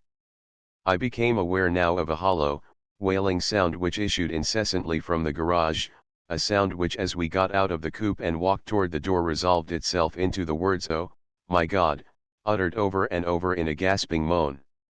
"There's some bad trouble here," said Tom excitedly. He reached up on tiptoes and peered over a circle of heads into the garage, which was lit only by a yellow light in a swinging metal basket overhead. Then he made a harsh sound in his throat, and with a violent thrusting movement of his powerful arms pushed his way through. The circle closed up again with a running murmur of expostulation. It was a minute before I could see anything at all. Then new arrivals deranged the line, and Jordan and I were pushed suddenly inside. Myrtle Wilson's body, wrapped in a blanket, and then in another blanket, as though she suffered from a chill in the hot night, lay on a work table by the wall, and Tom, with his back to us, was bending over it, motionless. Next to him stood a motorcycle policeman taking down names with much sweat and correction in a little book. At first I couldn't find the source of the high, groaning words that echoed clamorously through the bare garage. Then I saw Wilson standing on the raised threshold of his office, swaying back and forth and holding to the doorposts with both hands. Some man was talking to him in a low voice and attempting, from time to time, to lay a hand on his shoulder, but Wilson neither heard nor saw. His eyes would drop slowly from the swinging light to the laden table by the wall, and then jerk back to the light again, and he gave out incessantly his high, Horrible call. Oh, my God. Oh, my God. Oh, God. Oh, my God. Presently Tom lifted his head with a jerk and, after staring around the garage with glazed eyes, addressed a mumbled incoherent remark to the policeman. "Mav," the policeman was saying. "Oh. No, R," corrected the man, "Mavro." "Listen to me," muttered Tom fiercely. "R," said the policeman. "Oh. G. G." He looked up as Tom's broad hand fell sharply on his shoulder. "What you want, fella? What happened, that's what I want to know." "Otto hit her. Instantly killed." "Instantly killed," repeated Tom, staring. "She ran out in a road. Son of a bitch didn't even stop his car." "There was two cars," said Michaelis, "one comin', one goin', see." "Going where?" asked the policeman keenly. "One goin' each way." "Well, his hand rose toward the blankets but stopped halfway and fell to his side. "She ran out there and the one comin' from New York knocked right into her, goin' 30 or 40 miles an hour." "What's the name of this place here?" demanded the officer. "Hasn't got any name." A pale well-dressed Negro stepped near. "It was a yellow car," he said, "big yellow car." "New. See the accident?" asked the policeman. "No, but the car passed me down the road, going faster and 40. Going 50, 60. Come here and let's have your name." "Look out now. I want to get his name." Some words of this conversation must have reached Wilson, swaying in the office door, for suddenly a new theme found voice among his grasping cries. "You don't have to tell me what kind of car it was. I know what kind of car it was." Watching Tom, I saw the wad of muscle back of his shoulder tighten under his coat. He walked quickly over to Wilson and, standing in front of him, seized him firmly by the upper arms. "You've got to pull yourself together," he said with soothing gruffness. Wilson's eyes fell upon Tom. He started up on his tiptoes and then would have collapsed to his knees had not Tom held him upright. "Listen," said Tom, shaking him a little. "I just got here a minute ago, from New York. I was bringing you that coupe we been talking about. That yellow car I was driving this afternoon wasn't mine, do you hear? I haven't seen it all afternoon." Only the Negro and I were near enough to hear what he said, but the policeman caught something in the tone and looked over with truculent eyes. "What's all that?" he demanded. "I'm a friend of his." Tom turned his head but kept his hands firm on Wilson's body. "He says he knows the car that did it." "It was a yellow car." Some dim impulse moved the policeman to look suspiciously at Tom. "And what color's your car?" "It's a blue car, a coupe." "We've come straight from New York," I said. Someone who had been driving a little behind us confirmed this, and the policeman turned away. "Now, if you'll let me have that name again correct." Picking up Wilson like a doll, Tom carried him into the office, set him down in a chair, and came back. "If somebody'll come here and sit with him," he snapped authoritatively. He watched while the two men standing closest glanced at each other and went unwillingly into the room. Then Tom shut the door on them and came down the single step, his eyes avoiding the table. As he passed close to me he whispered, "Let's get out." Self-consciously, with his authoritative arms breaking the way, we pushed through the still gathering crowd, passing a hurried doctor, case in hand, who had been sent for in wild hope half an hour ago. Tom drove slowly until we were beyond the bend, then his foot came down hard, and the coupe raced along through the night. In a little while I heard a low husky sob, and saw that the tears were overflowing down his face. "The goddamned coward," he whimpered. "He didn't even stop his car." The Buchanan's house floated suddenly toward us through the dark rustling trees. Tom stopped beside the porch and looked up at the second floor, where two windows bloomed with light among the vines. "Daisy's home," he said. As we got out of the car he glanced at me and frowned slightly. "I ought to have dropped you in West Egg, Nick. There's nothing we can do tonight." A change had come over him, and he spoke gravely, and with decision. As we walked across the moonlight gravel to the porch, he disposed of the situation in a few brisk phrases. "I'll telephone for a taxi to take you home, and while you're waiting, you and Jordan better go in the kitchen and have them get you some supper if you want any." He opened the door. "Come in." "No, thanks. But I'd be glad if you'd order me the taxi." "I'll wait outside." Jordan put her hand on my arm. "Won't you come in, Nick?" "No, thanks. I was feeling a little sick and I wanted to be alone." But Jordan lingered for a moment more. "It's only 9:30, she said. I'd be damned if I'd go in. I'd had enough of all of them for one day, and suddenly that included Jordan too. She must have seen something of this in my expression, for she turned abruptly away and ran up the porch steps into the house.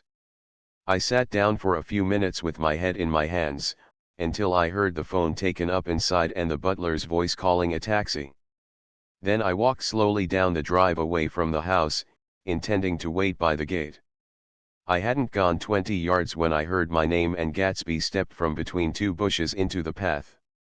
I must have felt pretty weird by that time, because I could think of nothing except the luminosity of his pink suit under the moon.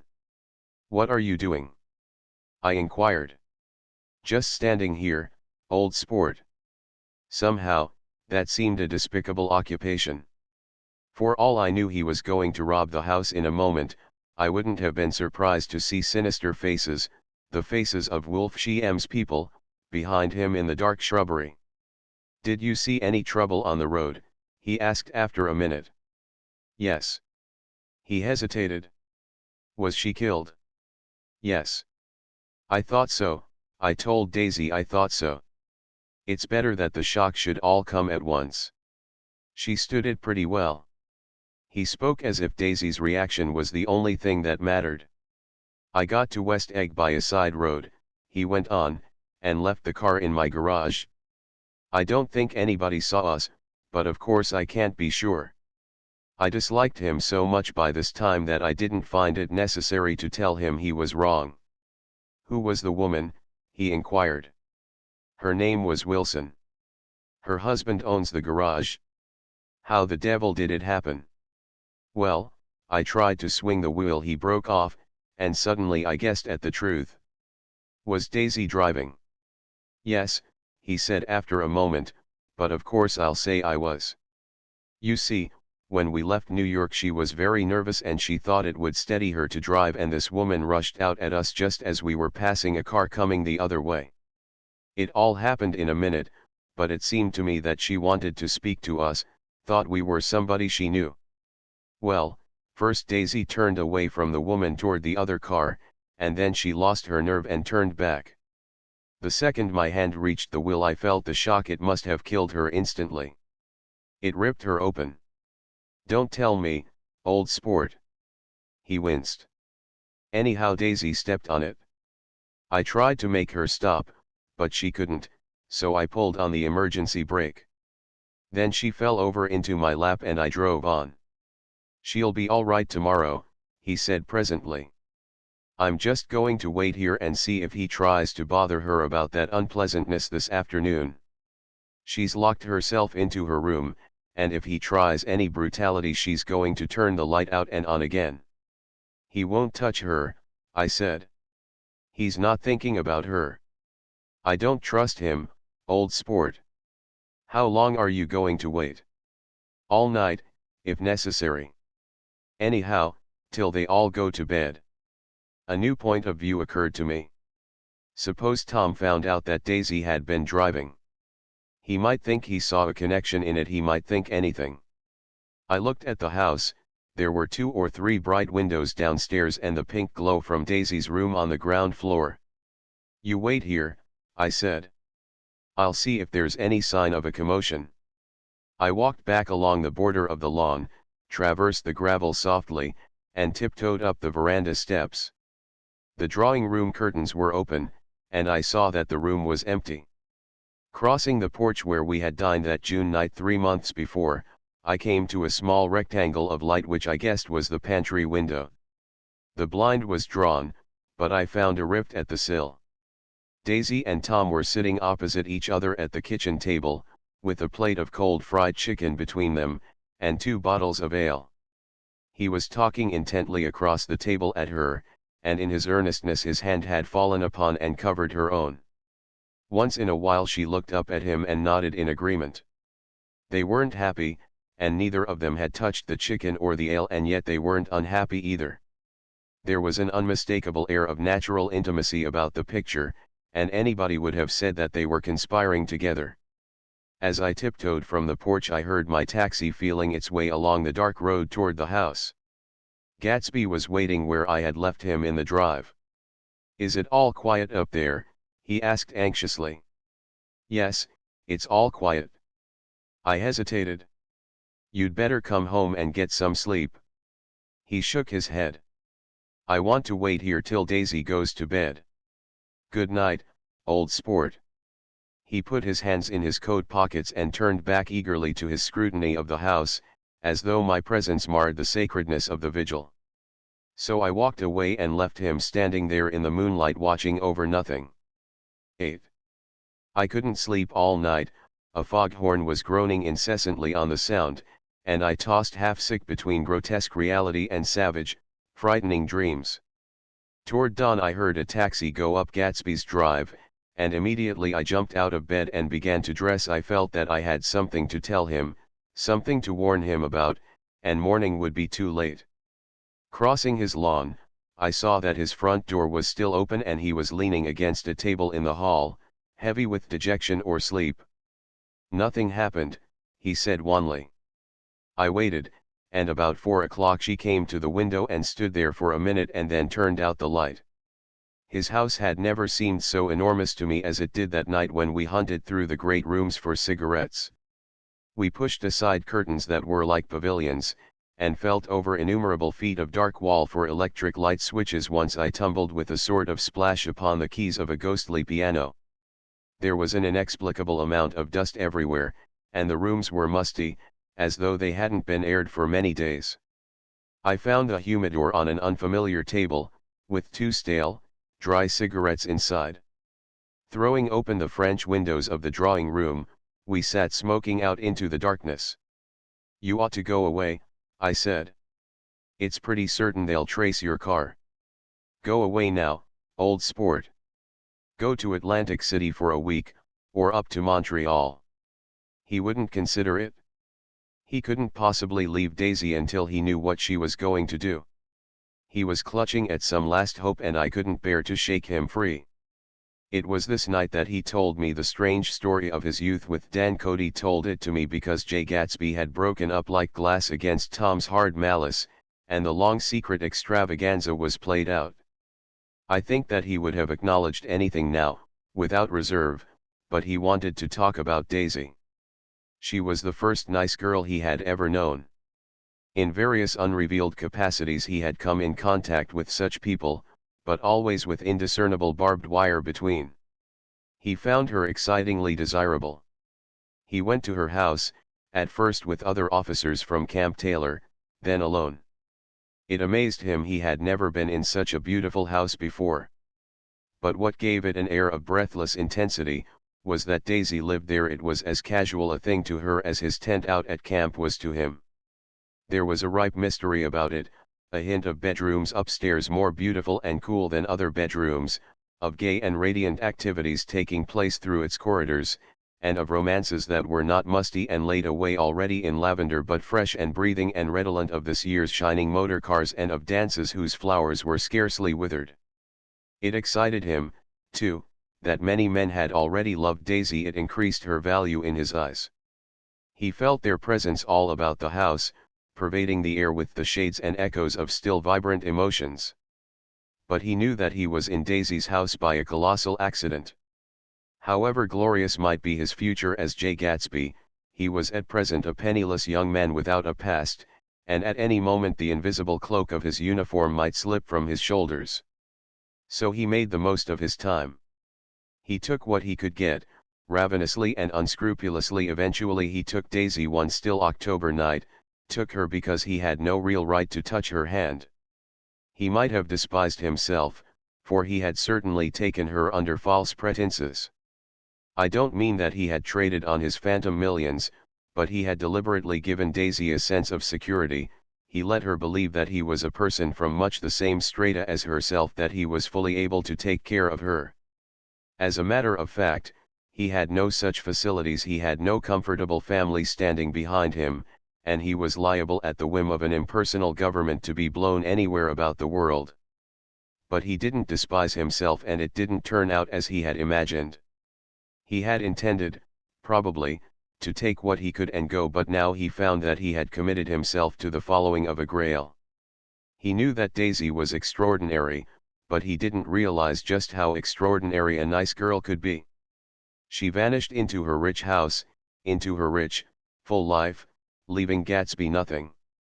He felt married to her, that was all. When they met again, 2 days later, it was Gatsby who was breathless, who was, somehow, betrayed. Her porch was bright with the bought luxury of starshine. The wicker of the settee squeaked fashionably as she turned toward him, and he kissed her curious and lovely mouth.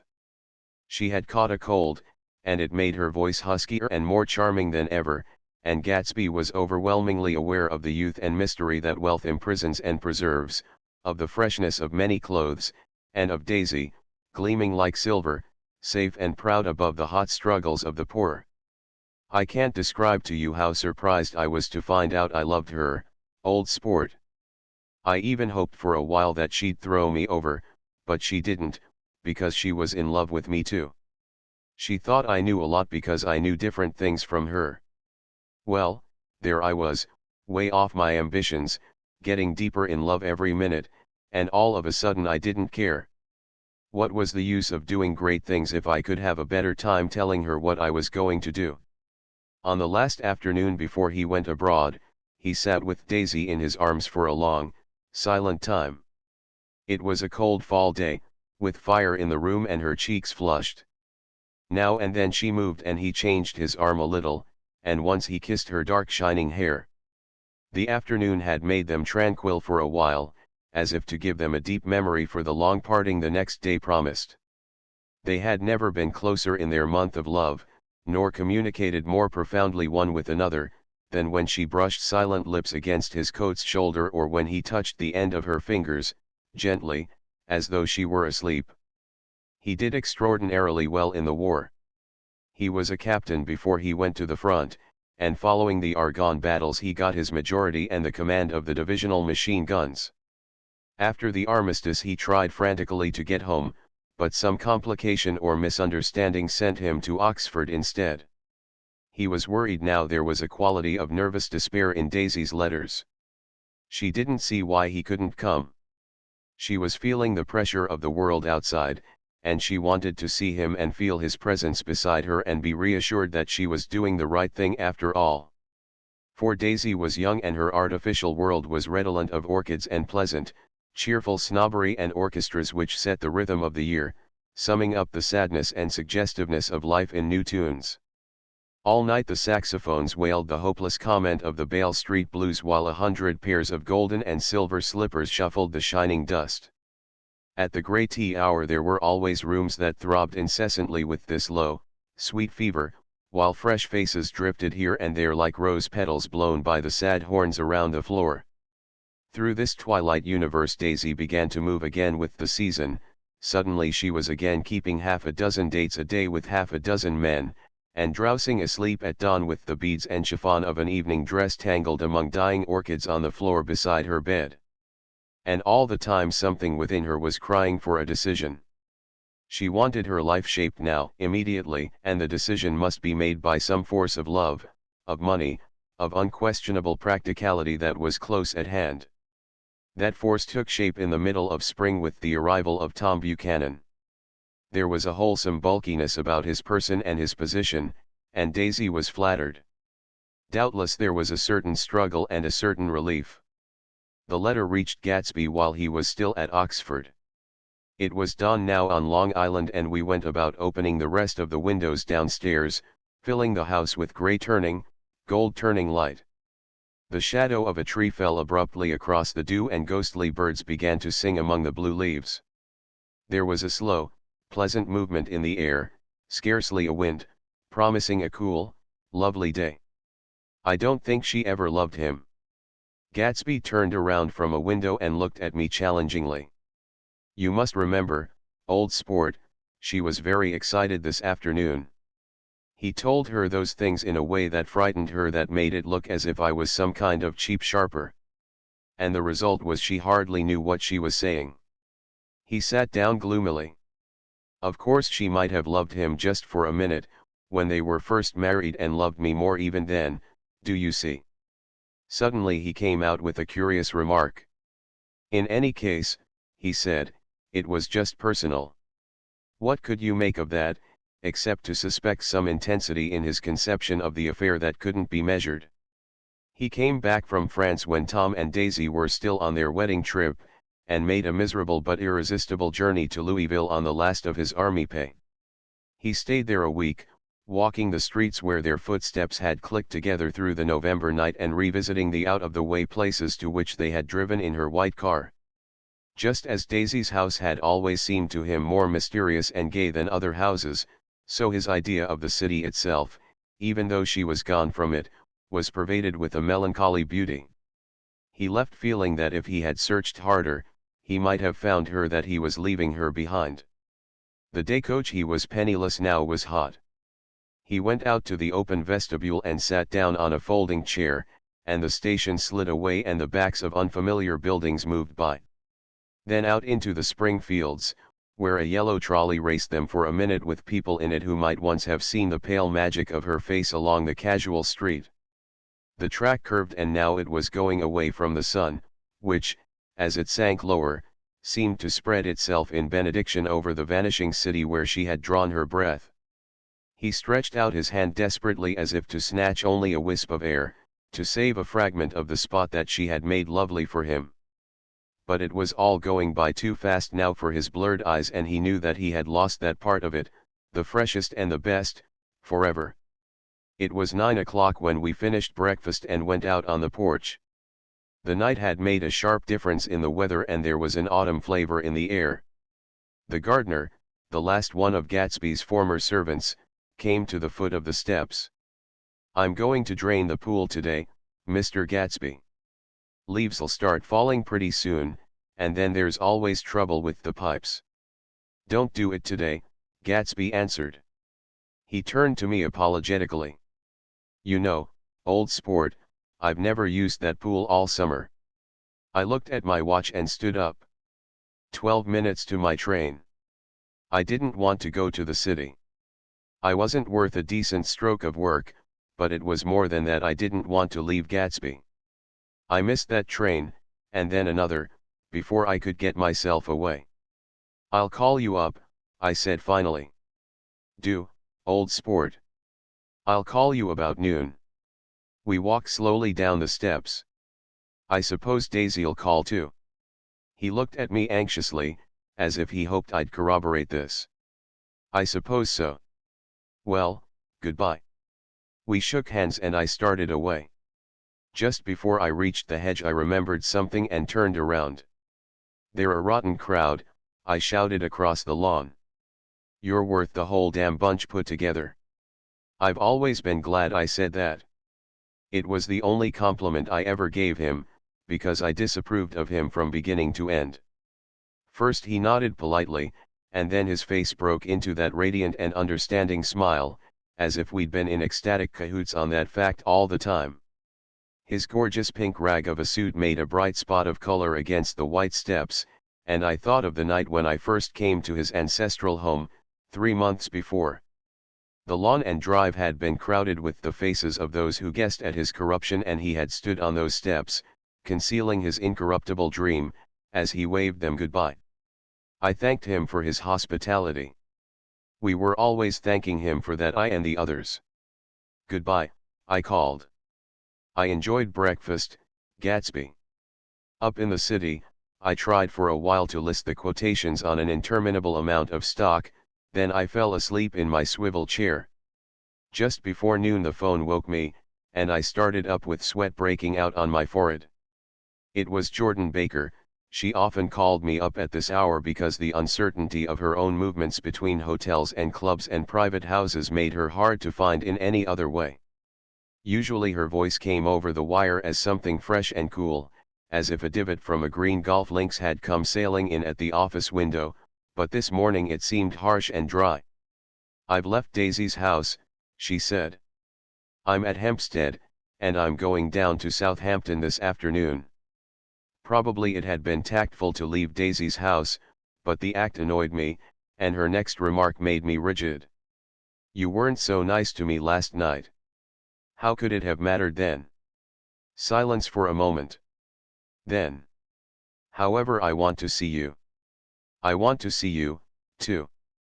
Suppose I don't go to Southampton, and come into town this afternoon?" "No, I don't think this afternoon." "Very well. It's impossible this afternoon." "Various." We talked like that for a while, and then abruptly we weren't talking any longer. I don't know which of us hung up with a sharp click, but I know I didn't care. I couldn't have talked to her across a tea table that day if I never talked to her again in this world. I called Gatsby's house a few minutes later, but the line was busy. I tried 4 times. Finally an exasperated central told me the wire was being kept open for long distance from Detroit. Taking out my timetable, I drew a small circle around the 3:50 train. Then I leaned back in my chair and tried to think. It was just noon. When I passed the ash heaps on the train that morning, I had crossed deliberately to the other side of the car. I supposed there'd be a curious crowd around there all day with little boys searching for dark spots in the dust, and some garrulous man telling over and over what had happened, until it became less and less real even to him and he could tell it no longer, and Myrtle Wilson's tragic achievement was forgotten. Now I want to go back a little and tell what happened at the garage after we left there the night before. They had difficulty in locating the sister, Catherine. She must have broken her rule against drinking that night, for when she arrived she was stupid with liquor and unable to understand that the ambulance had already gone to Flushing. When they convinced her of this, she immediately fainted, as if that was the intolerable part of the affair. Someone, kind or curious, took her in his car and drove her in the wake of her sister's body. Until long after midnight a changing crowd lapped up against the front of the garage, while George Wilson rocked himself back and forth on the couch inside. For a while the door of the office was open, and everyone who came into the garage glanced irresistibly through it. Finally someone said it was a shame, and closed the door. Michaelis and several other men were with him, first, 4 or 5 men, later 2 or 3 men. Still later Michaelis had to ask the last stranger to wait there 15 minutes longer, while he went back to his own place and made a pot of coffee. After that, he stayed there alone with Wilson until dawn. About 3 o'clock the quality of Wilson's incoherent muttering changed. He grew quieter and began to talk about the yellow car. He announced that he had a way of finding out whom the yellow car belonged to, and then he blurted out that a couple of months ago his wife had come from the city with her face bruised and her nose swollen. But when he heard himself say this, he flinched and began to cry, "Oh, my God," again in his groaning voice. Michaelis made a clumsy attempt to distract him. "How long have you been married, George? Come on there, try and sit still a minute, and answer my question. How long have you been married?" 12 years. Ever had any children? Come on, George, sit still, I asked you a question. Did you ever have any children? The hard brown beetles kept thudding against the dull light, and whenever Michaelis heard a car go tearing along the road outside it sounded to him like the car that hadn't stopped a few hours before. He didn't like to go into the garage, because the workbench was stained where the body had been lying, so he moved uncomfortably around the office. He knew every object in it before morning and from time to time sat down beside Wilson trying to keep him more quiet. Have you got a church you go to sometimes, George? Maybe even if you haven't been there for a long time. Maybe I could call up the church and get a priest to come over and he could talk to you, see? Don't belong to any. You ought to have a church, George, 4 times like this. You must have gone to church once. Didn't you get married in a church? Listen, George, listen to me. Didn't you get married in a church? That was a long time ago. The effort of answering broke the rhythm of his rocking. For a moment he was silent. Then the same half-knowing, half-bewildered look came back into his faded eyes. Look in the drawer there, he said, pointing at the desk. Which drawer? That drawer, that one. Michaelis opened the drawer nearest his hand. There was nothing in it but a small, expensive dog leash, made of leather and braided silver. It was apparently new. This, he inquired, holding it up. Wilson stared and nodded. I found it yesterday afternoon. She tried to tell me about it, but I knew it was something funny. You mean your wife bought it? She had it wrapped in tissue paper on her bureau. Michaelis didn't see anything odd in that, and he gave Wilson a dozen reasons why his wife might have bought the dog leash. But conceivably Wilson had heard some of these same explanations before, from Myrtle, because he began saying, "Oh, my God," again in a whisper. His comforter left several explanations in the air. Then he killed her, said Wilson. His mouth dropped open suddenly. Who did? I have a way of finding out. You're morbid, George, said his friend. This has been a strain to you and you don't know what you're saying. You'd better try and sit quiet till morning. He murdered her. It was an accident, George. Wilson shook his head. His eyes narrowed and his mouth widened slightly with the ghost of a superior hum. I know, he said definitely. I'm one of these trusting fellas and I don't think any harm to nobody, but when I get to know a thing I know it. It was the man in that car. She ran out to speak to him and he wouldn't stop.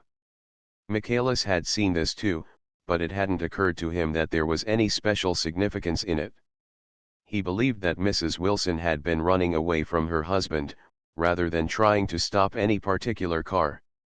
How could she have been like that? She's a deep one, said Wilson, as if that answered the question. He began to rock again, and Michaelis stood twisting the leash in his hand. Maybe you got some friend that I could telephone for, George. This was a forlorn hope. He was almost sure that Wilson had no friend, there was not enough of him for his wife. He was glad a little later when he noticed a change in the room, a blue quickening by the window, and realized that dawn wasn't far off. About 5 o'clock it was blue enough outside to snap off the light. Wilson's glazed eyes turned out to the ash heaps, where small gray clouds took on fantastic shapes and scurried here and there in the faint dawn wind. I spoke to her, he muttered, after a long silence.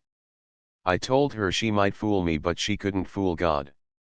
I took her to the window. With an effort he got up and walked to the rear window and leaned with his face pressed against it, and I said, God knows what you've been doing, everything you've been doing. You may fool me, but you can't fool God. Standing behind him, Michaelis saw with a shock that he was looking at the eyes of Dr. T.J. Eckelberg, which had just emerged, pale and enormous, from the dissolving night. God sees everything, repeated Wilson. That's an advertisement, Michaelis assured him. Something made him turn away from the window and look back into the room. But Wilson stood there a long time, his face close to the window pane, nodding into the twilight. By 6 o'clock Michaelis was worn out, and grateful for the sound of a car stopping outside. It was one of the watchers of the night before who had promised to come back, so he cooked breakfast for 3, which he and the other man ate together. Wilson was quieter now, and Michaelis went home to sleep. When he awoke 4 hours later and hurried back to the garage, Wilson was gone. His movements, he was on foot all the time, were afterward traced to Port Roosevelt and then to Gads Hill, where he bought a sandwich that he didn't eat, and a cup of coffee. He must have been tired and walking slowly, for he didn't reach Gads Hill until noon. Thus far there was no difficulty in accounting for his time. There were boys who had seen a man acting sort of crazy, and motorists at whom he stared oddly from the side of the road. Then for 3 hours he disappeared from view. The police, on the strength of what he said to Michaelis, that he had a way of finding out, supposed that he spent that time going from garage to garage thereabout, inquiring for a yellow car. On the other hand, no garage man who had seen him ever came forward, and perhaps he had an easier, surer way of finding out what he wanted to know. By 2:30 he was in West Egg, where he asked someone the way to Gatsby's house. So by that time he knew Gatsby's name. At 2 o'clock Gatsby put on his bathing suit and left word with the butler that if anyone phoned word was to be brought to him at the pool. He stopped at the garage for a pneumatic mattress that had amused his guests during the summer, and the chauffeur helped him to pump it up. Then he gave instructions that the open car wasn't to be taken out under any circumstances, and this was strange, because the front right fender needed repair. Gatsby shouldered the mattress and started for the pool. Once he stopped and shifted it a little, and the chauffeur asked him if he needed help, but he shook his head and in a moment disappeared among the yellowing trees. No telephone message arrived, but the butler went without his sleep and waited for it until 4 o'clock, until long after there was anyone to give it to if it came. I have an idea that Gatsby himself didn't believe it would come, and perhaps he no longer cared. If that was true, he must have felt that he had lost the old warm world, paid a high price for living too long with a single dream. He must have looked up at an unfamiliar sky through frightening leaves and shivered as he found what a grotesque thing a rose is and how raw the sunlight was upon the scarcely created grass. A new world, material without being real, where poor ghosts, breathing dreams like air, drifted fortuitously about, like that ashen, fantastic figure gliding toward him through the amorphous trees. The chauffeur, he was one of Wolf Shiem's protégés, heard the shots afterwards. He could only say that he hadn't thought anything much about them. I drove from the station directly to Gatsby's house, and my rushing anxiously up the front steps was the first thing that alarmed anyone. But they knew then, I firmly believe. With scarcely a word said, 4 of us, the chauffeur, butler, gardener, and I hurried down to the pool. There was a faint, barely perceptible movement of the water as the fresh flow from one end urged its way toward the drain at the other. With little ripples that were hardly the shadows of waves, the laden mattress moved irregularly down the pool. A small gust of wind that scarcely corrugated the surface was enough to disturb its accidental course with its accidental burden. The touch of a cluster of leaves revolved it slowly, tracing, like the leg of transit, a thin red circle in the water. It was after we started with Gatsby toward the house that the gardener saw Wilson's body a little way off in the grass, and the Holocaust was complete. 9. After 2 years I remember the rest of that day, and that night and the next day, only as an endless drill of police and photographers and newspaper men in and out of Gatsby's front door. A rope stretched across the main gate and a policeman by it kept out the curious, but little boys soon discovered that they could enter through my yard, and there were always a few of them clustered open-mouthed about the pool. Someone with a positive manner, perhaps a detective, used the expression madman as he bent over Wilson's body that afternoon, and the adventitious authority of his voice set the key for the newspaper reports next morning. Most of those reports were a nightmare, grotesque, circumstantial, eager, and untrue. When Michaelis's testimony at the inquest brought to light Wilson's suspicions of his wife, I thought the whole tale would shortly be served up in racy pasquinade, but Catherine, who might have said anything, didn't say a word.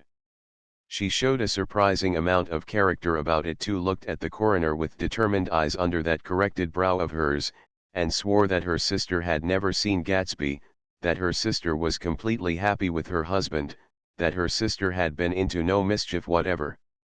She convinced herself of it, and cried into her handkerchief, as if the very suggestion was more than she could endure. So Wilson was reduced to a man deranged by grief in order that the case might remain in its simplest form. And it rested there. But all this part of it seemed remote and unessential. I found myself on Gatsby's side, and alone. From the moment I telephoned news of the catastrophe to West Egg Village, every surmise about him, and every practical question, was referred to me. At first I was surprised and confused, then, as he lay in his house and didn't move or breathe or speak, hour upon hour, it grew upon me that I was responsible, because no one else was interested, I mean, with that intense personal interest to which everyone has some vague right at the end. I called up Daisy half an hour after we found him, called her instinctively and without hesitation. But she and Tom had gone away early that afternoon, and taken baggage with them. Left no address. No. Say when they'd be back. No. Any idea where they are? How I could reach them? I don't know. Can't say. I wanted to get somebody for him. I wanted to go into the room where he lay and reassure him, I'll get somebody for you, Gatsby. Don't worry. Just trust me and I'll get somebody for you. Meyer Wolfschiem's name wasn't in the phone book.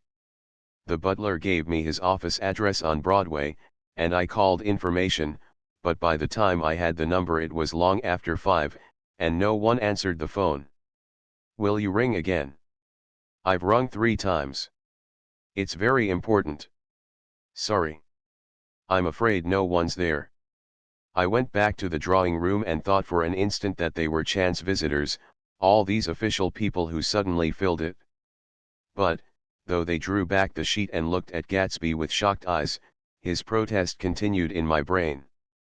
Look here, old sport, you've got to get somebody for me. You've got to try hard. I can't go through this alone. Someone started to ask me questions, but I broke away and going upstairs looked hastily through the unlocked parts of his desk. He'd never told me definitely that his parents were dead.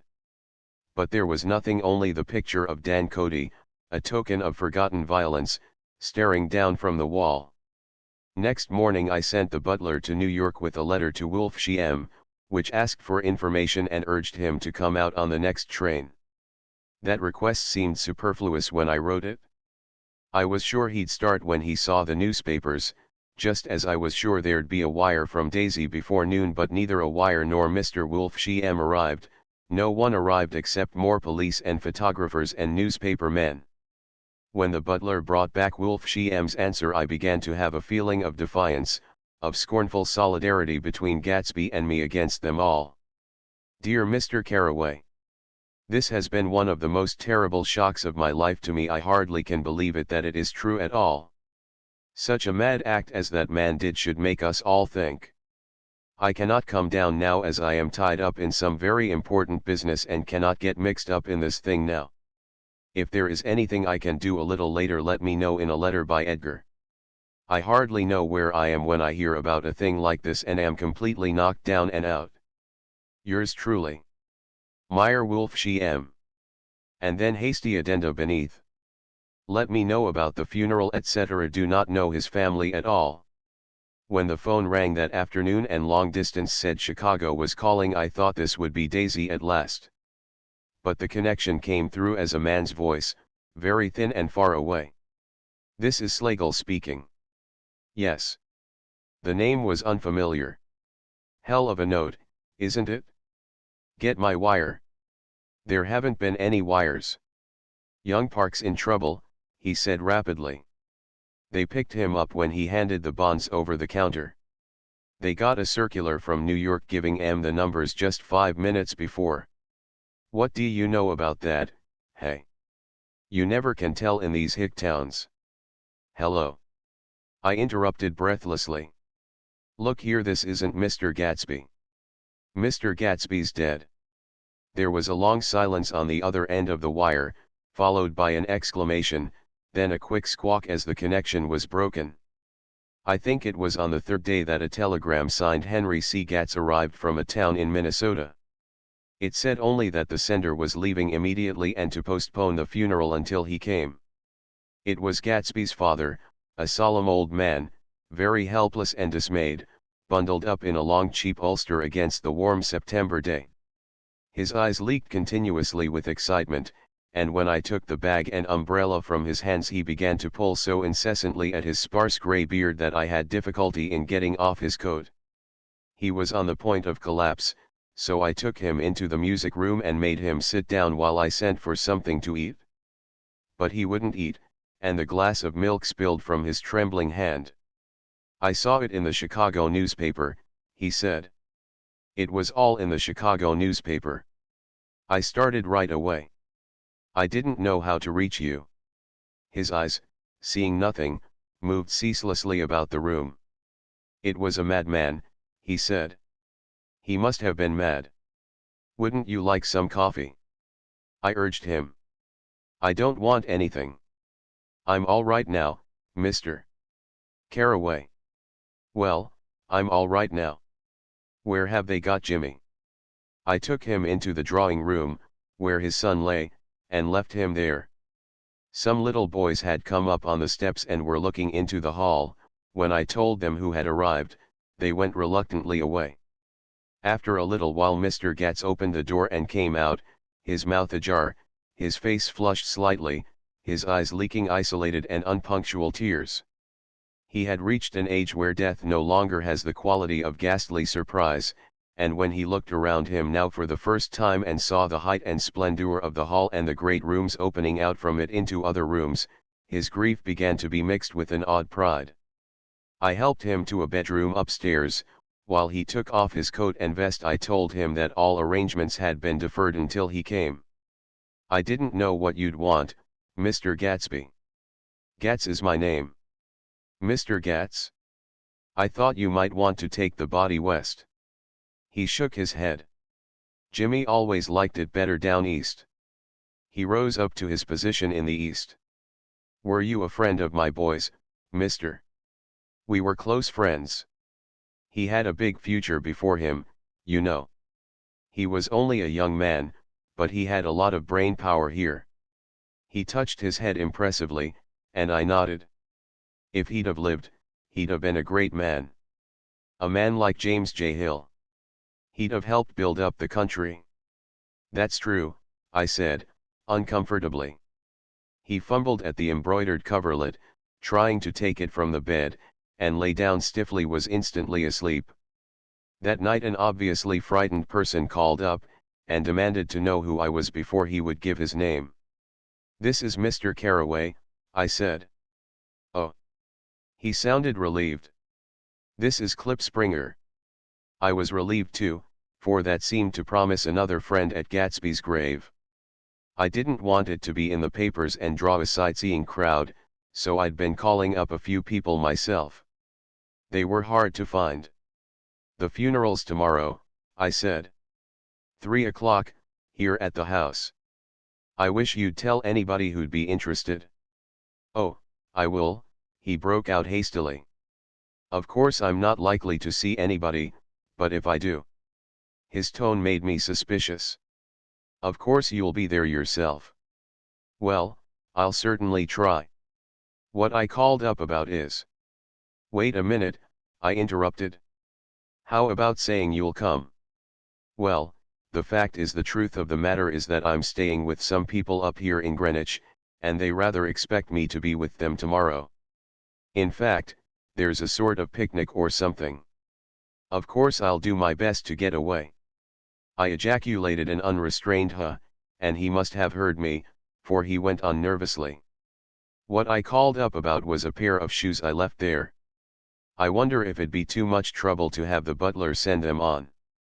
You see, they're tennis shoes, and I'm sort of helpless without them. My address is care of B.F. I didn't hear the rest of the name, because I hung up the receiver. After that I felt a certain shame for Gatsby. One gentleman to whom I telephoned implied that he had got what he deserved. However, that was my fault, for he was one of those who used to sneer most bitterly at Gatsby on the courage of Gatsby's liquor, and I should have known better than to call him. The morning of the funeral I went up to New York to see Meyer Wolfsche M. I couldn't seem to reach him any other way. The door that I pushed open, on the advice of an elevator boy, was marked the Swastika Holding Company, and at first there didn't seem to be anyone inside. But when I'd shouted hello several times in vain, an argument broke out behind a partition, and presently a lovely Jewess appeared at an interior door and scrutinized me with black hostile eyes. Nobody's in, she said.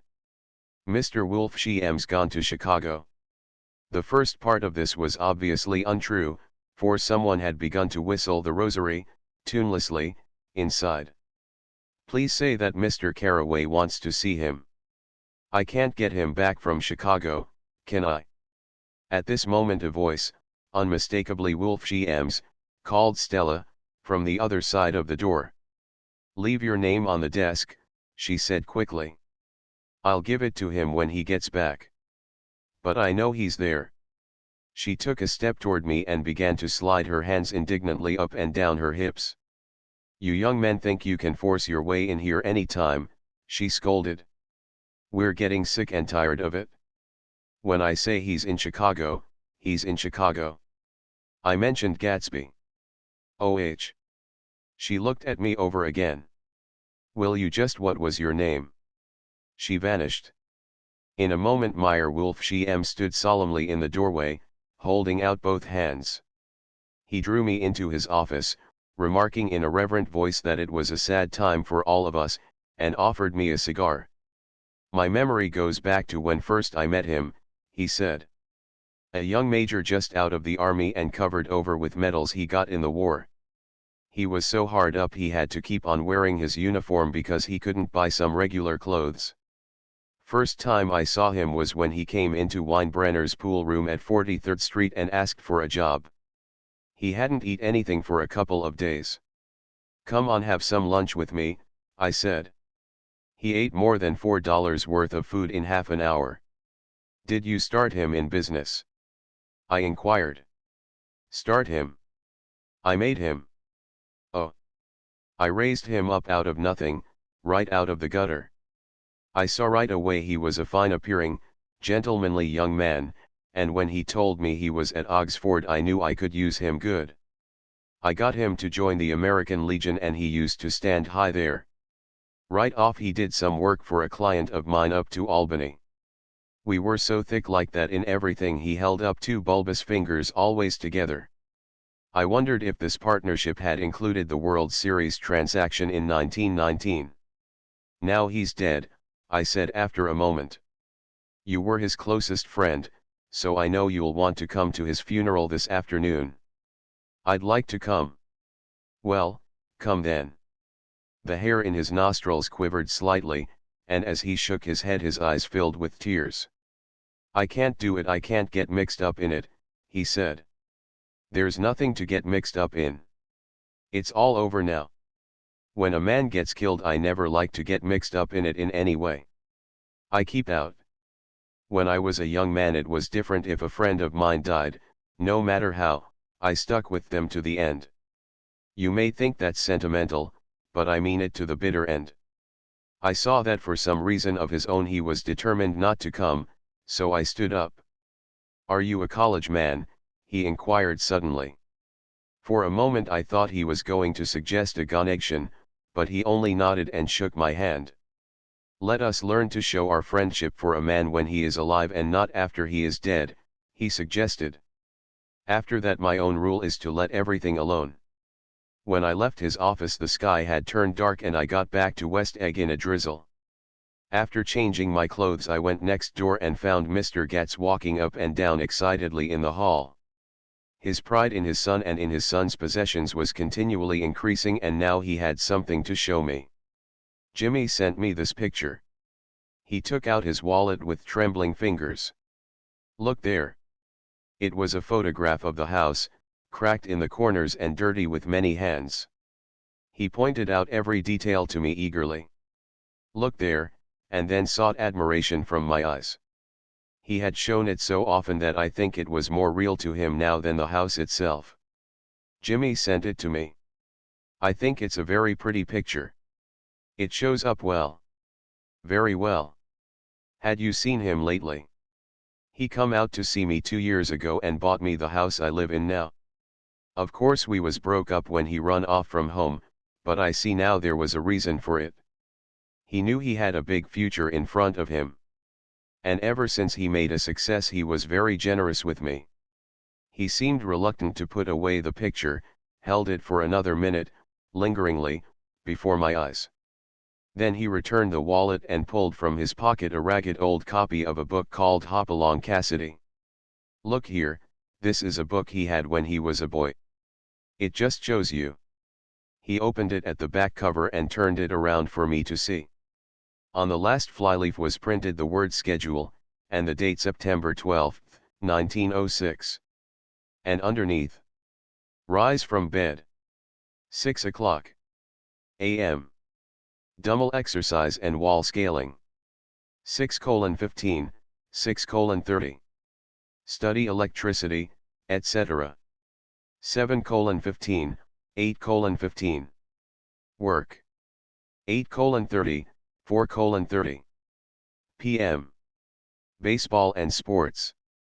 4:30, 5:00. Practice elocution, poise, and how to attain it. 5:00, 6:00. Study needed inventions.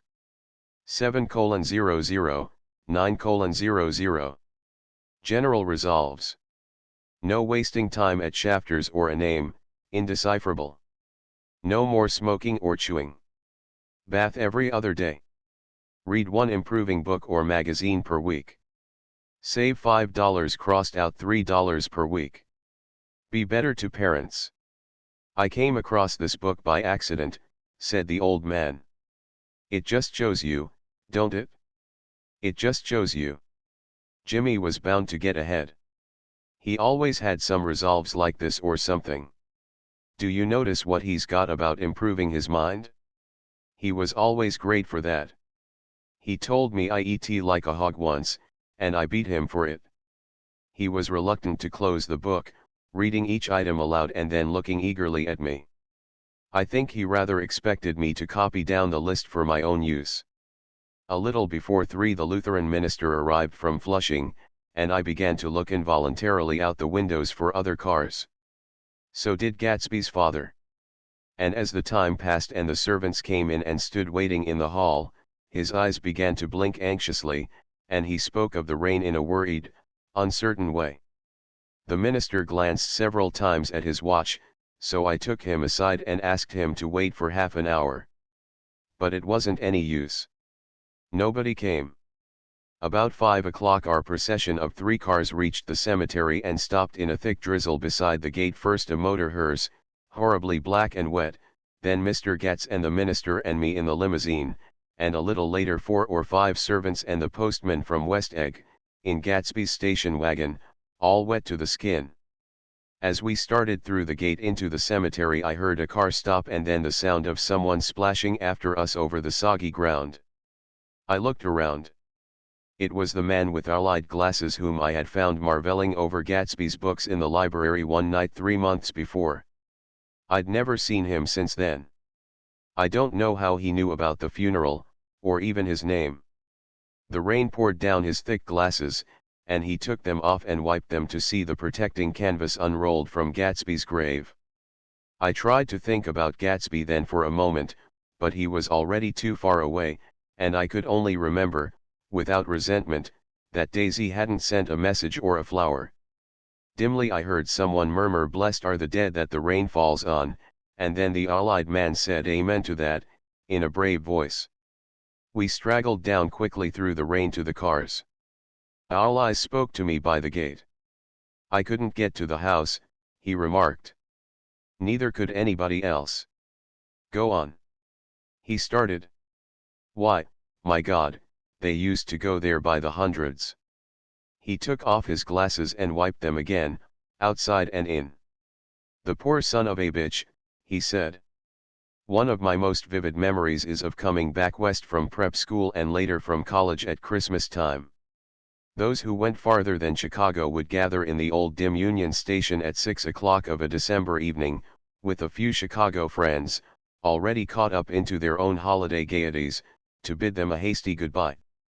I remember the fur coats of the girls returning from Miss the Sorthats and the chatter of frozen breath and the hands waving overhead as we caught sight of old acquaintances, and the matchings of invitations, "Are you going to the Ordways, the Herseys, the Schultzes," and the long green tickets clasped tight in our gloved hands. And last the murky yellow cars of the Chicago, Milwaukee, and St. Paul Railroad looking cheerful as Christmas itself on the tracks beside the gate. When we pulled out into the winter night and the real snow, our snow, began to stretch out beside us and twinkle against the windows, and the dim lights of small Wisconsin stations moved by. A sharp wild brace came suddenly into the air.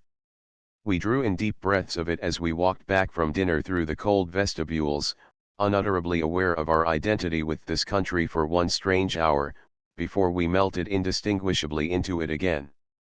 That's my Middle West, not the wheat or the prairies or the lost Swede towns, but the thrilling returning trains of my youth, and the street lamps and sleigh bells in the frosty dark and the shadows of holly wreaths thrown by lighted windows on the snow.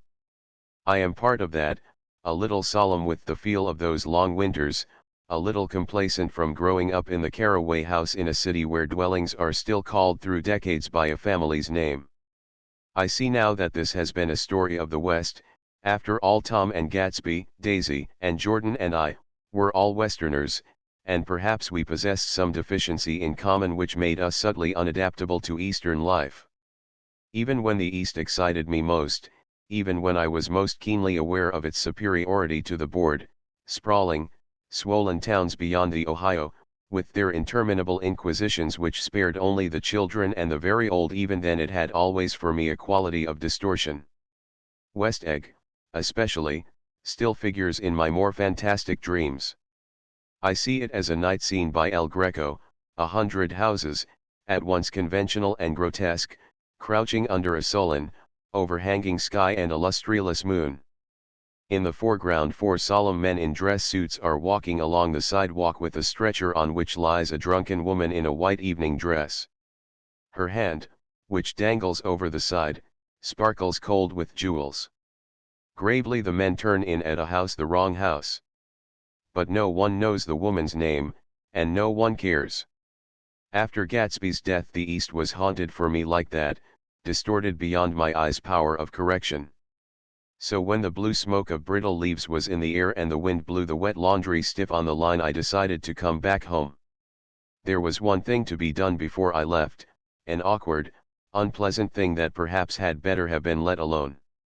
But I wanted to leave things in order and not just trust that obliging and indifferent sea to sweep my refuse away. I saw Jordan Baker and talked over and around what had happened to us together, and what had happened afterward to me, and she lay perfectly still, listening, in a big chair.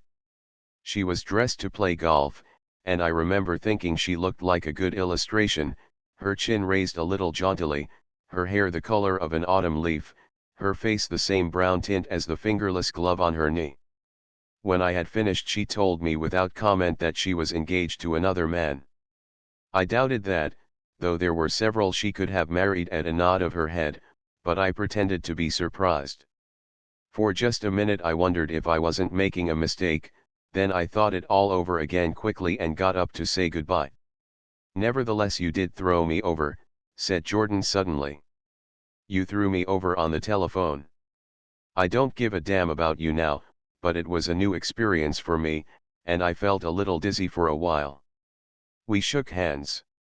"Oh, and do you remember," she added, "a conversation we had once about driving a car?" "Why not exactly?" "You said a bad driver was only safe until she met another bad driver?" "Well, I met another bad driver, didn't I? I mean, it was careless of me to make such a wrong guess. I thought you were rather an honest, straightforward person. I thought it was your secret pride." "I'm 30, I said. I'm 5 years too old to lie to myself and call it honor." She didn't answer. Angry, and half in love with her, and tremendously sorry, I turned away. One afternoon late in October I saw Tom Buchanan. He was walking ahead of me along Fifth Avenue in his alert, aggressive way, his hands out a little from his body as if to fight off interference, his head moving sharply here and there, adapting itself to his restless eyes. Just as I slowed up to avoid overtaking him he stopped and began frowning into the windows of a jewelry store. Suddenly he saw me and walked back, holding out his hand. "What's the matter, Nick? Do you object to shaking hands with me?" "Yes. You know what I think of you." "You're crazy, Nick," he said quickly. "Crazy as hell. I don't know what's the matter with you." "Tom," I inquired, What did you say to Wilson that afternoon? He stared at me without a word, and I knew I had guessed right about those missing hours. I started to turn away, but he took a step after me and grabbed my arm. I told him the truth, he said. He came to the door while we were getting ready to leave, and when I sent down word that we weren't in, he tried to force his way upstairs. He was crazy enough to kill me if I hadn't told him who owned the car. His hand was on a revolver in his pocket every minute he was in the house, he broke off defiantly. What if I did tell him? That fellow had it coming to him. He threw dust into your eyes just like he did in Daisy's, but he was a tough one. He ran over Myrtle like you'd run over a dog and never even stopped his car. There was nothing I could say, except the one unutterable fact that it wasn't true. And if you think I didn't have my share of suffering, look here. When I went to give up that flat and saw that damn box of dog biscuits sitting there on the sideboard, I sat down and cried like a baby. By God, it was awful. I couldn't forgive him or like him, but I saw that what he had done was, to him, entirely justified. It was all very careless and confused. They were careless people, Tom and Daisy. They smashed up things and creatures and then retreated back into their money or their vast carelessness, or whatever it was that kept them together, and let other people clean up the mess they had made. I shook hands with him. It seemed silly not to, for I felt suddenly as though I were talking to a child. Then he went into the jeweller's store to buy a pearl necklace or perhaps only a pair of cuff buttons, rid of my provincial squeamishness forever. Gatsby's house was still empty when I left. The grass on his lawn had grown as long as mine. One of the taxi drivers in the village never took a fare past the entrance gate without stopping for a minute and pointing inside. Perhaps it was he who drove Daisy and Gatsby over to East Egg the night of the accident, and perhaps he had made a story about it all his own. I didn't want to hear it and I avoided him when I got off the train. I spent my Saturday nights in New York because those gleaming, dazzling parties of his were with me so vividly that I could still hear the music and the laughter, faint and incessant, from his garden, and the cars going up and down his drive. One night I did hear a material car there, and saw its lights stop at his front steps. But I didn't investigate. Probably it was some final guest who had been away at the ends of the earth and didn't know that the party was over. On the last night, with my trunk packed and my car sold to the grocer, I went over and looked at that huge incoherent failure of a house once more. On the white steps an obscene word, scrawled by some boy with a piece of brick, stood out clearly in the moonlight, and I erased it, drawing my shoe raspingly along the stone. Then I wandered down to the beach and sprawled out on the sand. Most of the big shore places were closed now and there were hardly any lights except the shadowy, moving glow of a ferry boat across the sound. And as the moon rose higher the inessential houses began to melt away until gradually I became aware of the old island here that flowered once for Dutch sailors' eyes, a fresh, green breast of the New World. Its vanished trees, the trees that had made way for Gatsby's house, had once pandered in whispers to the last and greatest of all human dreams. For a transitory enchanted moment man must have held his breath in the presence of this continent, compelled into an aesthetic contemplation he neither understood nor desired, face to face for the last time in history with something commensurate to his capacity for wonder. And as I sat there brooding on the old, unknown world, I thought of Gatsby's wonder when he first picked out the green light at the end of Daisy's dock. He had come a long way to this blue lawn, and his dream must have seemed so close that he could hardly fail to grasp it. He did not know that it was already behind him, somewhere back in that vast obscurity beyond the city, where the dark fields of the Republic rolled on under the night. Gatsby believed in the green light, the orgastic future that year by year recedes before us. It eluded us then, but that's no matter. Tomorrow we will run faster, stretch out our arms further. And one fine morning. So we beat on, boats against the current, borne back ceaselessly into the past. End of the Project Gutenberg ebook The Great Gatsby. Updated editions will replace the previous one. The old editions will be renamed. Creating the works from print editions not protected by U.S. copyright law means that no one owns a United States copyright in these works. So the foundation, and you, can copy and distribute it in the United States without permission and without paying copyright royalties. Special rules, set forth in the general terms of use part of this license, apply to copying and distributing Project Gutenberg trademark electronic works to protect the Project Gutenberg trademark. Concept and trademark. Project Gutenberg is a registered trademark and may not be used if you charge for an ebook, except by following the terms of the trademark license, including paying royalties for use of the Project Gutenberg trademark.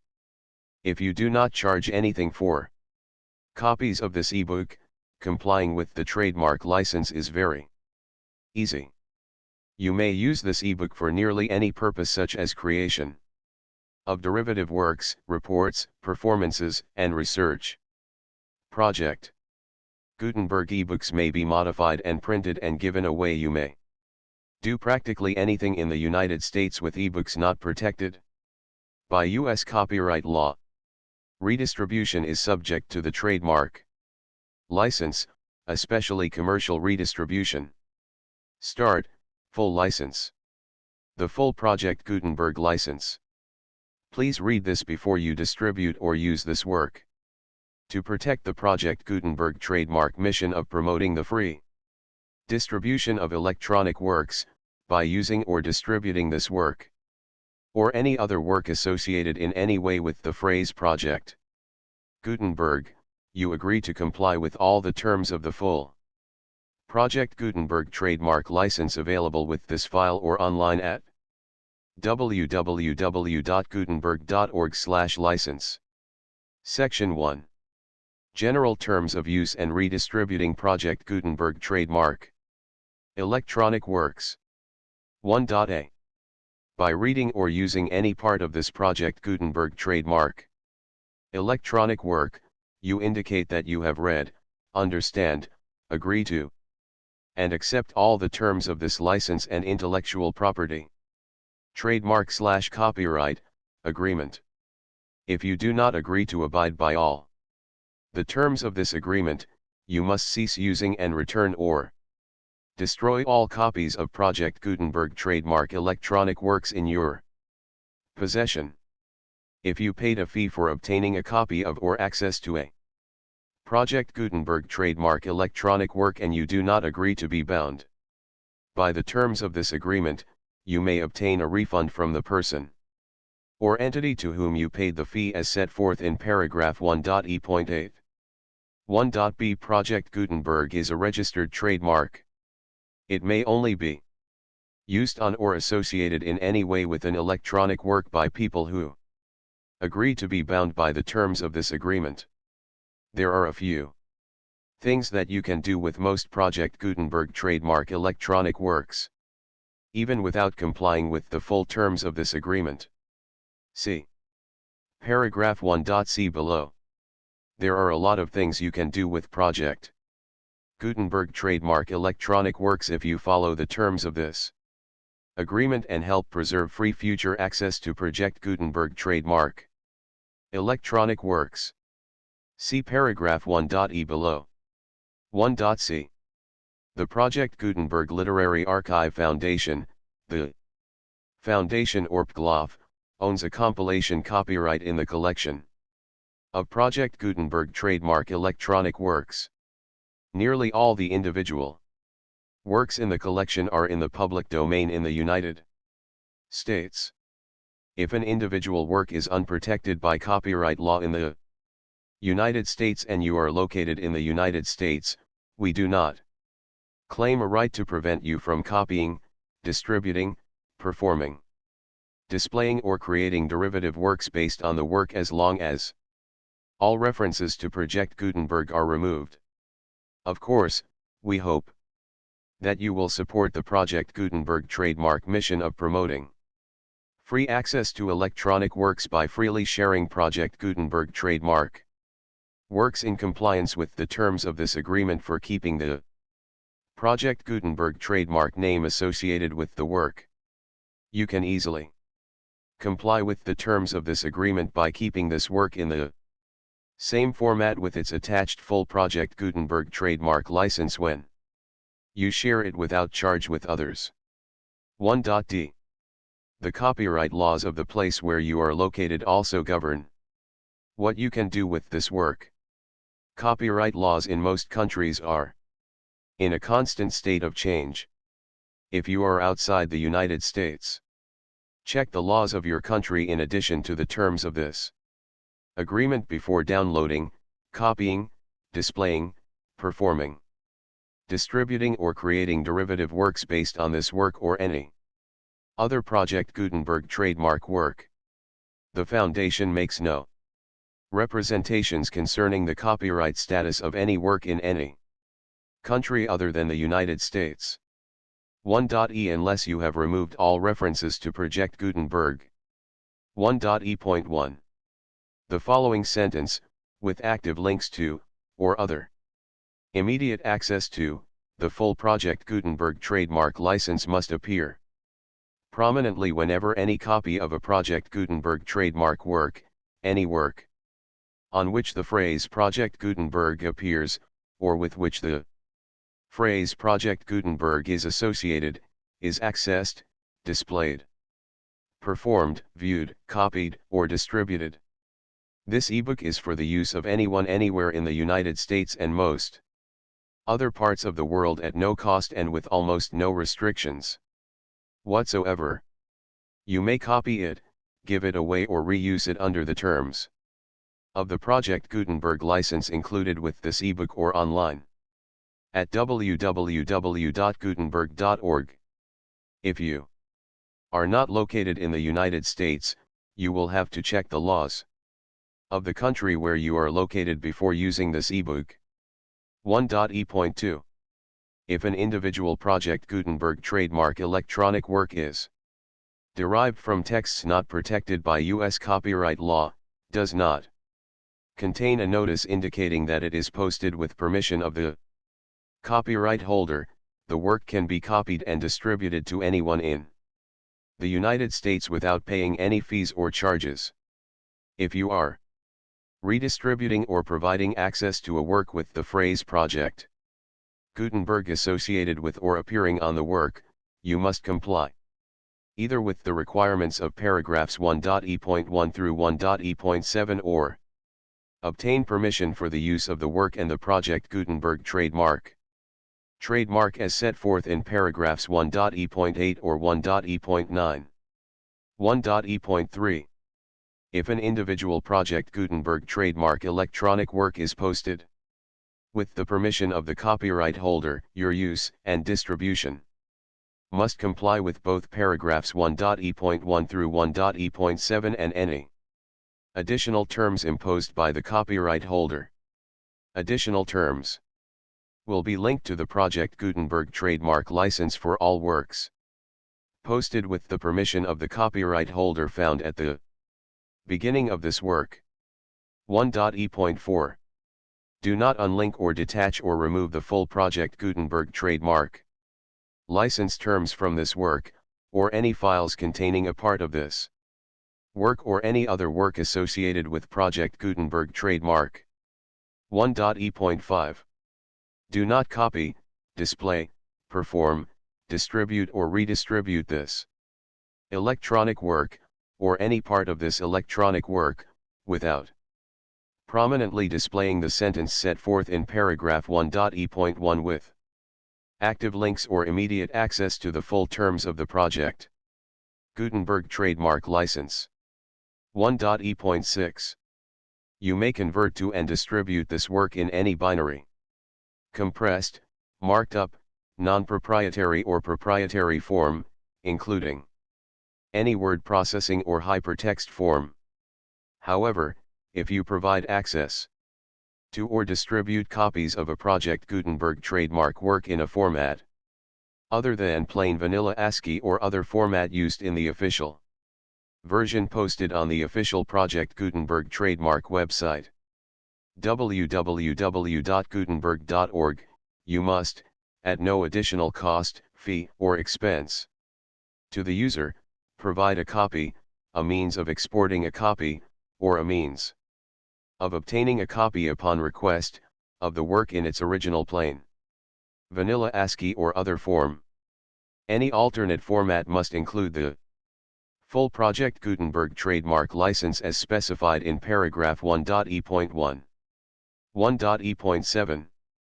Do not charge a fee for access to, viewing, displaying, performing, copying, or distributing any Project Gutenberg trademark works, unless you comply with paragraph 1.e.8 or 1.e.9. 1.e.8. You may charge a reasonable fee for copies of or providing access to or distributing Project Gutenberg trademark electronic works, provided that you pay a royalty fee of 20% of the gross profits you derive from the use of Project Gutenberg trademark works calculated using the method you already used to calculate your applicable taxes.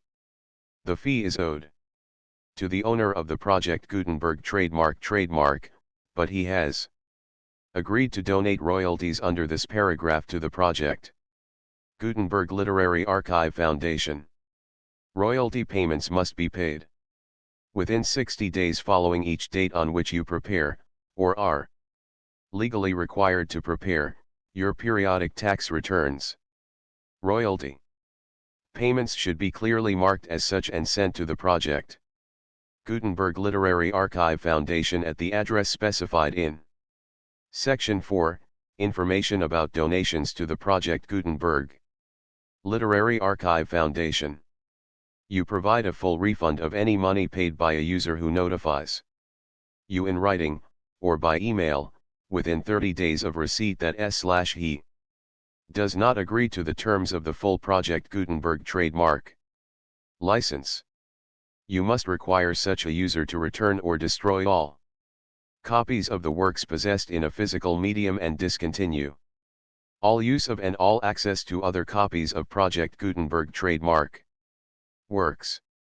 You provide, in accordance with paragraph 1.f.3, a full refund of any money paid for a work or a replacement copy, if a defect in the electronic work is discovered and reported to you within 90 days of receipt of the work. You comply with all other terms of this agreement for free distribution of Project Gutenberg trademark works. 1.e.9. If you wish to charge a fee or distribute a Project Gutenberg trademark electronic work or group of works on different terms than are set forth in this agreement, you must obtain permission in writing from the Project Gutenberg Literary Archive Foundation, the manager of the Project Gutenberg trademark. Contact the Foundation as set forth in Section 3 below. 1.f. 1.f.1. Project Gutenberg volunteers and employees expend considerable effort to identify, do copyright research on, transcribe and proofread works not protected by U.S. copyright law in creating the Project Gutenberg trademark collection. Despite these efforts, Project Gutenberg trademark electronic works, and the medium on which they may be stored, may contain defects, such as, but not limited to, incomplete, inaccurate, or corrupt data, transcription errors, a copyright or other intellectual property infringement, a defective or damaged disk or other medium, a computer virus, or computer codes that damage or cannot be read by your equipment. 1.f.2. Limited warranty, disclaimer of damages, except for the right of replacement or refund described in paragraph 1.f.3, the Project Gutenberg Literary Archive Foundation, the owner of the Project Gutenberg trademark, and any other party distributing a Project Gutenberg trademark electronic work under this agreement, disclaim all liability to you for damages, costs, and expenses, including legal fees. You agree that you have no remedies for negligence, strict liability, breach of warranty or breach of contract except those provided in paragraph 1.f.3. You agree that the Foundation, the trademark owner, and any distributor under this agreement will not be liable to you for actual, direct, indirect, consequential, punitive or incidental damages even if you give notice of the possibility of such damage. 1.f.3 Limited right of replacement or refund. If you discover a defect in this electronic work within 90 days of receiving it, you can receive a refund of the money, if any, you paid for it by sending a written explanation to the person you received the work from. If you received the work on a physical medium, you must return the medium with your written explanation. The person or entity that provided you with the defective work may elect to provide a replacement copy in lieu of a refund. If you received the work electronically, the person or entity providing it to you may choose to give you a second opportunity to receive the work electronically in lieu of a refund. If the second copy is also defective, you may demand a refund in writing, without further opportunities to fix the problem. 1.f.4 Except for the limited right of replacement or refund set forth in paragraph 1.f.3, this work is provided to you as is, with no other warranties of any kind, express or implied, including but not limited to warranties of merchantability or fitness for any purpose. 1.f.5 Some states do not allow disclaimers of certain implied warranties or the exclusion or limitation of certain types of damages. If any disclaimer or limitation set forth in this agreement violates the law of the state applicable to this agreement, the agreement shall be interpreted to make the maximum disclaimer or limitation permitted by the applicable state law. The invalidity or unenforceability of any provision of this agreement shall not void the remaining provisions. 1.f.6 Indemnity. You agree to indemnify and hold the foundation, the trademark owner, any agent or employee of the foundation, anyone providing copies of Project Gutenberg trademark electronic works in accordance with this agreement, and any volunteers associated with the production, promotion, and distribution of Project Gutenberg trademark electronic works, harmless from all liability, costs, and expenses, including legal fees, that arise directly or indirectly from any of the following which you do or cause to occur: a. Distribution of this or any Project Gutenberg trademark work, b. Alteration, modification, or additions or deletions to any Project Gutenberg trademark work, and c. Any defect you cause. Section 2. Information about the mission of Project Gutenberg trademark. Project Gutenberg trademark is synonymous with the free distribution of electronic works in formats readable by the widest variety of computers, including obsolete, old, middle-aged, and new computers. It exists because of the efforts of hundreds of volunteers and donations from people in all walks of life.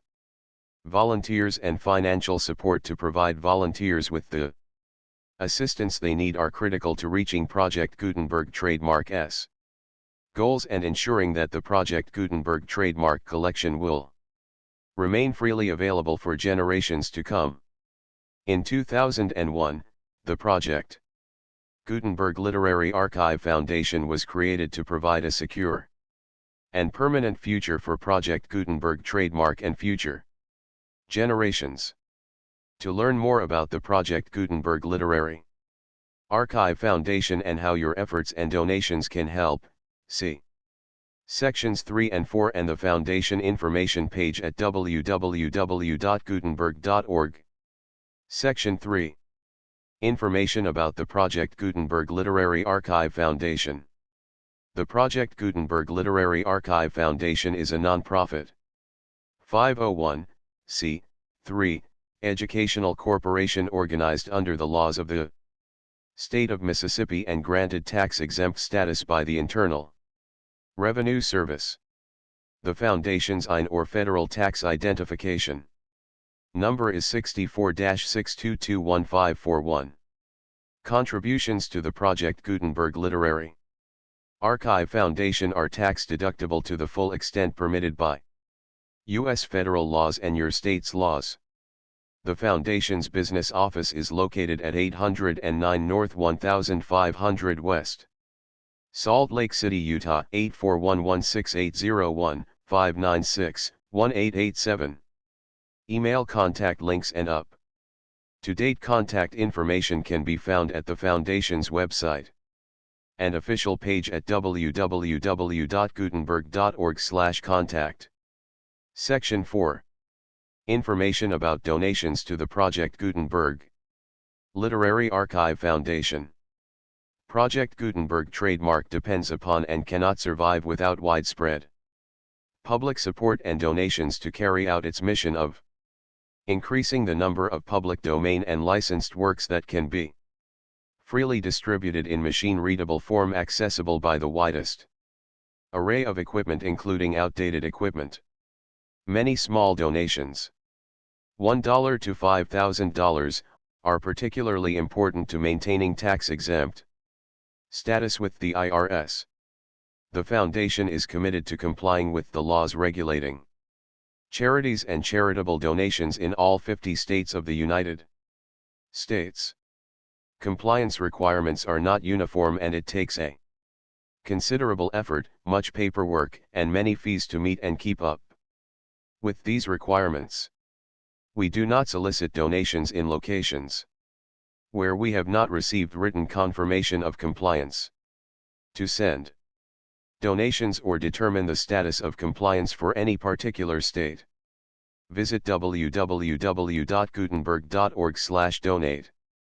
While we cannot and do not solicit contributions from states where we have not met the solicitation requirements, we know of no prohibition against accepting unsolicited donations from donors in such states who approach us with offers to donate. International donations are gratefully accepted, but we cannot make any statements concerning tax treatment of donations received from outside the United States. U.S. laws alone swamp our small staff. Please check the Project Gutenberg web pages for current donation methods and addresses. Donations are accepted in a number of other ways including checks, online payments, and credit card donations. To donate, please visit www.gutenberg.org/donate. Section 5. General information about Project Gutenberg trademark electronic works. Professor Michael S. Hart was the originator of the Project Gutenberg trademark concept of a library of electronic works that could be freely shared with anyone. For 40 years, he produced and distributed Project Gutenberg trademark ebooks with only a loose network of volunteer support. Project Gutenberg trademark ebooks are often created from several printed editions, all of which are confirmed as not protected by copyright in the US unless a copyright notice is included.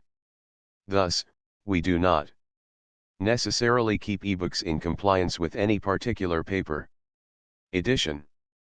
Most people start at our website, which has the main PG search facility, www.gutenberg.org. This website includes information about Project Gutenberg trademark, including how to make donations to the Project Gutenberg Literary Archive Foundation, how to help produce our new ebooks, and how to subscribe to our email newsletter to hear about new ebooks. The Great Gatsby by F. Scott Fitzgerald. Table of Contents. I. 2. 3. 4. V. 6. 7. 8. 9. The full Project Gutenberg license.